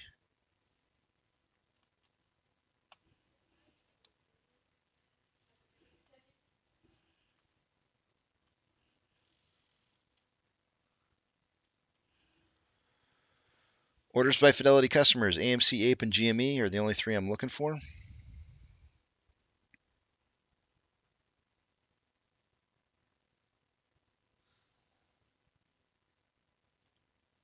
I don't see any of them on the list. Likely due to low volume. SSR trigger price is $3.95 for AMC. Ape is 1.215. 55,000 shares available. Looks like they borrowed another 5,000 within the last hour. I'm not going to count that because I only count in increments of 50,000 shares or more. Actually, it looks like they borrowed about 10,000. Still not enough to count, though. Fees are at 172%.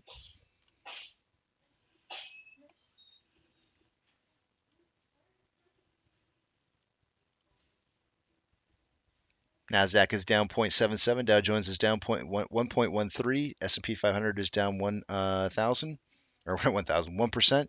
Decliners, we have 4,923 decliners to 1,402 advancers. That's about where it was an hour ago. It's just slightly worse, but not much. Ethereum Classic is up 2.84. DXY, or the US dollar, is down 0.35. Oil is down 4.04, but it looks like it's increasing right now. Mortgage-backed securities are up anywhere from 1.01 to 1.09, and the SPY is down 1.06. VIX is up 10.87 at 25.49. VBR is down 2.23. VB is down 2.1. Tesla is down 2.55. Amazon is down 1.7. Cinemark is down 3.8. Doge is up 1.76. Bitcoin is up 5.81 at 26.5K a coin. GME is down 3.04. HYMC is up 3.57. Hood is down 1.93. CS is down 4.83. Ape is up 2.59. And AMC is down 3.53%. Inflow versus outflow. Let's see here. For AMC, we have approximately $1.5 million more inflow than outflow. 12.1 million shares traded so far after 160 minutes worth of trading. That's going to put us at about on a pace for 29.49 million shares traded by the end of the day today. I suggested somewhere between 10 and 30 million. Looks like we're on pace for that. On a 4-hour chart, we have more buying pressure than selling pressure with an RSI of 29.65, which is below average. It's not below average. It's signaling oversold. On a 1-hour time interval, we have more buying pressure than selling pressure with an RSI of 40.15, which is below average. On a 30-minute interval, more buying pressure than selling pressure with an RSI of 39.29, which is below average. And on a 5-minute interval, more buying pressure than selling pressure with an RSI of 48.9, which is average. On Ape, there is approximately $400,000 more inflow than outflow. 9.02 million shares traded so far after 161 minutes worth of trading, putting us on a pace for 21.84 million shares traded by the end of the day today. I suggested somewhere between 5 and 25. On a 4-hour time interval, there's more buying pressure than selling pressure with an RSI of 36.77, which is below average.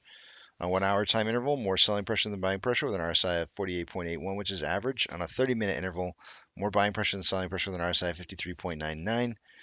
Which is slightly above average. And on a 5-minute interval, more selling pressure than buying pressure with an RSI of 52.34, which is average.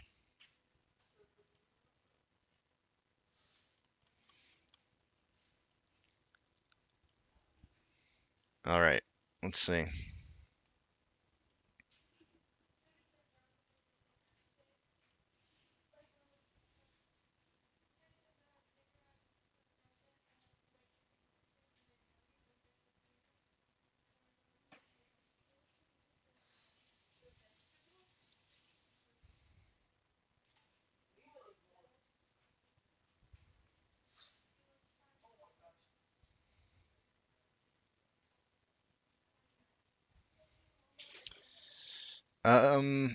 Excuse me.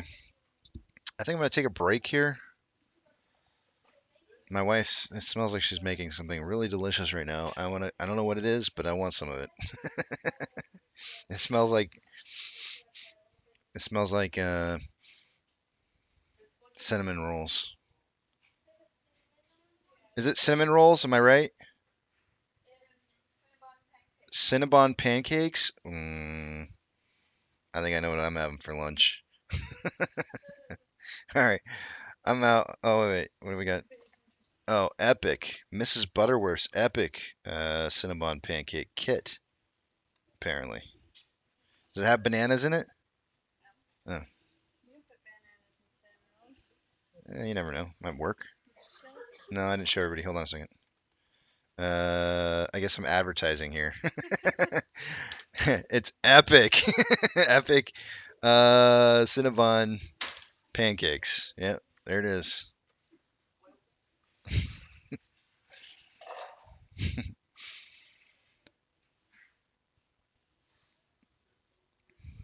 Casey's about to score.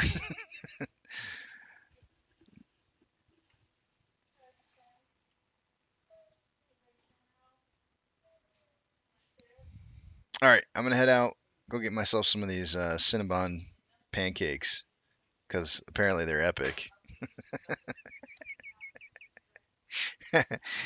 Oh man.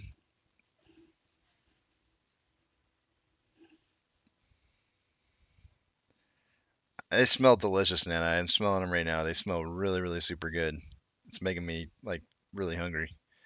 It's funny because my wife she already made biscuits and sausage and biscuits early this morning, and I turned one down because I had just finished my coffee, And I was like, there's no way I can eat it. And she's like, you got 3 minutes left. And I was like, I can't stuff it down in 3 minutes. I just drank a full cup of coffee.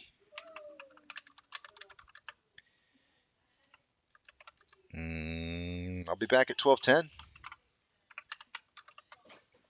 And we'll take a look at the numbers. Eat them buns, Joe says.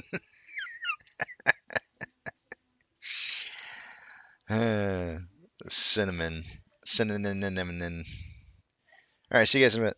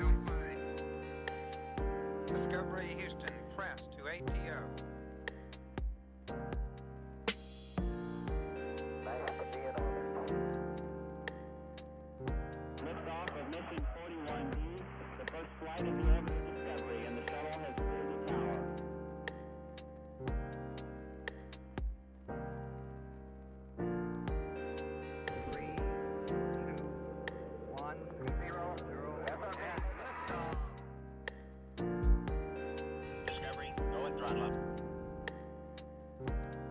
Discovery's 4 computers now have primary control of critical vehicle functions.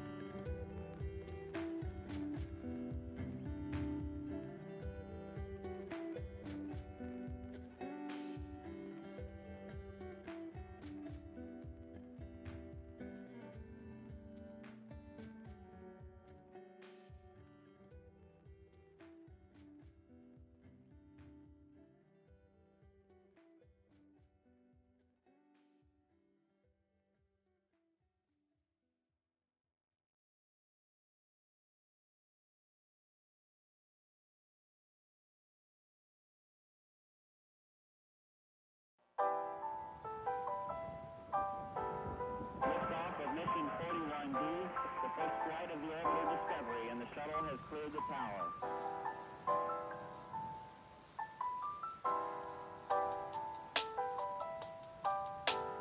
Discovery's 4 computers now have primary control of critical vehicle functions.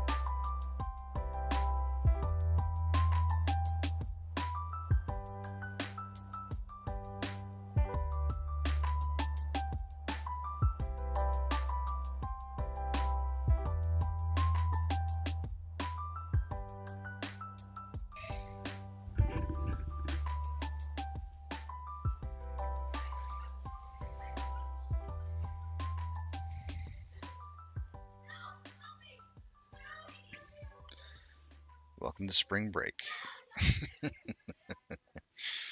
Let's see what we got going on here.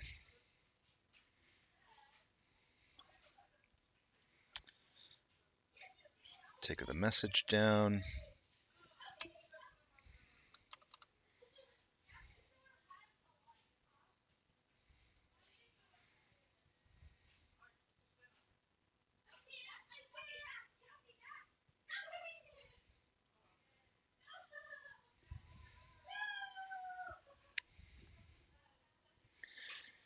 MB says, Casey, when are you going to jump with a parachute? Let them people know you have scoliosis, so the pack the chute for a slow and gentle opening. This can be brutal.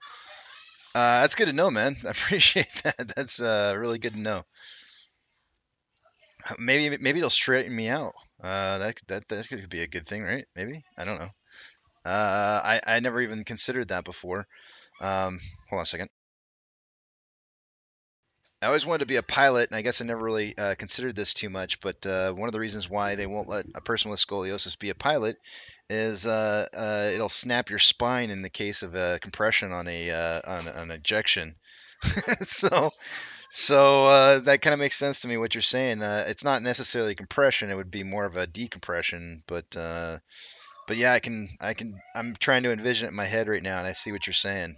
That could be very jarring for sure. Thank you for the warning. Appreciate that. All right. Let's do some numbers. That's really good advice. Thank you. I appreciate that. I know I have managed to open a chute under my arm. Ooh. That sounds really, really painful. How long did that rope rash last for? I would imagine. Man, that sounds terrible.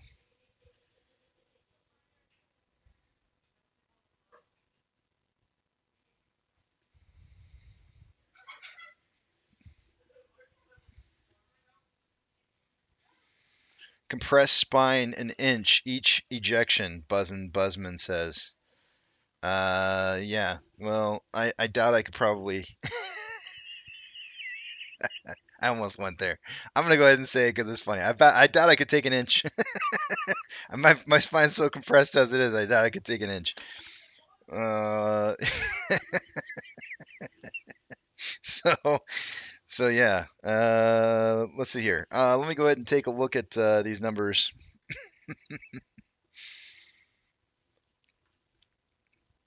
Pirateborn says Chuck Yeager retired far shorter than he was when he was commissioned. Couldn't use my arm for a month. I bet. Chuck Yeager, growing up, was I guess in this day and age, in the information technology era, how you perceive somebody now is way different than how you might perceive somebody from the past. So you only have you had limited amounts of information at your grasp. So when I was a kid, it was really easy um, to have a childhood hero like somebody like Chuck Yeager, who was mine, and not really know who they are as a person, but more know just about the good things and necessarily the bad things. So Chuck Yeager became my. I wanted to be like Chuck Yeager back in like 1986. That's who I wanted to be. And I'm pretty sure, I don't know, The Right Stuff. When did that movie come out? I think we already discussed this like once before.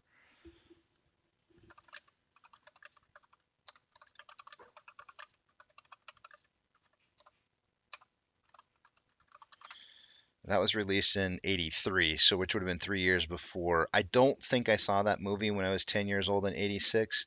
In fact, I'm almost certain that I saw that movie way, way later down the road. And I think we had talked about this once before. I'm positive that I wanted to be Chuck Yeager before I ever saw that movie. It was well before I saw that movie.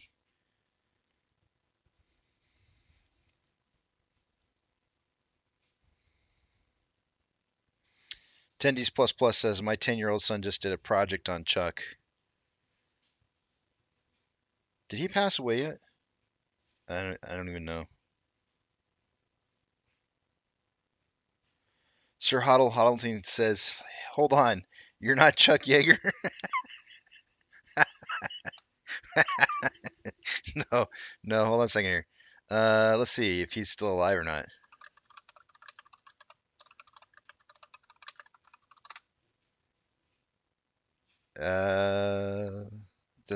December 7th, 2020. Oh man, he missed out on COVID. What a shame. He knew when to bail. Is it too soon? Is it too soon? I mean, it's been like almost 3 years. Is it too soon for that? That might have been a little too soon. He knew he knew when to bail. That's probably way too soon.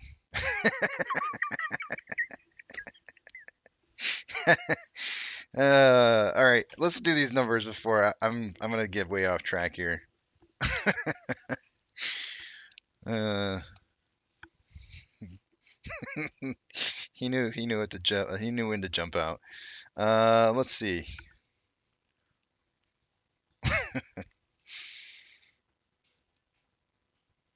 Pirateborn says Chuck Yeager and crew would do fly-in hunt and fishing trips in Alaska. He would use quote unquote favors and have champagne and lobster delivered for suppers, helicopter Uber Eats.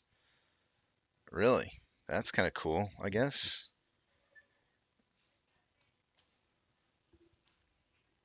Two-factor authentication. If you don't have it, get it because it could protect your account from somebody accessing it. When you sign up for it, if your broker allows you to use a secondary device to be able to receive the code, sign up for that as well. In case something happens to your primary, you'll still have access to your account.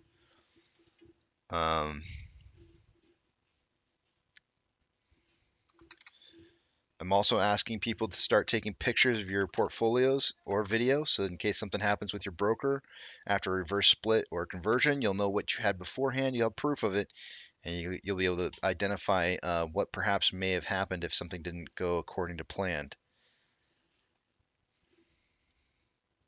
I'm not going to be able to see what it is you guys are writing, so hold those personal thoughts, comments, questions, or concerns, or Chuck Yeager jokes, because I don't want to miss any of them until after I come back. You see the big tramp on the screen.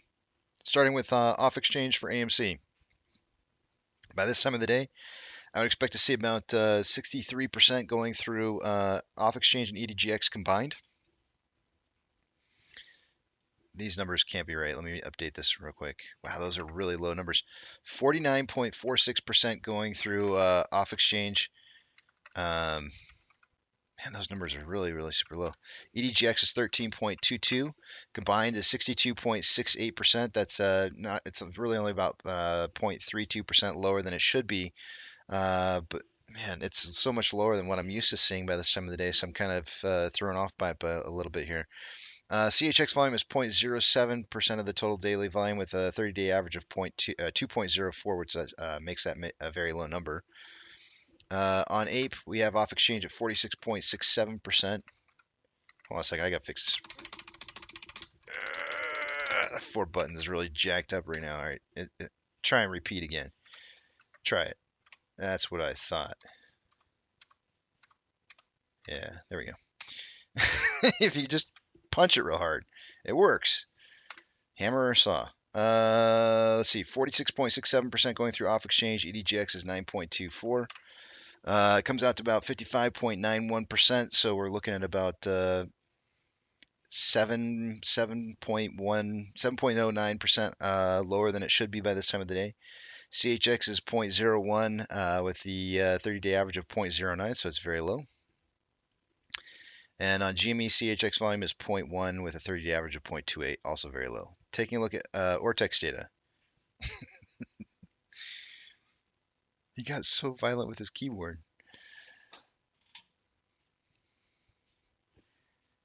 An hour ago, there was 781,000 shares having been returned. It's now 796,000 shares. Not much of a change there. That's going to cause the estimated short share interest of the free float to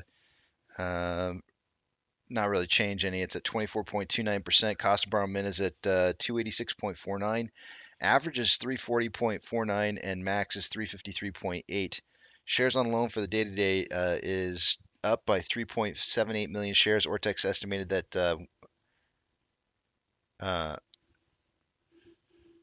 wait a minute, did I read that right? Yeah.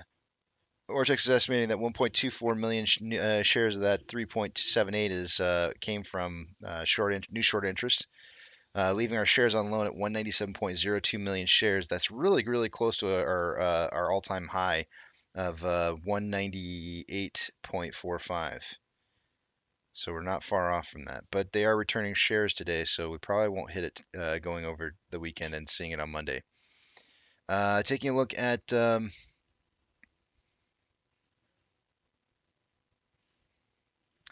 Ape, an hour ago there was 24,000 shares having been returned. It's now 73,000 shares. Not really much of a difference there. And that's not really going to change the estimated short-term interest of the free float too much to 6.45% right now. Cost of borrow min is 8.93, average is 9.2, and max is 10.18. Shares on loan decreased by 1.11 million shares on loan day over day to 27.71 million shares. Taking a look at actually we still have options. Sorry, give me 1 second.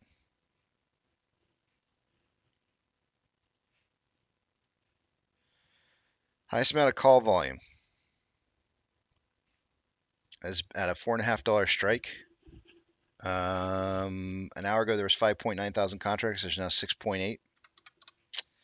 On puts, highest amount of volume is at a $4 strike. An hour ago there's 17.9 thousand contracts. There's now 19.4. Market still suggesting a closing price between $4 and $4.50 through those options. We are currently trading at $5.64, just kind of holding the line as it is right there. Getting that nice consolidation before this breakout.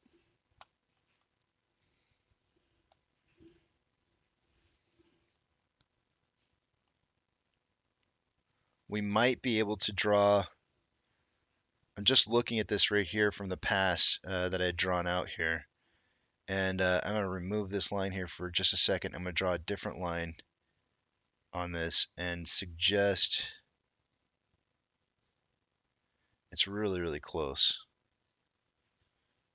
Suggests that the momentum on upward swing on this could potentially look a lot like this going forward in the near future. And since we have those 2 points set up right now, let's see, I think we have, no, we don't have that second, we don't have the second point yet.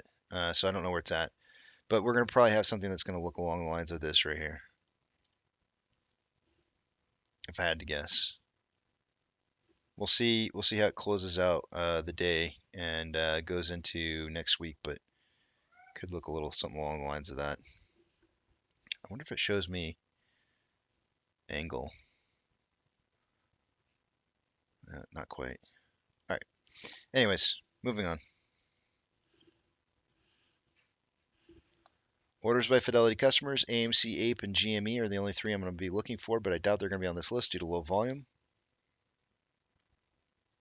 When you got a market-wide sell-off and you're not on the list, there ain't nothing wrong with that.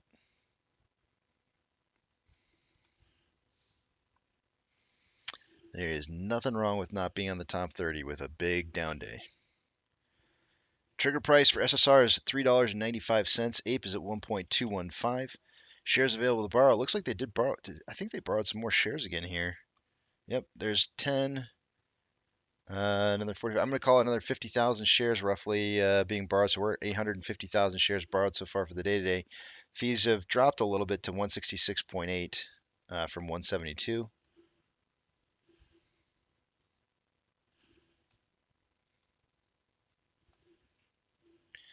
NASDAQ is down 0.6, Dow Jones is down 1.02, and the S&P 500 is down 0.91. We have 4,895 decliners to 1,469 advancers. It's doing a little bit better than it was an hour ago, not much. Ethereum Classic is up 3.13. DXY, or the US dollar, is down 0.47. WTI, or oil, is down 5.21. Mortgage-backed securities are up anywhere from 0.87 to 0.92, and SPY is down 0.93. VIX is currently showing up 7.79 at 2478. VBR is down 2.36. VB is down 2.25. Tesla is down 2.4. Amazon is down 1.48. Cinemark is down 2.89. Doge is up 1.83. Bitcoin is up 5.99. GME is down 3.22. HYMC is up 7.52. Hood is down 2.2. CS is down 7.18. Ape is up 2.22. And AMC is down 2.99. Inflow versus outflow for the day today, we have approximately $1.8 million more inflow than outflow.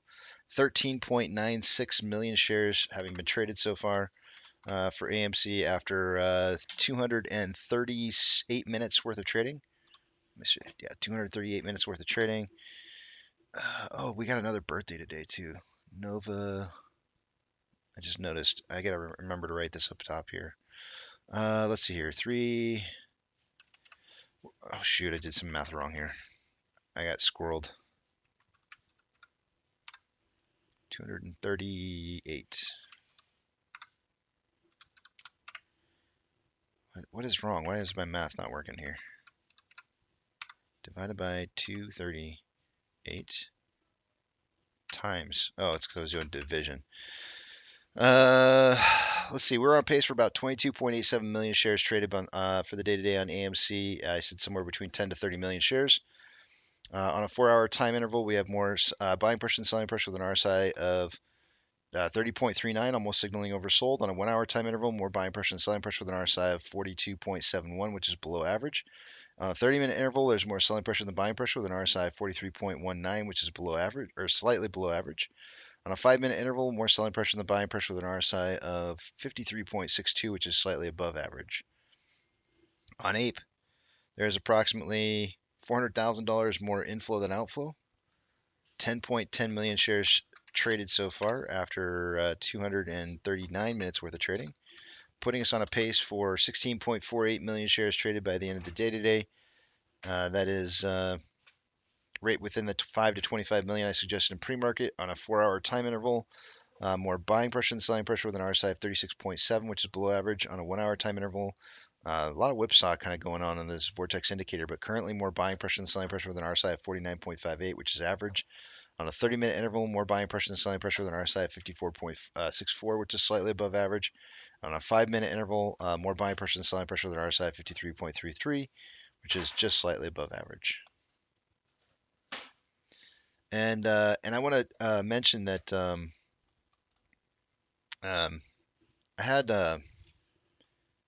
Active Douglas, if you guys know who that is, one of the moderators on here. She had sent me a DM earlier, and I didn't ask her if it was okay to say this, but she's I'm saying it anyway. But she sent a message and said, I don't think you saw it. She took a screenshot, and she said, you haven't made nothing. You've made some great friends. And I was like, oh man, I was like, she's really hit me right in that feelers. And I was like, she's right. She is right. I have some good friends here.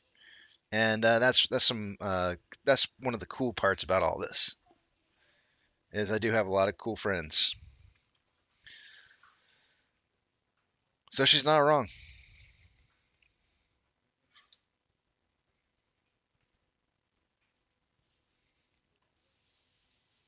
Pro Jeweler says tequila and Irish cream. I'm gonna pass, man. I'm not a big fan on the Irish cream, but it does work for an Irish drink for the day today. I don't have any. Well, actually, Pro Jeweler, I have some. I think I have Kahlua. I think it's like an Irish cream version of Kahlua. So I could do that. Roadhouse says friends. I thought we were family. Okay. See you in a bit, hun. Yeah. I mean, not blood family, but I know what you mean.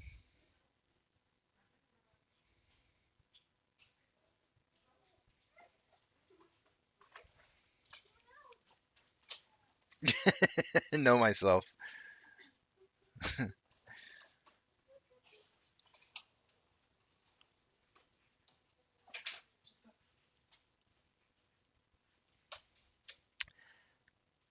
Somebody who put that in there with the green food coloring. Roadhouse says orange crushes with green food coloring.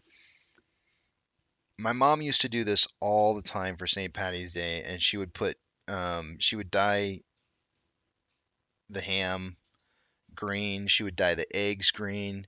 She dyed everything green. I can't do it, guys. There's something about it when I see green food, it makes me want to barf. My wife showed me some pictures just when I was on break a little while ago about some place around here that's doing Irish green food coloring, or not Irish green food coloring, but just green food coloring in their food. She showed me one with nacho cheese that had green food coloring. I almost lost it. I can't do it. There's something about the color that makes a difference for me, and I just absolutely can't do it.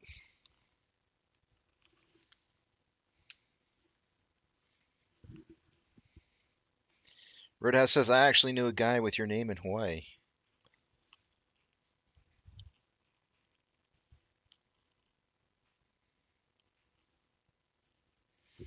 Paul says God invented whiskey to prevent the Irish from taking over the world.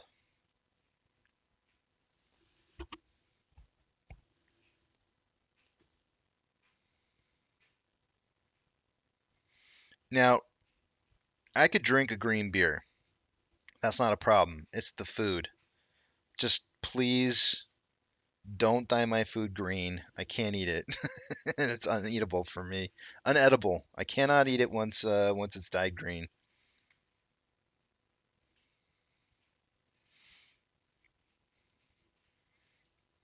Well, maybe it was me, Roadhouse. I don't know. How old are you? I've been to Hawaii. I didn't live there though. I did spend a couple weeks there one time.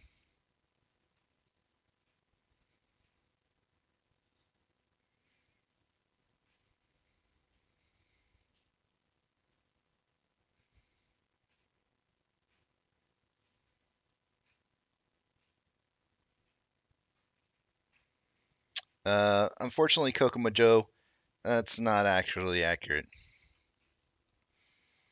The combined price of AMC and Ape will not be $3 after a reverse split.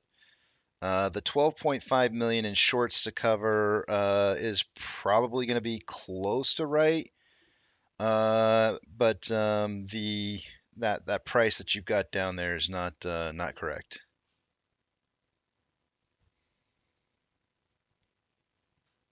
Unfortunately, it's gonna be much higher than that.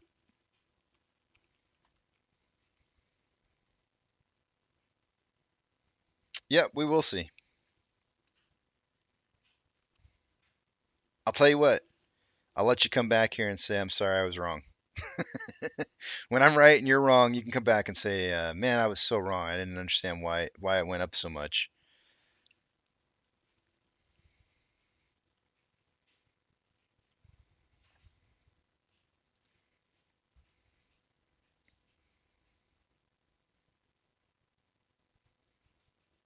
I'll hold you to it.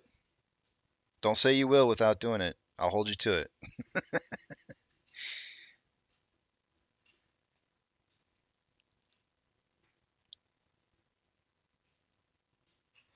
Fly Free says, "Was anyone able to get a confirmation after the vote? I never received mine. Um, I actually didn't.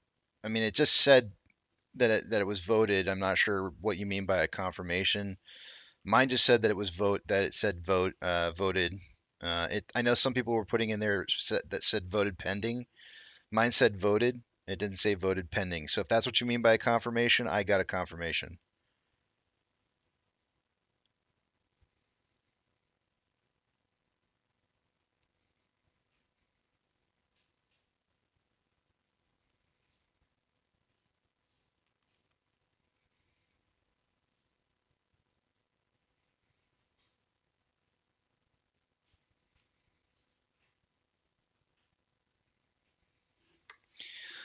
Let me check something real quick here on. I want to check news real fast on some of this banking. Have any of you guys been watching any of the banks in here? I want to pull up a few different banks real quick. I just want to see what I want to see what they're looking like right now. Let's pull up Bank of America down 3.62. JP Morgan's down 3.65. Charles Schwab's down 3.94. Wells Fargo's down 3.55. Okay, interesting. Just wanted to pull those up real fast and just kind of take a look at them.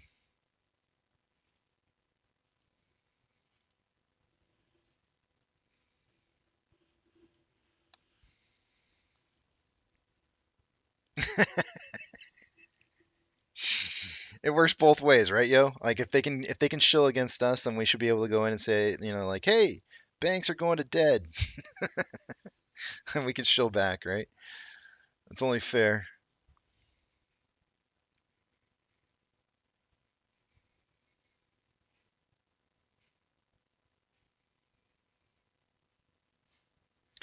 Normal says, is there a chance that share recalls of AMC will happen before reverse split? Maybe lending institutions want that arbitrage.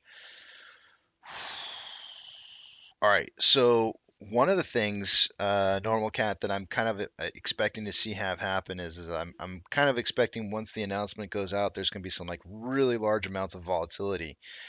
You might not be wrong in what it is that you're suggesting right there, and I don't know the answer. I don't fully know the answer as to whether now it is what you're suggesting is a possibility. I don't want to get your hopes up, right? I think we've too many times in this community have we thrown out like different ideas or suggestions on where what could happen, or and then next thing you know it becomes fact, like it's going to happen, we're going to see this happen for sure. The idea of somebody recalling shares in a particular situation like this so they could arbitrage, uh, it's a possibility. It is a possibility, but I'm not expecting it. Hayden says, "Oh, I got to show you guys this. Somebody just put up a picture. Son of a gun, where did I see it? Hold on 1 second. Somebody put up a picture of their store with the bags of popcorn that are out there, and I gotta, I gotta show you guys this because I thought it was pretty funny. Oh man, I'm not gonna be able to find it. Anyways, my phone just refreshed. So I can't find who the account was that put it up there, but they had like the only bags of popcorn that were left from AMC that were sitting out there were the lightly salted ones. I gave you guys my honest opinion on the taste on those things, and I must not be the only one. I will say this though. I will say this. I did the blind taste test with my family, the rest of my family, and all the girls picked the lightly salted AMC popcorn, saying that it was good. So I'm not really. I'm kind of. I don't understand what went on there. Girls' salt taste buds must be on a lower or a higher intensity level or something, and maybe that's why they like the lightly salted versus the extra butter. I don't know.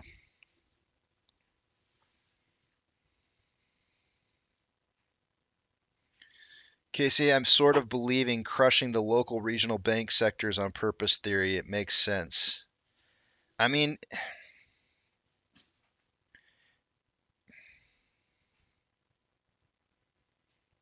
at first, when I first started hearing about it, I jumped at it and was like, oh, here we go. Right? But it was SVB. And I'm sitting there going like, why SVB? I'm waiting for like Wells Fargo, uh, uh, Citigroup, Citibank, maybe Bank of America, and JP Morgan. Those are the ones I'm looking at right now as like the potential banks out there that may have failures that are big banks. I'm going, why these local branches? What's going on with this? And so I started doing some digging into it, and I was like, this stinks, man. It doesn't sound right. There's something fishy going on with it, and it doesn't smell good.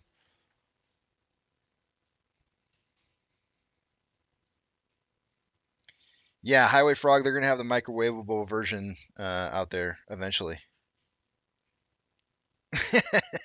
Lightly salted, you mean like non-alcoholic beer? I guess so.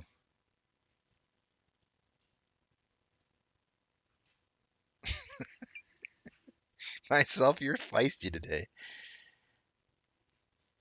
Tech We Love says, Casey, laugh out loud. That was my photo from my Walmart in Minnesota. Dude, it's. I think it's kind of funny. I don't know who bought them all, but they left the lightly salted there.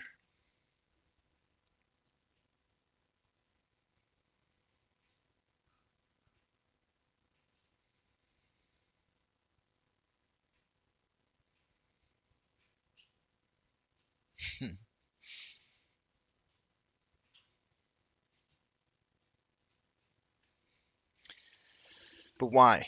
Why would they buy them out though? What would be the point in buying out the smaller banks? To add risk?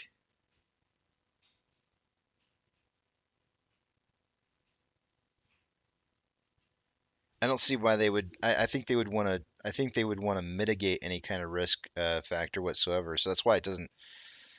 To me, it doesn't really make sense. I mean, it's almost like they have to take on some of the risk, but I mean, it's just. I mean, even the fact that the Fed said, that they're not going to back it, and then later decided, oh well, we'll back some of it, whatever we deem, is necessary from avoiding like further bank failures, we'll go ahead and back it.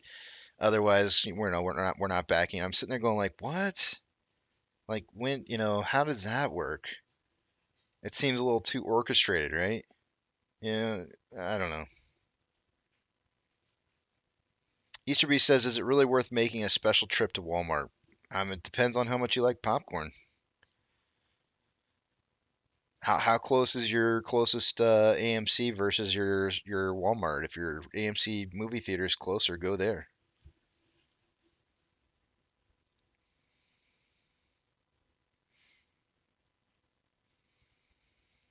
See, that's the point I'm trying to make, Tech We Love. Collapse the smaller banks that are invested into cryptocurrencies, cause like chaos and panic. If the banks are the ones. So if you're going to have competition, if you're going to create a centralized banking digital currency and you're going to have competition, how do you remove the competition? Well, you eliminate the banks that are going to create that competition. So if the banks are out there creating that competition, you X off those banks, and then you create panic. And in the crypto world, you start saying things like, "Oh, it needs regulation," and then voila, next thing you know, you've got your CBDC just all lined up and ready to go. Well, it just so happens right over here we have Onyx with JP Morgan that we've been testing in the marketplace, and it works really, really well. We should probably do this. This is a secure way to hold your money with a blockchain and this, that, and the other. And it's like, and we're gonna move over this if and cryptocurrency can move into it.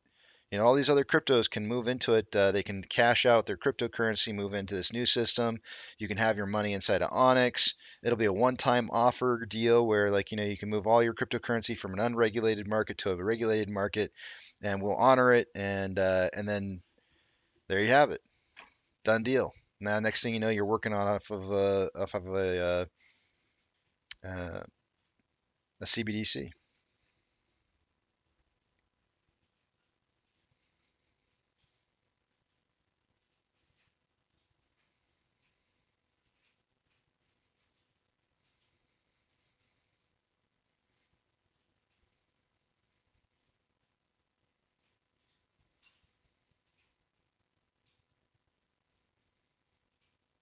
But Donkey Kong says our gold mine is waking up. It's up 9.22%.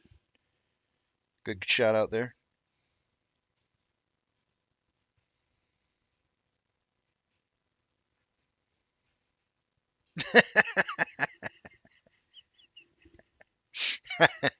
That's funny myself.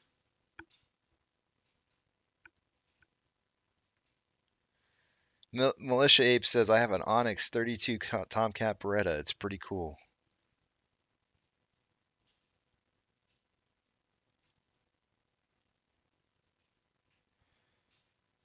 Listening to Old Yeller saying FDIC is only for systematic risk was eye-opening.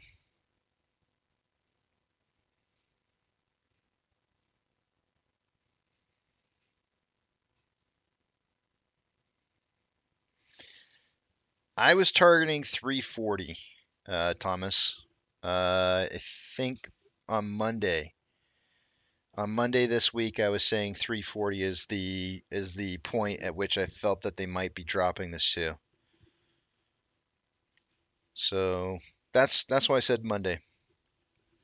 I don't know if they're still going to get there or not, but 340 would be the typical turnaround point. I think. Let me just make sure. Let me plug it into my Excel spreadsheet here real quick, just to make sure. Yeah, it's 342 something right around there. Yeah, 341.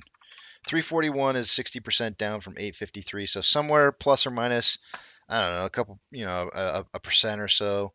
That range could be there. So you'd probably be looking at like 335 to 350, 360, somewhere right around there is the price point. But I'm not saying it's actually going to get there.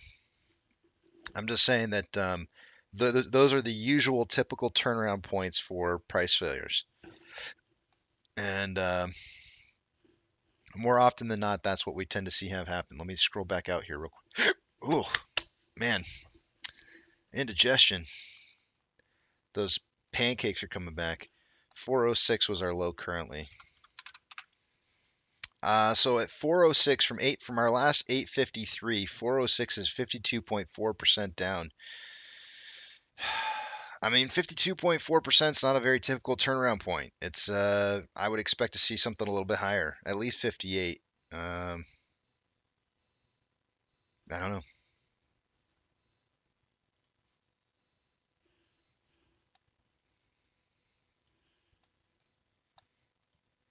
But it's not really financial advice here, sir. I unfortunately can't give you that. I can only tell you what I'm seeing, and I'm not always right.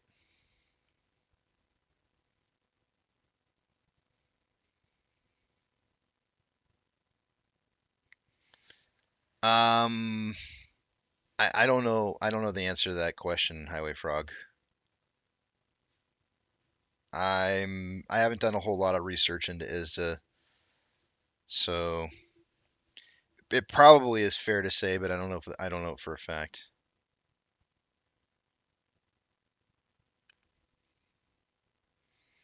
It all has to do with synthetic price failures, Glenn. That's why.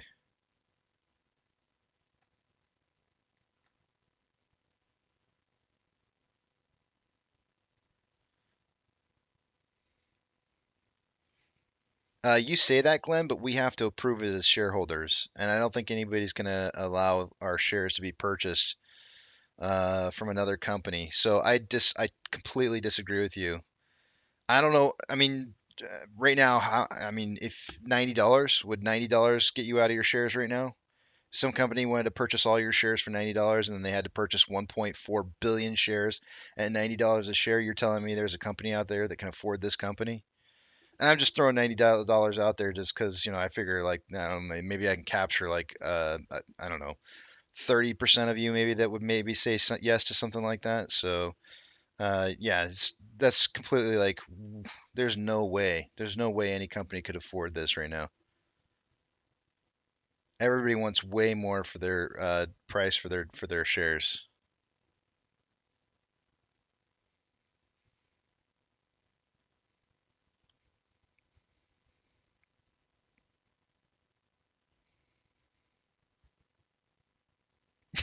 Or Bladed says I'm shaving my balls at 30. Uh, we don't want any pictures. We'll just take your word for it.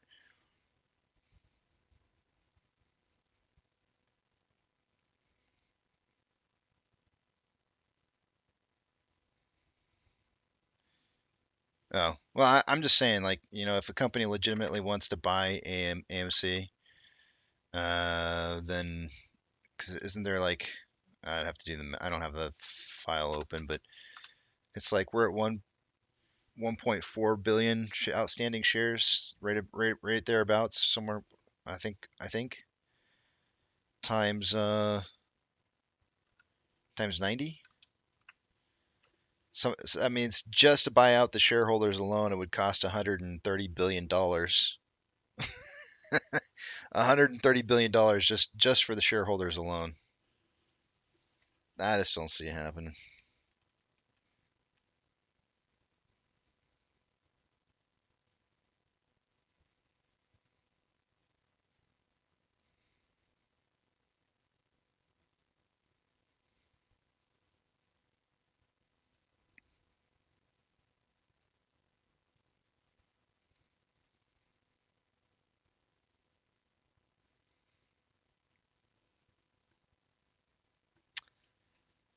I don't really have Glenn on either list. Glenn doesn't always provide very positive information, but I don't have him as a shill down either. So it's, Glenn's never pissing me off. Let's just say that, right? Like I don't feel like Glenn's here to like really just piss me off, especially. So I just think Glenn's just not very happy with the position, which I understand.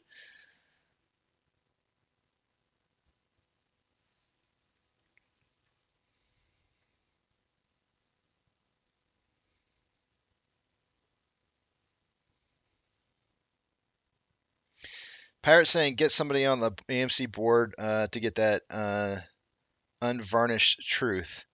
So even if they did, Pirate Porn, even if somebody did get on the board with the truth, it wouldn't necessarily mean that they could tell you what the truth was. So there's that, right?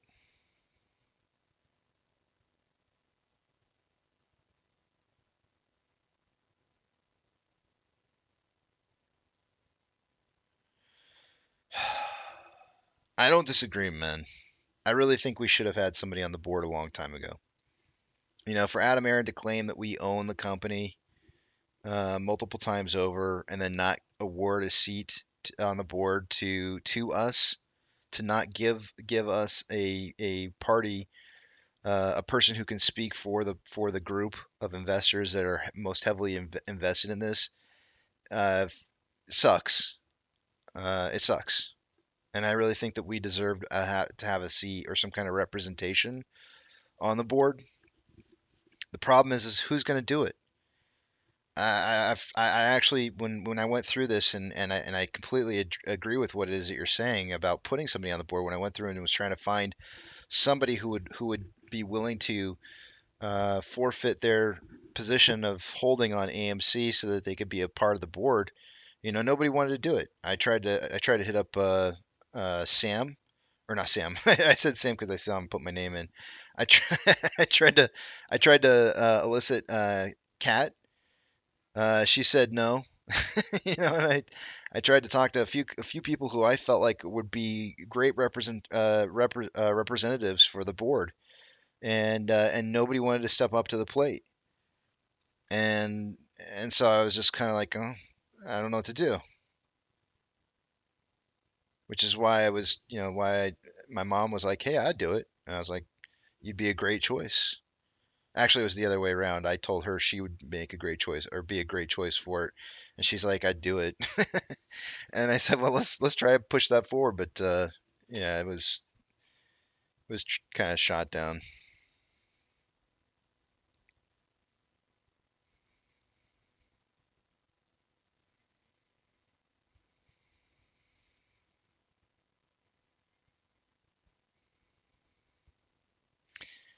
Case, if I bought Ape today, that would get converted into AMC when approved. Correct? Yes. If if the lawsuit doesn't do anything and everything goes through as planned, buying Ape would turn into AMC. Sam Bankman-Fried is a bad idea. Yes, I agree. And why don't I want to do it? It's because I think we stand to make a crap ton of money on this, and I think that my ability to be able to make money on this is would be tarnished to some extent by having to by having to be on the board of directors. So that's why I wouldn't want to do it, which is the same reason why nobody else wants to do it. So yeah, that's Sam's over here getting, okay, I'll do it. Plus, the other thing is Sam, to be very fair and honest, like I think the kind of life experience that I have is not going to help AMC. All I would be is a representative to the apes, and that's it. I wouldn't bring anything to the table that would really help out AMC in regards to, contacts in the movie industry, contacts in the food business.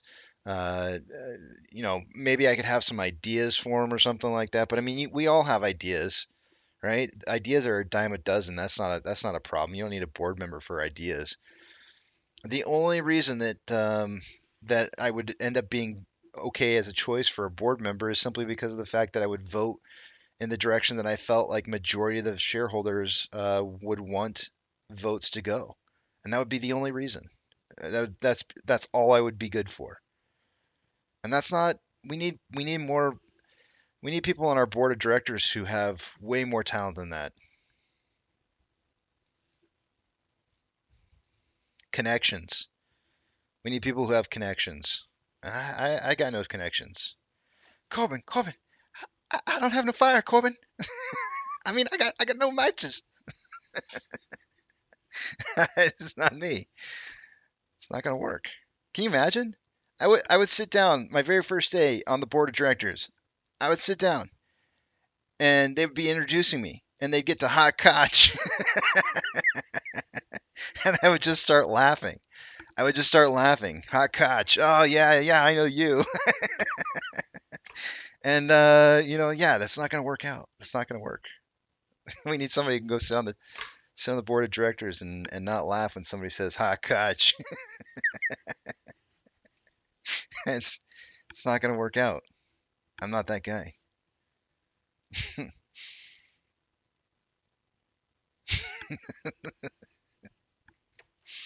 Guys,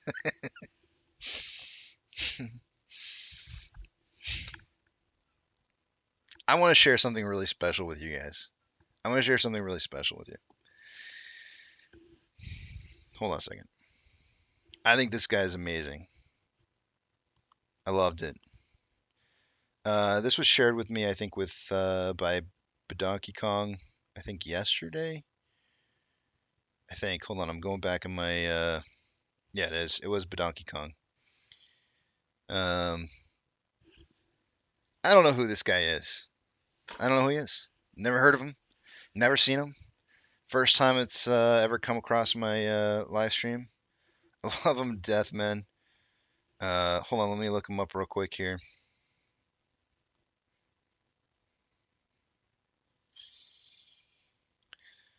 Um,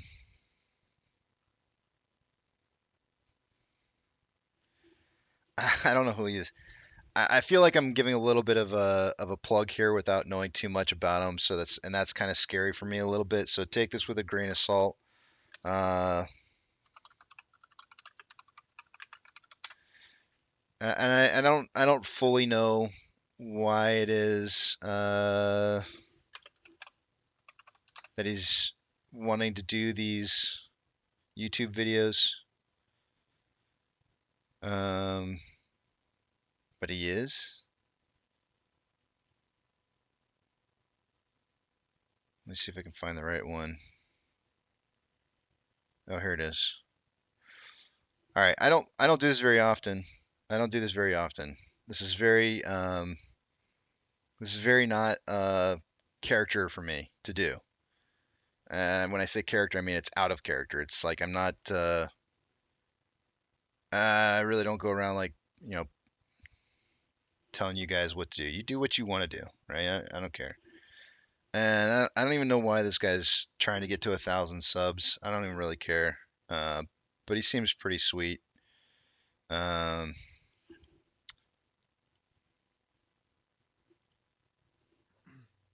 let's see. Yo, what's up, guys? This makes me like Resident Evil AMC. Finally, we got the 600 subscriber AMC on the subscriber. Yep, 600 subscriber. Heck yeah, we're almost there on the 1K subscriber on the next 700 subscriber AMC. Maybe that way, guys. We're finally got is a 600 subscriber AMC. Congratulations me.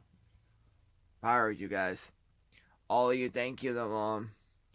Almost there to almost there. 1K to subscriber. Got a more to subscriber. Anyway, guys, a couple of my my blankets are just freaks cold.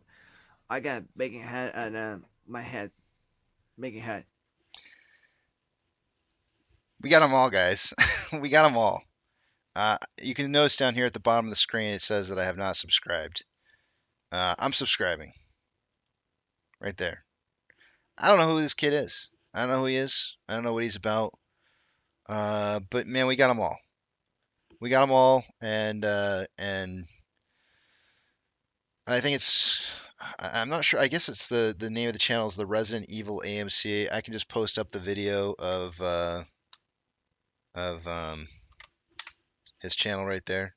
Guys, you don't have to if you don't want to. I'm not trying to force anything on you or nothing. It's more or less just like I think it's cool. Do you guys remember seeing that kid? Casey, that kid works for Citadel. Are you are you kidding me? I hope that's not the case. Please tell me that's not the case. Don't you dare, Yucca. One of the things that I remember this. I don't know if the guy. I don't even know what happened to him, but he worked construction.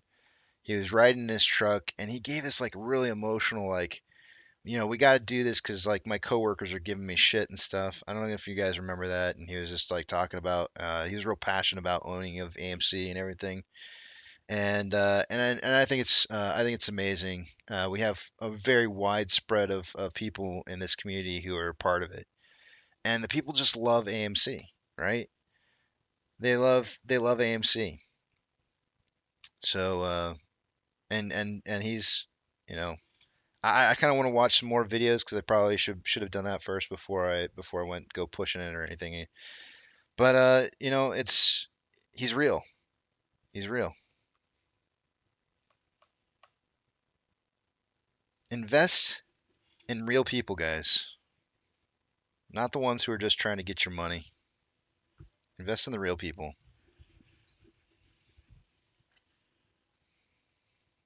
It's kind of like a long time ago, I used to tell people, I used to say, like, football, professional sports, they just want your money. It's rigged. All they care about is money. Go watch your high school football team. You want a real game? You want to see some real football? You want to see some real curves, some real kids with some real fight? Go watch your high school football team, the local high school football team, because they're playing for free. They're playing with heart.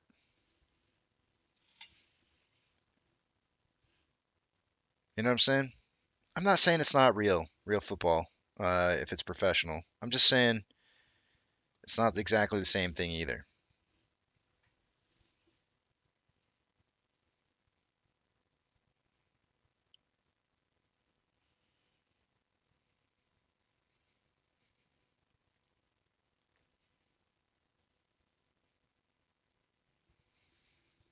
You guys don't have to do that, Tom. You guys don't have to do that. But I'm just saying, he's real.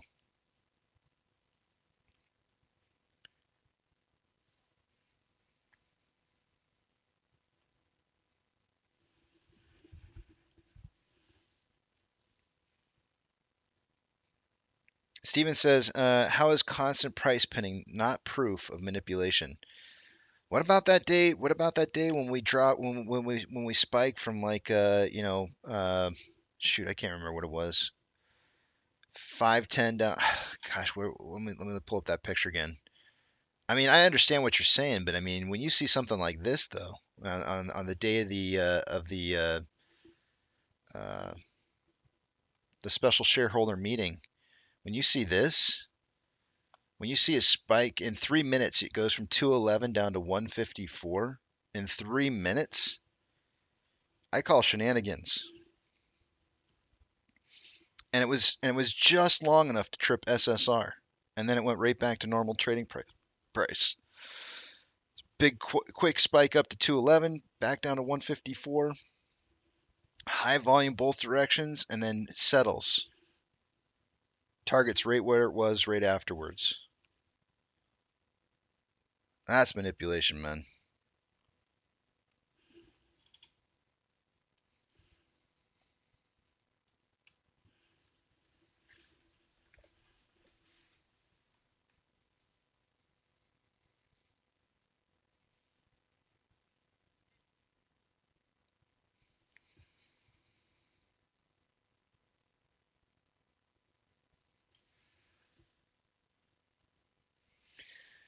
Ken says Spy is heading down. AMC is going up. Getting that late in the afternoon run. Somebody was saying 2 o'clock earlier. I don't remember who said it, but somebody said 2 o'clock. Thanks, Andrew. I appreciate it, man. Believe it or not, Barry, I'm a piece of crap. I'm a piece of crap. But you know what though? I try to make up for it sometimes. You know, I try to make up for it as much as I possibly can for the because there's I'm not perfect. I'm not a perfect person. None of us are. But I try to make up for it when I can. I'm just I'm a total degenerate. It's me says who is that guy exactly? I'm not exactly sure, man. He's pushing AMC and he loves AMC. He loves movies. Perhaps maybe but Donkey Kong could probably maybe fill us in since he seems to know who he is. He was the one that, but Donkey Kong was the one that introduced me to him. Said, hey, give him some love. The guy's trying to break 1,000. Go watch. So I did. I watched that video.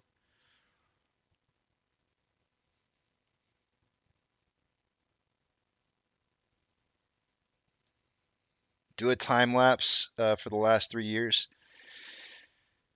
When it's all said and done, Steven, I want to do something, right? I want to do something where I do some kind of like montage or funniest moments ever kind of thing, and maybe put it on a CD and just send it to you guys or something. I don't know.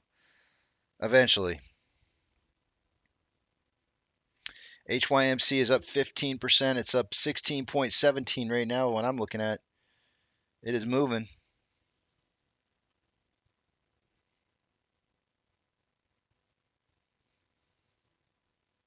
That's a good song, Yucca. It's a really good song.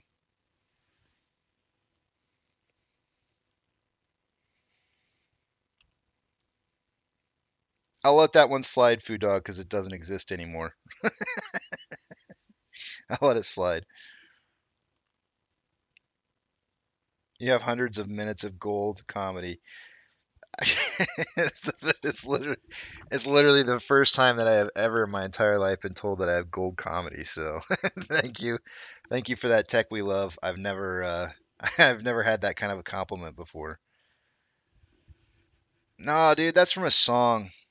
That's you quoted a song there. I'm not a perfect person. There's many things I wish I didn't do, but I continue learning. Never meant to do those things to you, and so I have to say before I go that I just want you to know. I know the reason.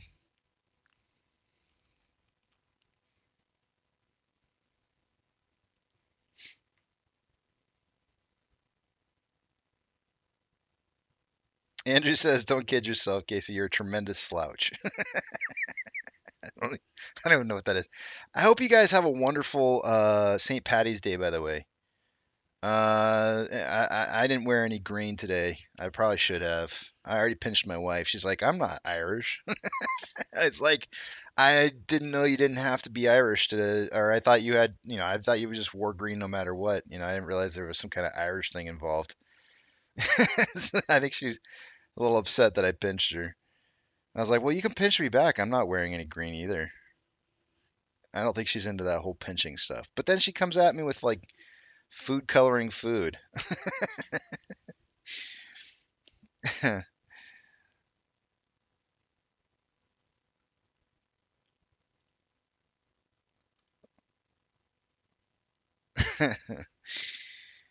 Hayden's pointing upwards. I'm a slut. Yeah, that's me. I'm gonna take you guys over the other screen. It's time to do the numbers.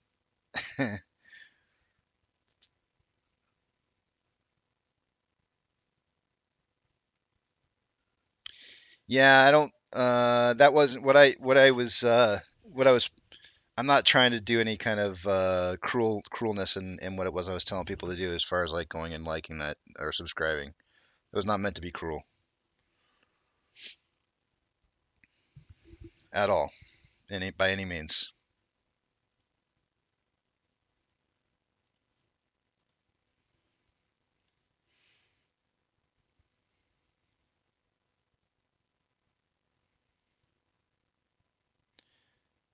I'm going over to the other screen here. I'm going to log into my broker real quick. I'm going to take you guys over the other screen. We'll run through these numbers here. Let's take a look at what we got going on. I'm not going to be able to see what it is you guys are writing, so hold those personal thoughts, comments, questions, or concerns until you see the big tramp back up on the screen again. Let's see what we got going on. Starting with me moving some screens around real quick. That one, this one, and this one.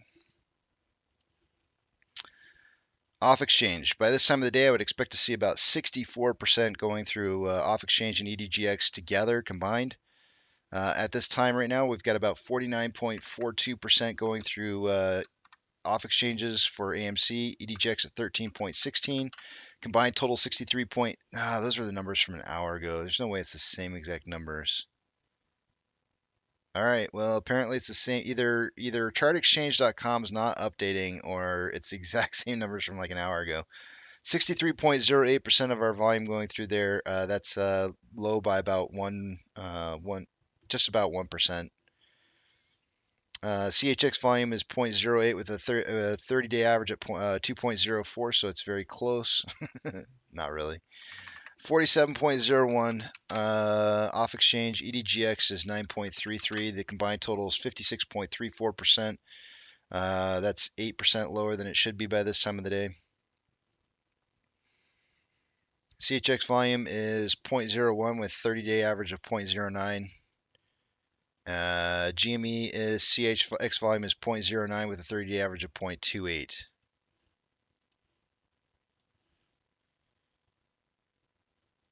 Taking a look at Ortex.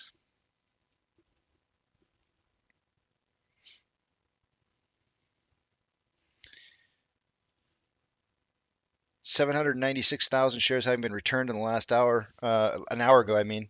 It's now 776. It's going to keep that estimated short share interest, the free float, right where it's about at 24.29. No real change there. Cost to borrow min is at 286.49, average 340.6, max is 353.8. Let's see, shares on loan day for the day over day is up by 3.78 million shares, putting us at 197.02 million shares on loan. Ortex is estimated about 1.24 million of that was in new short interest day over day. On Ape, an hour ago there was 73,000 shares having been returned. It's still the same, leaving that estimated short share interest, the free float, at 6.45. Cost to borrow min is 8.93, average 9.2, and max is at 10.18. Shares on loans at 27.71 million shares. That's 1.11 million shares less on loan today than there was yesterday. Looking at the options.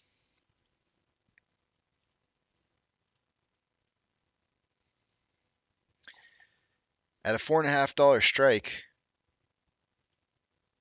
the calls were 6.8 thousand contracts an hour ago. It's now 8.1 in volume. And on puts, highest amount of volume is at a $4 strike with 19.4 thousand contracts an hour ago, now 22.1.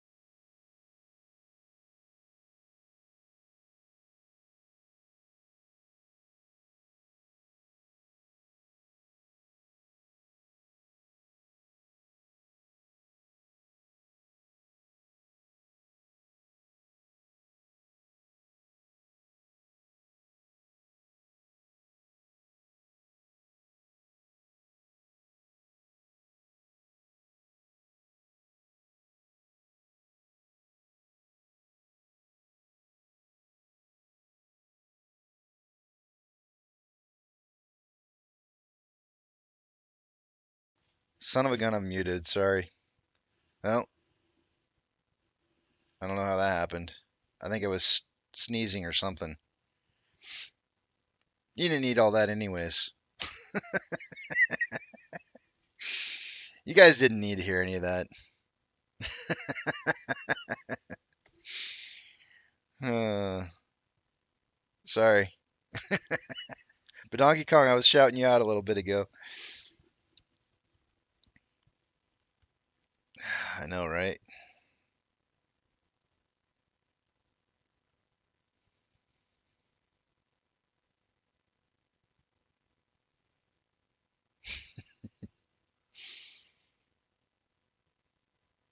Thanks, it's me. I appreciate that. I literally just sat here and was like, I was sitting here telling you guys about how how manipulated this market is. Like look at the V's on the price movement here. It's just like sheer like on off switches being turned on and off on when volume is going to control price, and it's just really kind of sickening to see like this kind of a chart right here just doesn't it doesn't look right to me at all. And then you come over here and I'm laughing at it. I'm sitting here going like, but then I look at apes and I go like, what the hell? I mean, that's not right either. I'm not even sure what's worse. The fact that they're throwing on-off switches on buying and selling on AMC, or allowing price to affect the lit market on AMC versus running it sideways on Ape, and just allowing it to not move. It says it's time for numbers. Casey's alive, thank God. What if I just was like, could you guys tell if I like actually if I had like a heart attack or something like that? I was sitting here and if I just went and then all of a sudden it got silent, like what would you think I passed out, or what would you think? Oh man. Oh, oh, we're moving, guys, we're moving. I wonder how long the stream could go on for before before somebody would be like, quick, somebody get a hold of his wife or something.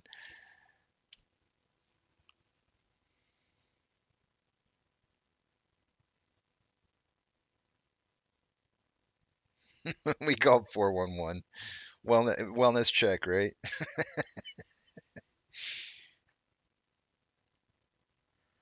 Christian said, I saw the mouse moving. I knew you weren't dead. I was just having a seizure.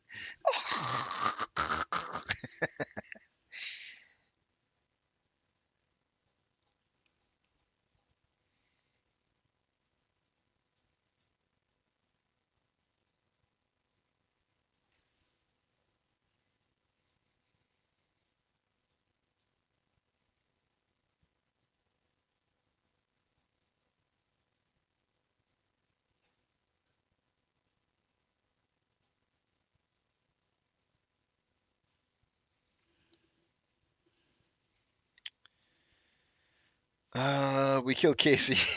It's like South Park. We killed Casey. Oh no, we killed Casey. 10Ds plus plus says I watched Astro sleep a couple years ago, so yeah. Hey, I used to do it too. I don't know who remembers that, but there were times where I had some sleeping sessions. Quick, what's this 2FA? I already fixed it, Nana. I done fixed it.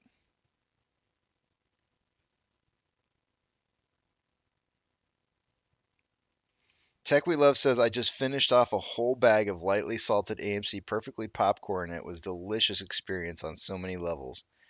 It's a good buttery. I mean, as long as you don't eat any other kind of popcorn beforehand, it's pretty good stuff.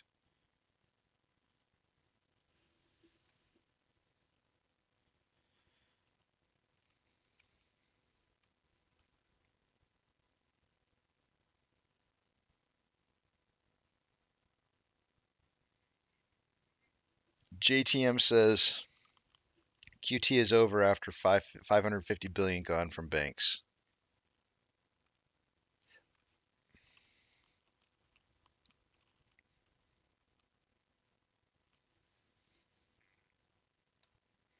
Looks like you guys are going with American Pie for Monday. It was either American Pie or Ted.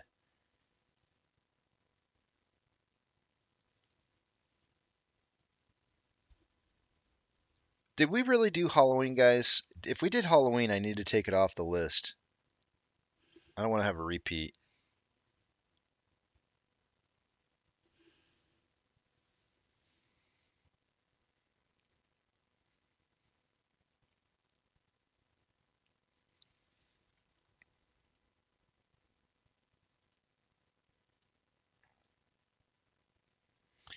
Did anybody was the final knife was the final answer? You know what? That actually kind of rings a bell. That actually kind of rings a bell. Dang it. All right, I'll make sure I take it off my list. I'll make sure and take it off my list.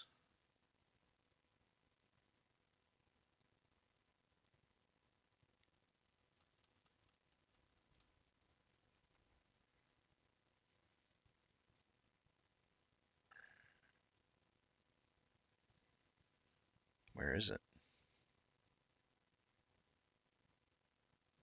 There it is.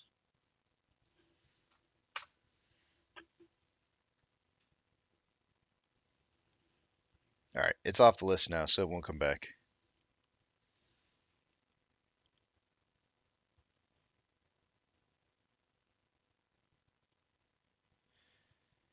Yeah, well, I mean, with COVID, well, I mean, it was more than just COVID, though. Yeah, I mean, you're not wrong, Tech We Love. You're not wrong.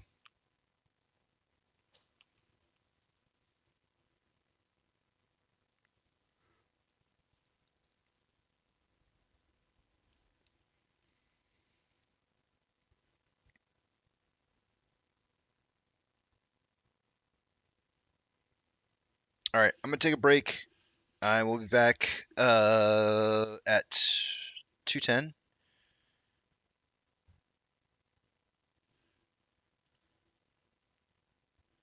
Let's see here.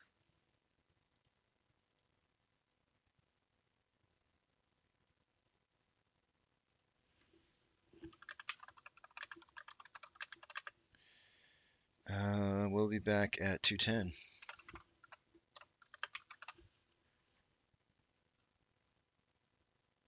There we go. Cool. I'll see you guys back here in a little bit.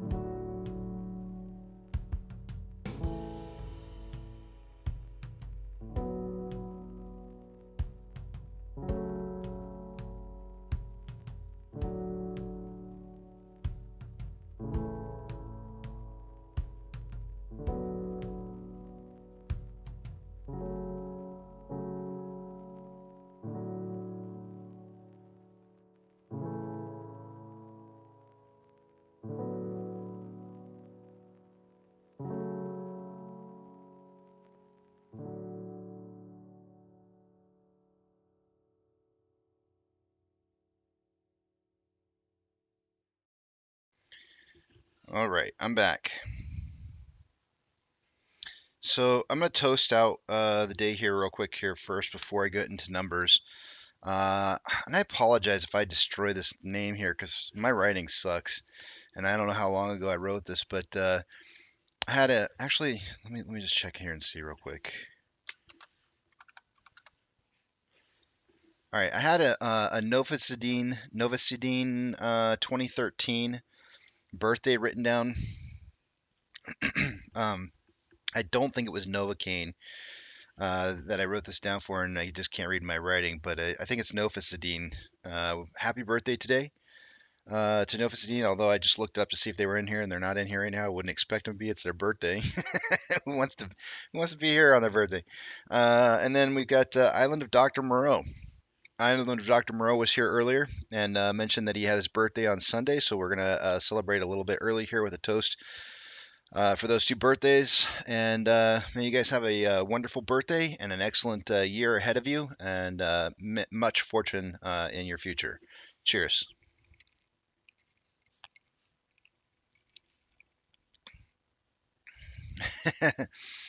Pam says cheers. I don't know if she's leaving or not, but Andrew's all like, later, Pam.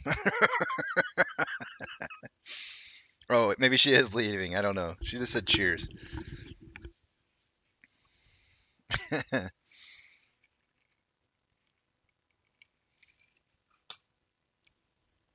All right. 2 sips. I'm good. Let's take a look at these numbers.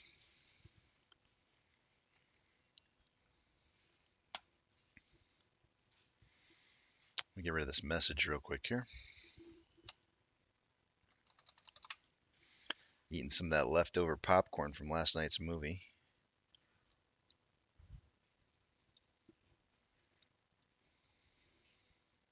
Joe said cheers to the people getting arrested tonight. I sure can, Yucca. Hold on a second.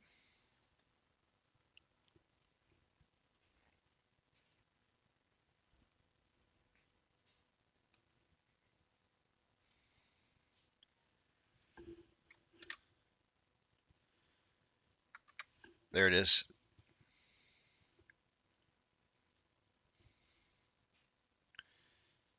And let's see here.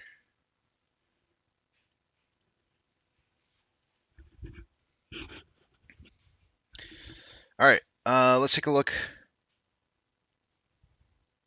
at what we got going on with the numbers for the day. I'm not going to be able to see what it is you guys are writing, so hold those personal thoughts, comments, questions, or concerns until after you see the big tramp back up on the page again.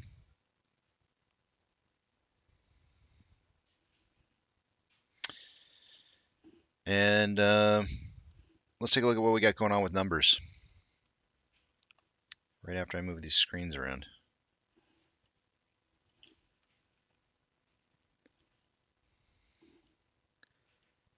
I think, maybe.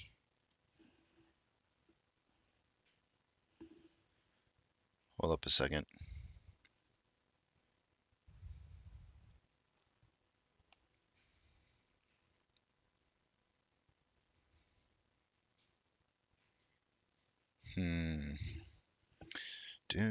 Let's see.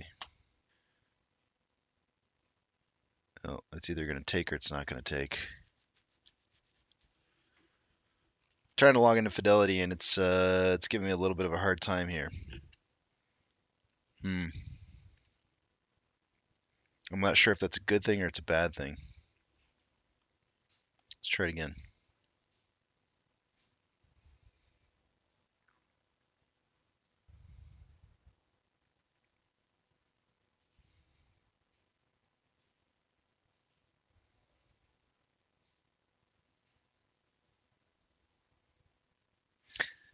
We'll come back to this. It doesn't seem to be popping up right now.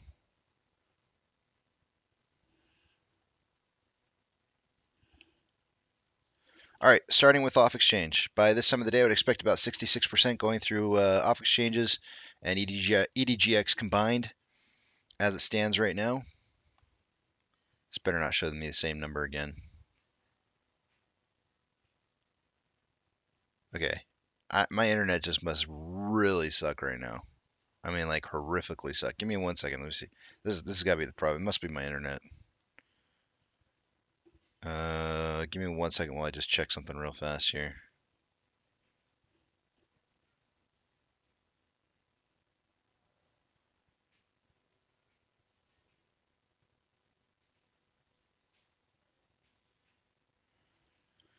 All right, let me try refreshing one more time. It's looking like it's giving me the same exact numbers on off exchange it was 47.03 for like 3 straight hours now. But okay, that's what it's reporting right now. Chart Exchange is saying 47.03%. EDGX is 12.31. 59.34% what it's showing up as. It's pretty low volume in there. Oh, I see where it all went to. I do see where it went. So it dropped from like 63.08% an hour ago to 59.34%, which is about 6.7% lower than it should be by this time of the day. And guess where it all went to? 6.12% is how much CHX volume is at right now. We have 1 million shares going through that exchange. That is a massive, massive bump up on that one. That's some big movement. Probably see some dark pool reports getting printed by the dark pool queen. Is probably going to listen. What is it, Stephanie Kammerman? Let's take a look at Ape. We got 47.72% going through off exchange. EDGX is 9.38. Combined total on that's 57.1%. So we're looking at like 9% lower than it should be by this time of the day. CHX volume is only 0.01 with a 30-day average of 0.09, so that's very low. On GME, CHX volume is 0.11 with a 30-day average of 0.28. Taking a look at Ortex. As of an hour ago on Ortex, it was showing 776,000 shares having been returned for AMC. Let's see what it is now.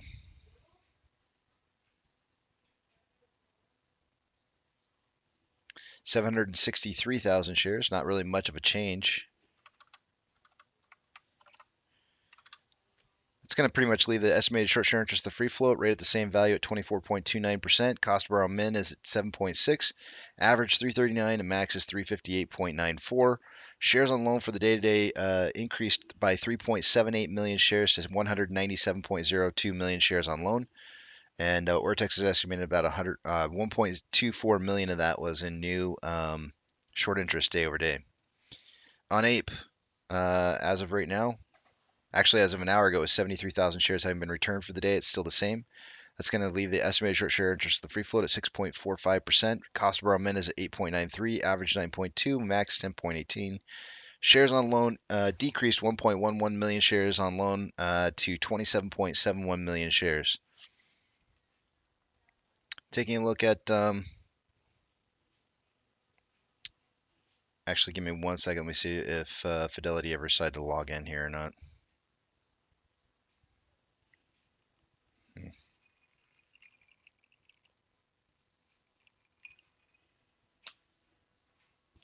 It's like ultra slow right now. I'm going to try and update the options chain here. I don't know if I'm going to have any luck or not. Let's try it.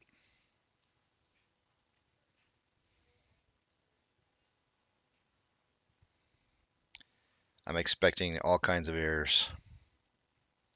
No, it worked. All right, move on to options.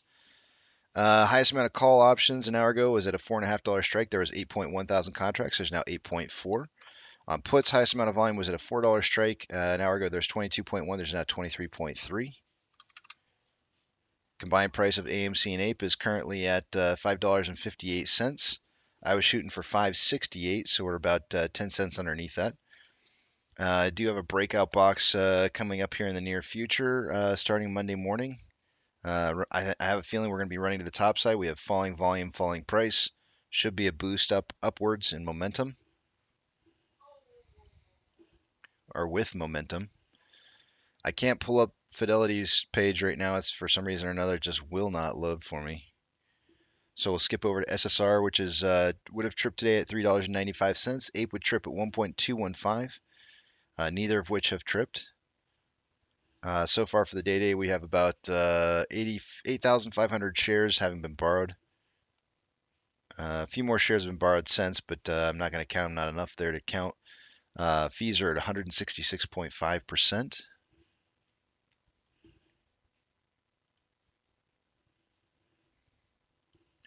NASDAQ is down 0.73, Dow Jones is down 1.25, and S&P 500 is down 1.06. We have 4,958 decliners to 1,452 advancers. It's about where it was an hour ago. Not a whole lot of change there. And then we've got Ethereum Classic up 4.25% for the day today. DXY, or the US dollar, is currently down 0.67. Oil is down 3.94. Mortgage-backed securities are down, or up rather, 1.1% to 1.06%. SPY down 1.08. VIX up 11.57 at 25.65. Getting a ton of volatility and consolidation at the current level. VBR is down 2.52. VB is down 2.24. Tesla down 2.19. Amazon down 1.17. Cinemark down 1.78. Doge is down up rather 3.12. Bitcoin is up 7.3 to 26.8 a coin. GME is down 3.34. HYMC is up 15.94%. HUD is down 1.34. Credit Suisse is down 7.41. Ape is down 0.37 and AMC is down 3.64. Inflow versus outflow for the day today on AMC is approximately $2.5 million more inflow than outflow for the day today. 19.1 million shares traded so far after 353 minutes worth of trading. Putting us on a pace for 21.1 million shares traded by the end of the day today. That is right within that 10 to 30 million share traded volume day that I was expecting. On a 4-hour time interval, there's more selling pressure than buying pressure with an RSI of 29.82, signaling oversold. On a 1-hour time interval, more selling pressure than buying pressure with an RSI of 41.53, which is below average. On a 30-minute interval, more selling pressure than buying pressure with an RSI of 42.27, which is below average. And on a 5-minute interval, more buying pressure than selling pressure with an RSI of 46.12, which is slightly below average. On Ape, there's approximately $4,000 or $400,000 more inflow than outflow. Volume is 12.16 million shares traded so far for the day after 354 minutes worth of trading. Putting our pace on 13.39 million shares traded by the end of the day. I suggested somewhere between 5 and 25. Looks like we're going to hit.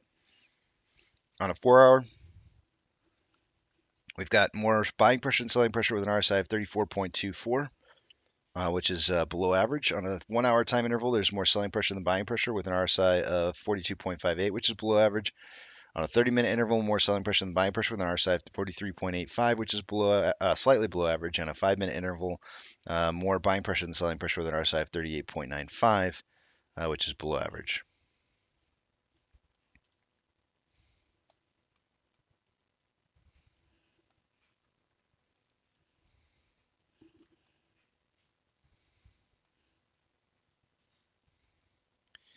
And never did get Fidelity to be able to put up a page here that I could actually get information from.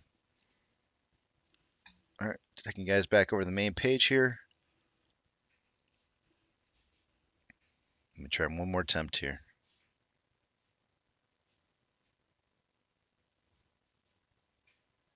It's not going to work.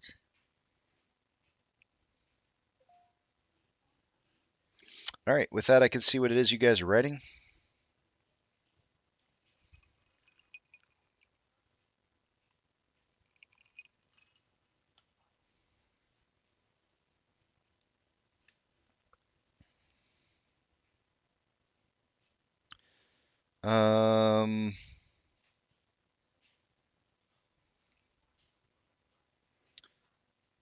Let's see.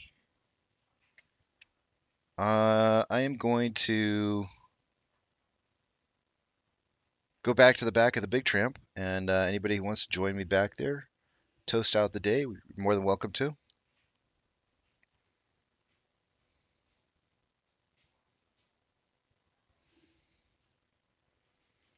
Give me 1 second.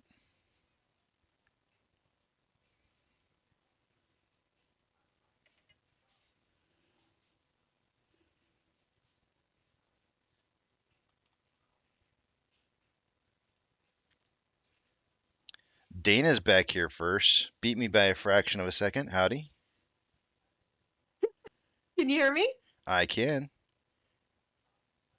Did you come back to the back of the Well, big I tramp to just toast or to just hang out?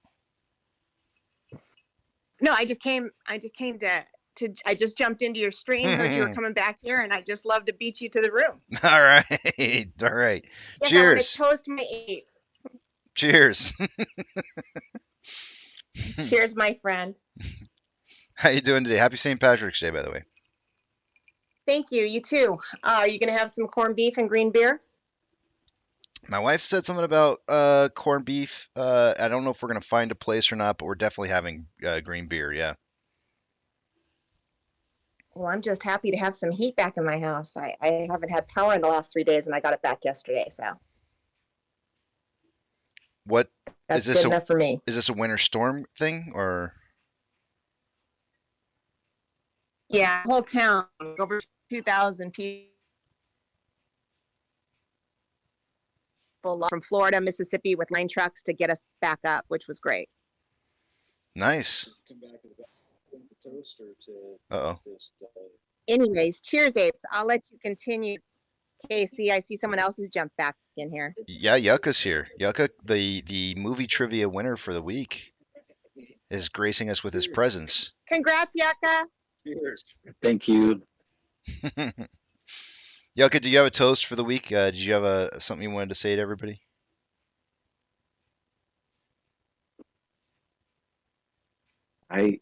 Let me gather my thoughts here. You should be a movie quote, because you did win I have a win the lot to movie. say. And you have a lot to say. Go for it, man. Go for it. I mean, not really. A lot of nonsense, but you know what? That link. I was watching his videos. He's a real, like you said, that Resident Evil AMC kid. Yeah. He's he's not fake. Yeah. I like him. Yeah, I know. He's cool. So I love it. I love his excitement. I love his passion. I hope he doesn't lose it. I've seen a lot of people come and go, and I've seen people lose their passion along the way. I hope he doesn't lose his passion.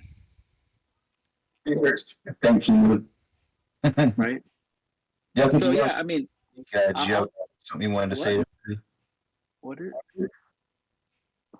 Hello, Casey. Yeah. Let me gather my thoughts here. I don't know if somebody jumped in. Notice that they did win. Somebody's You have a lot to say. somebody's Go for it. feedbacking. Yeah. Tom, I think you're feedbacking. You know what? That link. Hold on a second. I'm gonna mute Tom. He's a real, like you said, that Resident Evil. All right, I muted Tom. Tom, when you finally get to it, you can't play the video in the background where everybody hears it. So I'm not sure how I'm gonna know when you've stopped. Well, I guess you're not playing anymore. It looks like I can unmute you now. All right. Oh, no, it's still not ready. Make sure you mute your, or you're gonna have to actually just listen to the Discord and not necessarily the live stream. Unfortunately, like turn down your phone or your computer or whatever volume you have there. You have to probably turn that down for the video on YouTube. You good, Tom? Yeah, I think so. Is that better? Way better. Way better. Yeah. Okay, good deal. How's yeah, it I going? wanted to toast, Casey. Go for it. So I had to mute the live stream. What you got, Yucca? Just wanted to toast to everybody. Just being yourself. 'Cause, that kid, he reminded me of just, just be yourself. You don't need to pretend to be something else. Yeah. So Just be who you are. that's it. That's my toast. That's who we Yeah. are, right? We're all people equal here. It doesn't matter your background, doesn't matter where you come from, it doesn't matter if you're a janitor, it doesn't matter if you're a space astronaut. It really doesn't matter. It doesn't matter what you do. We're all equal here, and just be you. Don't be fake. Period. Cheers. Cheers. Cheers. Here. Hey, Casey, I forgot. I do want to say a cheers to you because I'm grateful for you putting in Monday through Friday, keeping positive in a crazy world where people have kind of changed their tune. It's just nice to have you as a constant. Oh, thank you. I appreciate that. I really do. Thank you. Cheers. It's hard. Cheers. It's hard to take compliments. I don't take compliments very well, but thank you. I appreciate it. Well, it's true. I mean, I'm not the only one that feels that way. So,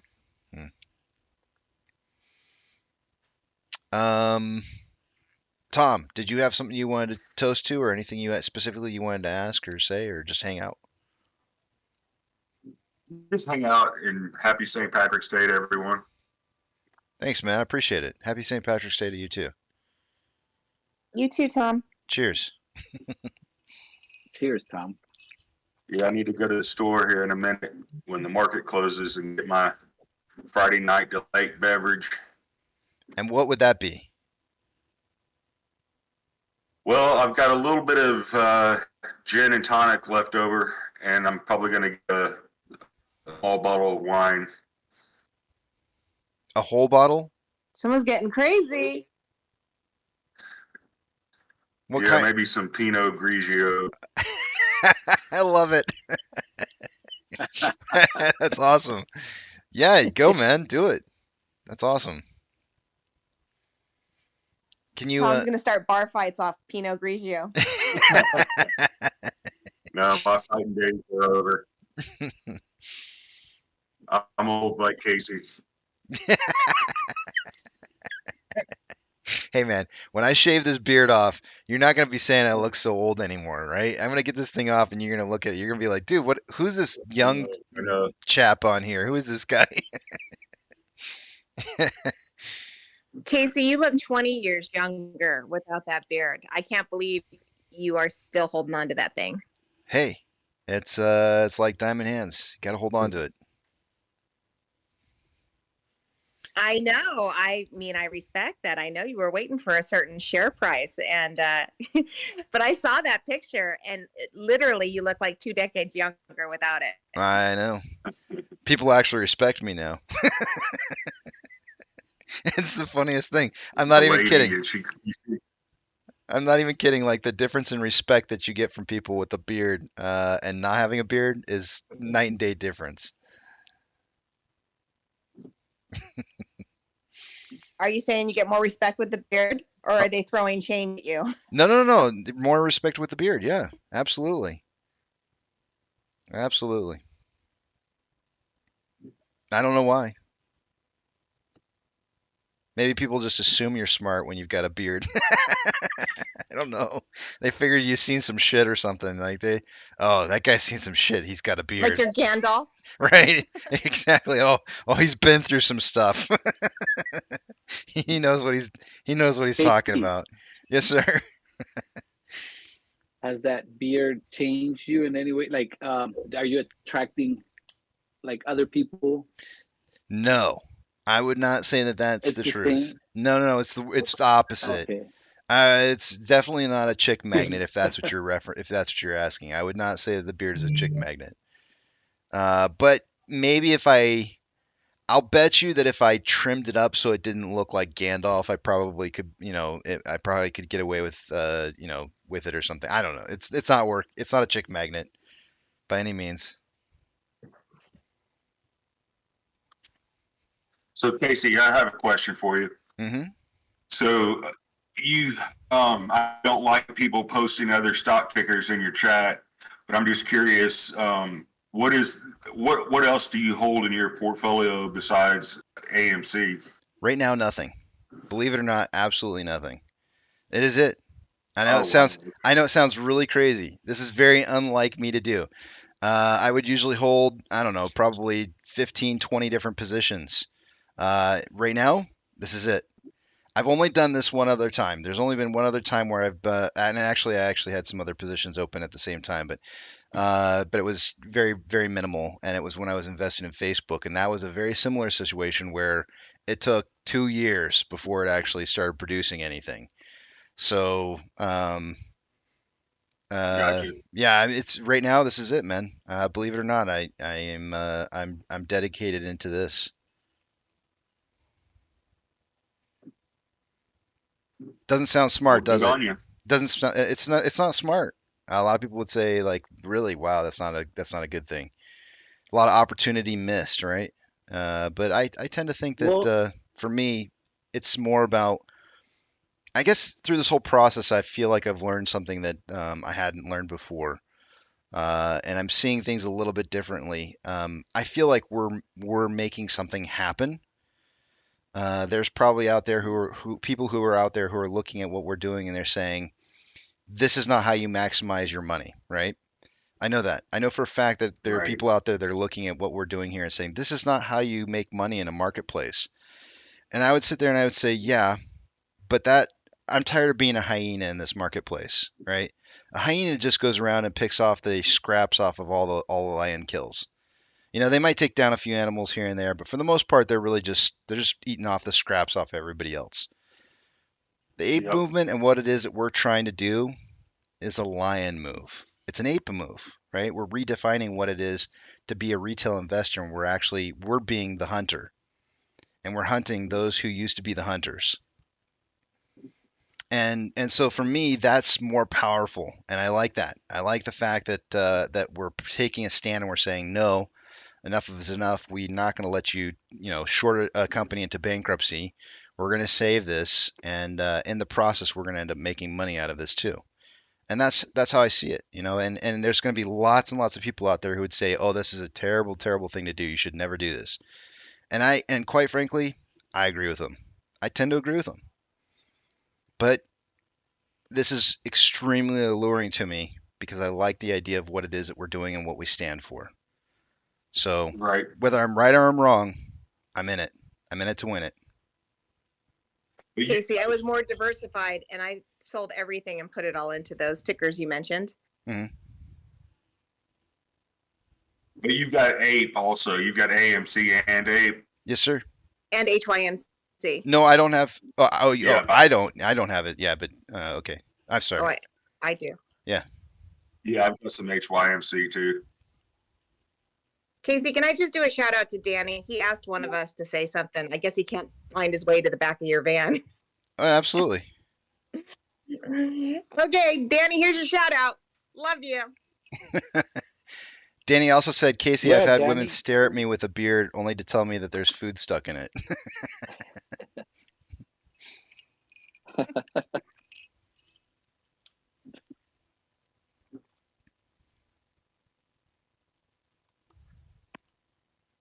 I don't know if it's good or bad, but I have a whole bag perfectly popped extra butter. Oh, I missed it. I can barely hear what you're saying. Yeah. Oops, I know why. Let me fix that. Missed it. I can barely All hear right, what you're Tech, how's it going, man? Oh, it's going really good. Did you have a toast, Tech? Yeah, I'm toasting to the upcoming spring to lift everybody's spirits. I'm kind of sick of snow at the moment. Dana knows what you're talking about. Cheers. Cheers. Well, in Minnesota, we're walking to maybe get like 8th place for snowiest winter in 100 years. All right. Wait. Hold on a second. You said Minnesota, so now I got to ask you, what is like the 5 basic words that you must know to be a Minnesotan? Don't you know? Like, what are the 5 main words you have to know? And say them with the accent. You got to say them with the accent. I don't know. I'm a transplant since but I've been here since I was 10, and I would say that none of the words that you're talking about like usually are like the stereotype for Minnesota. The stereotype for Minnesota is the Minnesota goodbye, where we take forever to leave someone's house. How does that, like, walk me through that? How does that work exactly? Like, you just keep talking, or? Well, we just keep talking. Like, there's always another subject coming up, and there's always like another thing to like be like grateful for. And it's the Minnesota nice. It's the my friend is I don't know how to tell my friend I really really really gotta go. Do you guys say you betcha? Not in my area, no. But basically what I'm saying is like I know people who they they don't know how to get out of a conversation if you start talking to them in a parking lot or something. So That's funny. so We you call know that the Guamanian goodbye. what do you call it? My father, his whole family, they're from Guam. They call that the Guamanian goodbye because it takes hours to walk people out to their cars and then more conversations to leave. It's the same thing. Your dad's from Guam? Yeah.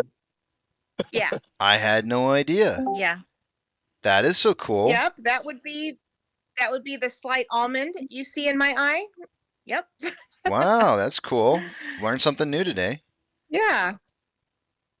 And I got to visit. I loved it. It's a little hot. But there's a lot of dogs running around the island and unchained water buffalo that just kind of hang out in the road. Kind of interesting. Wait. Are you saying that water buffalo should be chained?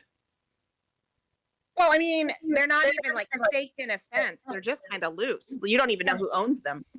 Oh, okay. There's free reign. Free range. Yeah. Yeah. Yeah, no, I'm not saying they should be chained. You were talking more about the dogs. I got you. That's right. That's right. I got it. All right. Roser guy, how's it going, man? Hello, everybody. How's everybody doing? Good. Hey, did you come back here to Yeah. toast or just to hang out? I'd love to toast to everybody. Hopefully, we all get to where we want to get sooner rather than later. And cheers to holding this thing all the way through. Cheers. Amen. Looking forward to Sunday, Casey. Mm. Sorry to put you on the spot like that. No, 7 o'clock, right? My time? Yeah, that's good with you. Yeah, for sure. Yep. All right. 7 p.m. So Eastern Standard Time. What other states do we have online? We've got Minnesota, Casey, you're Texas, I'm Alabama. California. New Hampshire. I'm from the state of Canada.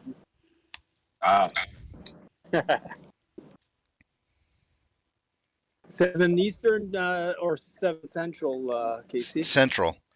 So we'll meet back right Okay. here at 7 p.m. Central, only on the Discord, and we'll talk about the Ichimoku cloud. Ichimoto. Awesome. I'm starting to get it. All right. That's awesome. Well, thanks for Casey. I'm finishing up my day. Everybody, I'll be listening. I'm driving. I just took a little stop to say hello. Hello. Sounds good. Oh. I can't Catch you later. but I'm driving, but I just ate a bag of pop. The fun thing that we can do is since I've got a paid subscription to oh gosh, why can't I think of what it's called? TradingView. Since I have a paid subscription to TradingView, what we can do is I'll share my screen with you guys. We can pick a random ticker, or we can pick something that you guys know, and I can move it back in time and have it play out, and then we can look for like buy and sell points that are triggered by the Ichimoku cloud, and just kind of like look at like what does it look like to make a trade using it, and whether or not it's successful or not. And I would always suggest this, guys. Like anytime you ever run into a new trading indicator, don't just switch over to it and put your hard-earned money right into it right away and learn the hard way. There's ways to paper trade in the market. Most brokers offer you the ability to be able to paper trade, and it's where you just run like a simulated fake cash kind of thing.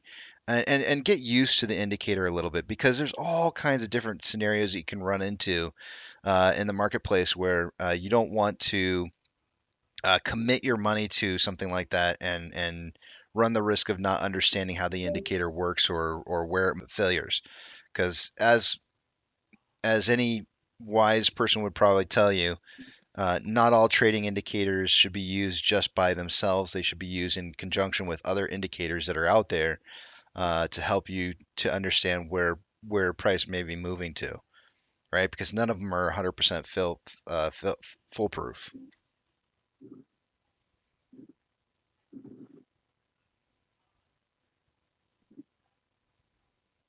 You said you're gonna go over that on Sunday, or what time? Or Yeah, Sunday at 7 p.m. Central Standard Time, right here in this Discord. okay, so it'll be like a live stream in the Discord. No live stream. It'll just be personal, one-on-one. Or, well, not really one-on-one, but I mean, like the group of us, whoever shows up. Oh, like okay. You gonna give us your address? You want us to come over? Yeah, come on over, man. Come on over. We'll make carnitas, and for any of you guys that didn't get to party, we'll do some we'll do some green beer on Sunday too.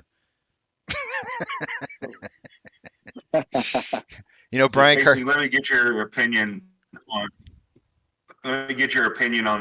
something I've been doing recently. You know, I've got a lot of shares of AMC, and so I've been selling covered calls at usually like around 20% higher strike than whatever the current trading price is on a weekly expiration, and then using the proceeds to buy more shares with. And so I know that could be a little risky or when we ever go on the big run. But you know, I feel like it's a good way to get some additional dry powder to keep buying more shares with. What do you think? I'm going to refrain from commenting, and the reason for it is that it would be borderline financial advice for me to tell you what to do with your money and how you're going to invest it, and that's not something that's appropriate for me to do. What I can say is it's your money, it's your choice. But I want you to understand there's always somebody who's taking the other side of the bet, right? Just realize that. Right. Realize there's always somebody who's taking the other side of that bet, and you don't know who it is really necessarily, but somebody is taking it. And if you're making money and you're doing a good job at it, I'll say this: if you're winning and you find you have a winning strategy and it's working out for you, great. That's awesome. I want to see all of us win. It doesn't matter what stock it is that you're trading or what trading strategy it is. I want to see us win. So if it's working for you, great. You've already identified the idea that it could potentially be risky for you in the future, and I don't want you to ignore that, because the identifying the fact that there's risk for you in the future, a downside to that, is very real. It's extremely real. So as long as you know what that risk is, right, it's your choice. It's your money. It's your hard-earned money, man. So, but you understand why I'm saying what I'm saying, though, about not being able to give financial advice. I'm not just trying to be a dick or anything. Yeah, I'm with you. All right, cool. No, I got you. Fair. That's fair. Okay. There's lots of ways to make money in this market. Lots and lots of ways to make money. But I unfortunately can't advise you. It wouldn't be prudent for me. It would not be prudent at this juncture. So yeah. Hey Casey, I was just when you said about the trading view, I mean, I was wondering, are we going to see that in a Discord live stream as you use it? No, I mean it'll be in the Discord live stream. Yeah, you'll be able to see it, and we can all kind of focus on it, and I can stop it if you have questions. Well, yeah. Yeah, that's what I was referring to. Okay. Yep, absolutely.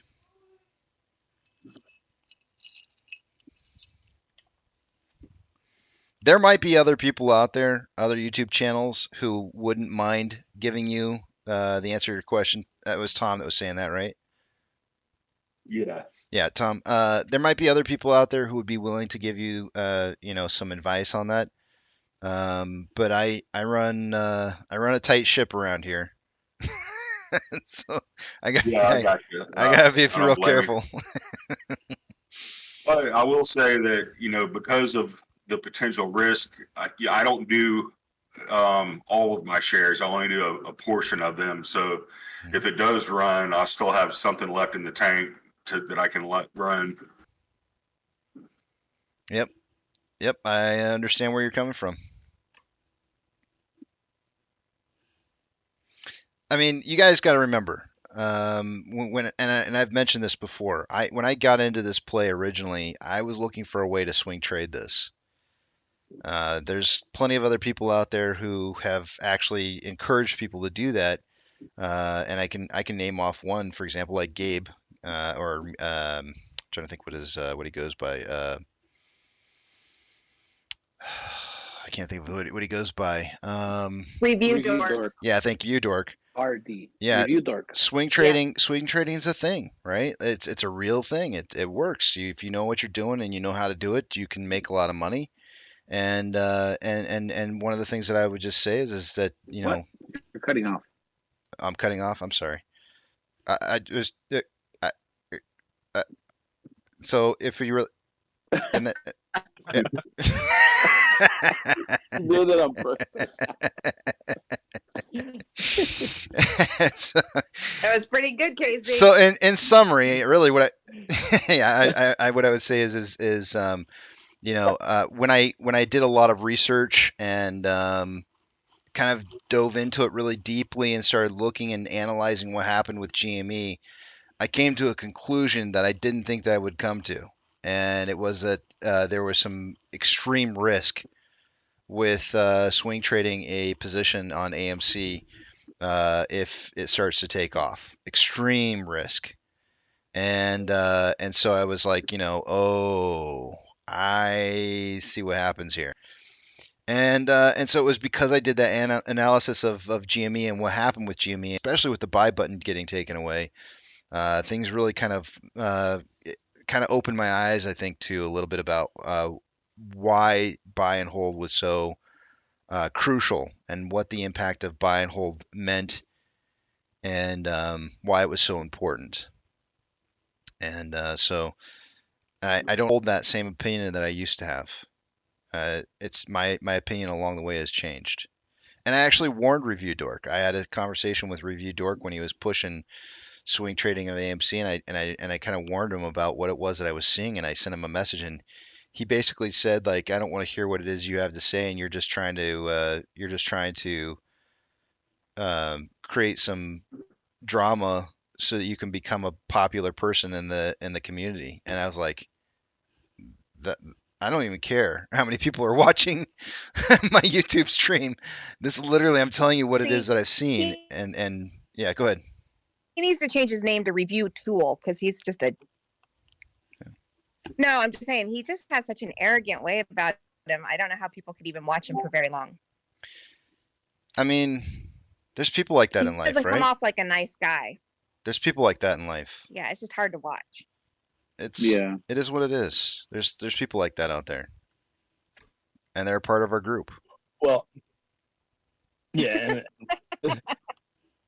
and with the power they have to push price down like 60% in a few days, until this thing squeezes, that strategy is stupid. I'm not going to comment on it, but I mean, it is what it is. It's going to happen. Casey, what do you think is going to happen to the price once we have the reverse split? You think it's going to go up by tenfold since it's 10-1? Not until Adam Aaron starts convincing long institutions that they need to start buying back in. That's going to continue to get shorted.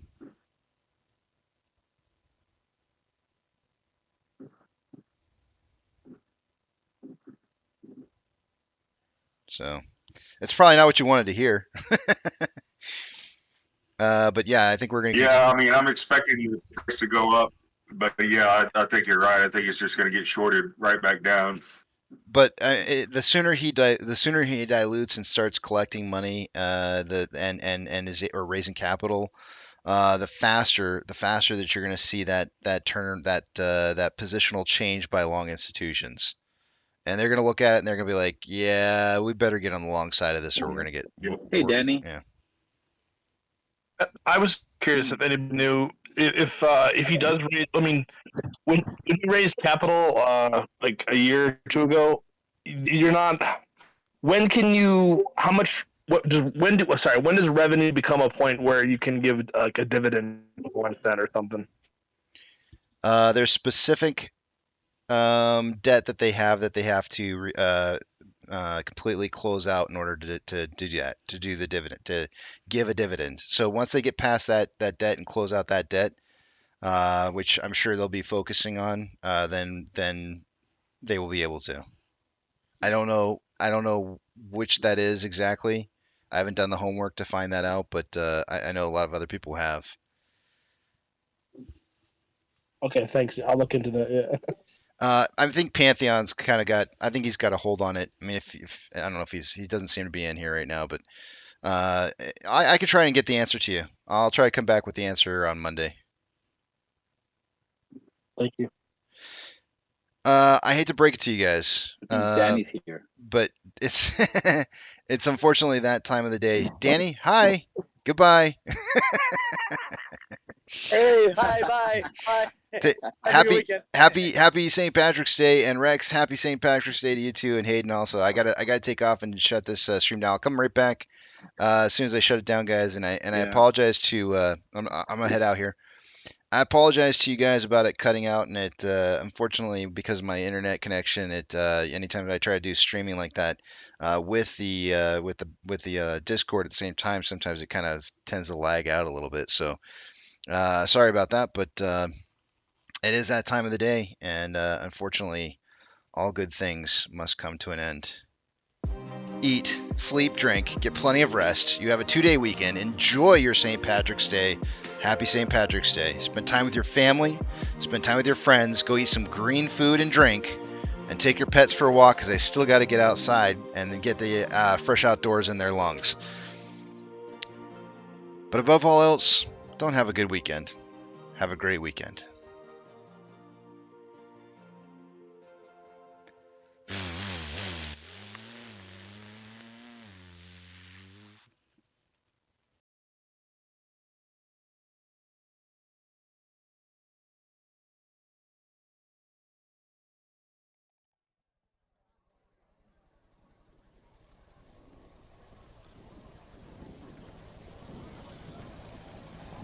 T-minus 90 seconds and counting. All systems are go. We're about 90 seconds from the launch of Space Shuttle Discovery.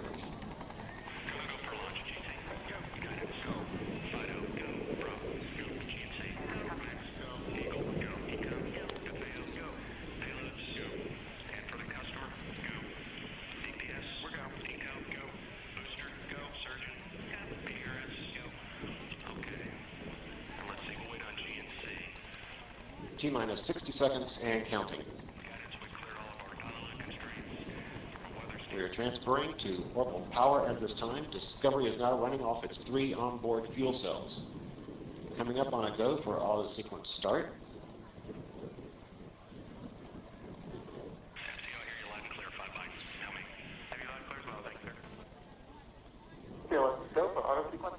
And we have a go for auto sequence start. Discovery's onboard computers have primary control of all the vehicle's critical functions. T-minus 17 seconds and counting. 15, 12, 11, 10, 9, 8, 7, 6, start, 2, 1, booster ignition, and liftoff of the Space Shuttle Discovery, returning to the space station, paving the way for future missions beyond.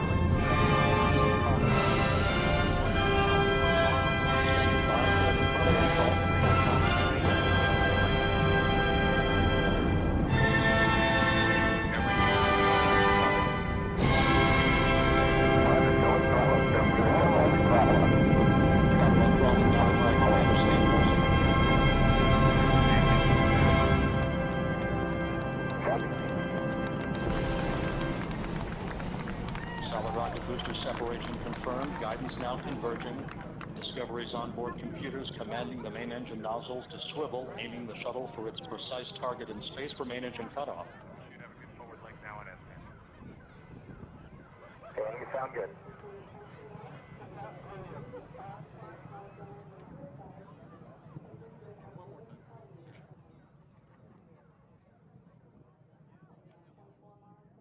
Return. Copy, negative return. When you walk through a storm, hold your head up high and don't be afraid of the dark. At the end of the storm, there's a golden sky and the sweet silver song of a lark. Walk on through the wind, walk on through the rain, though your dreams be tossed and blown. Walk on, with hope in your heart, and you'll never walk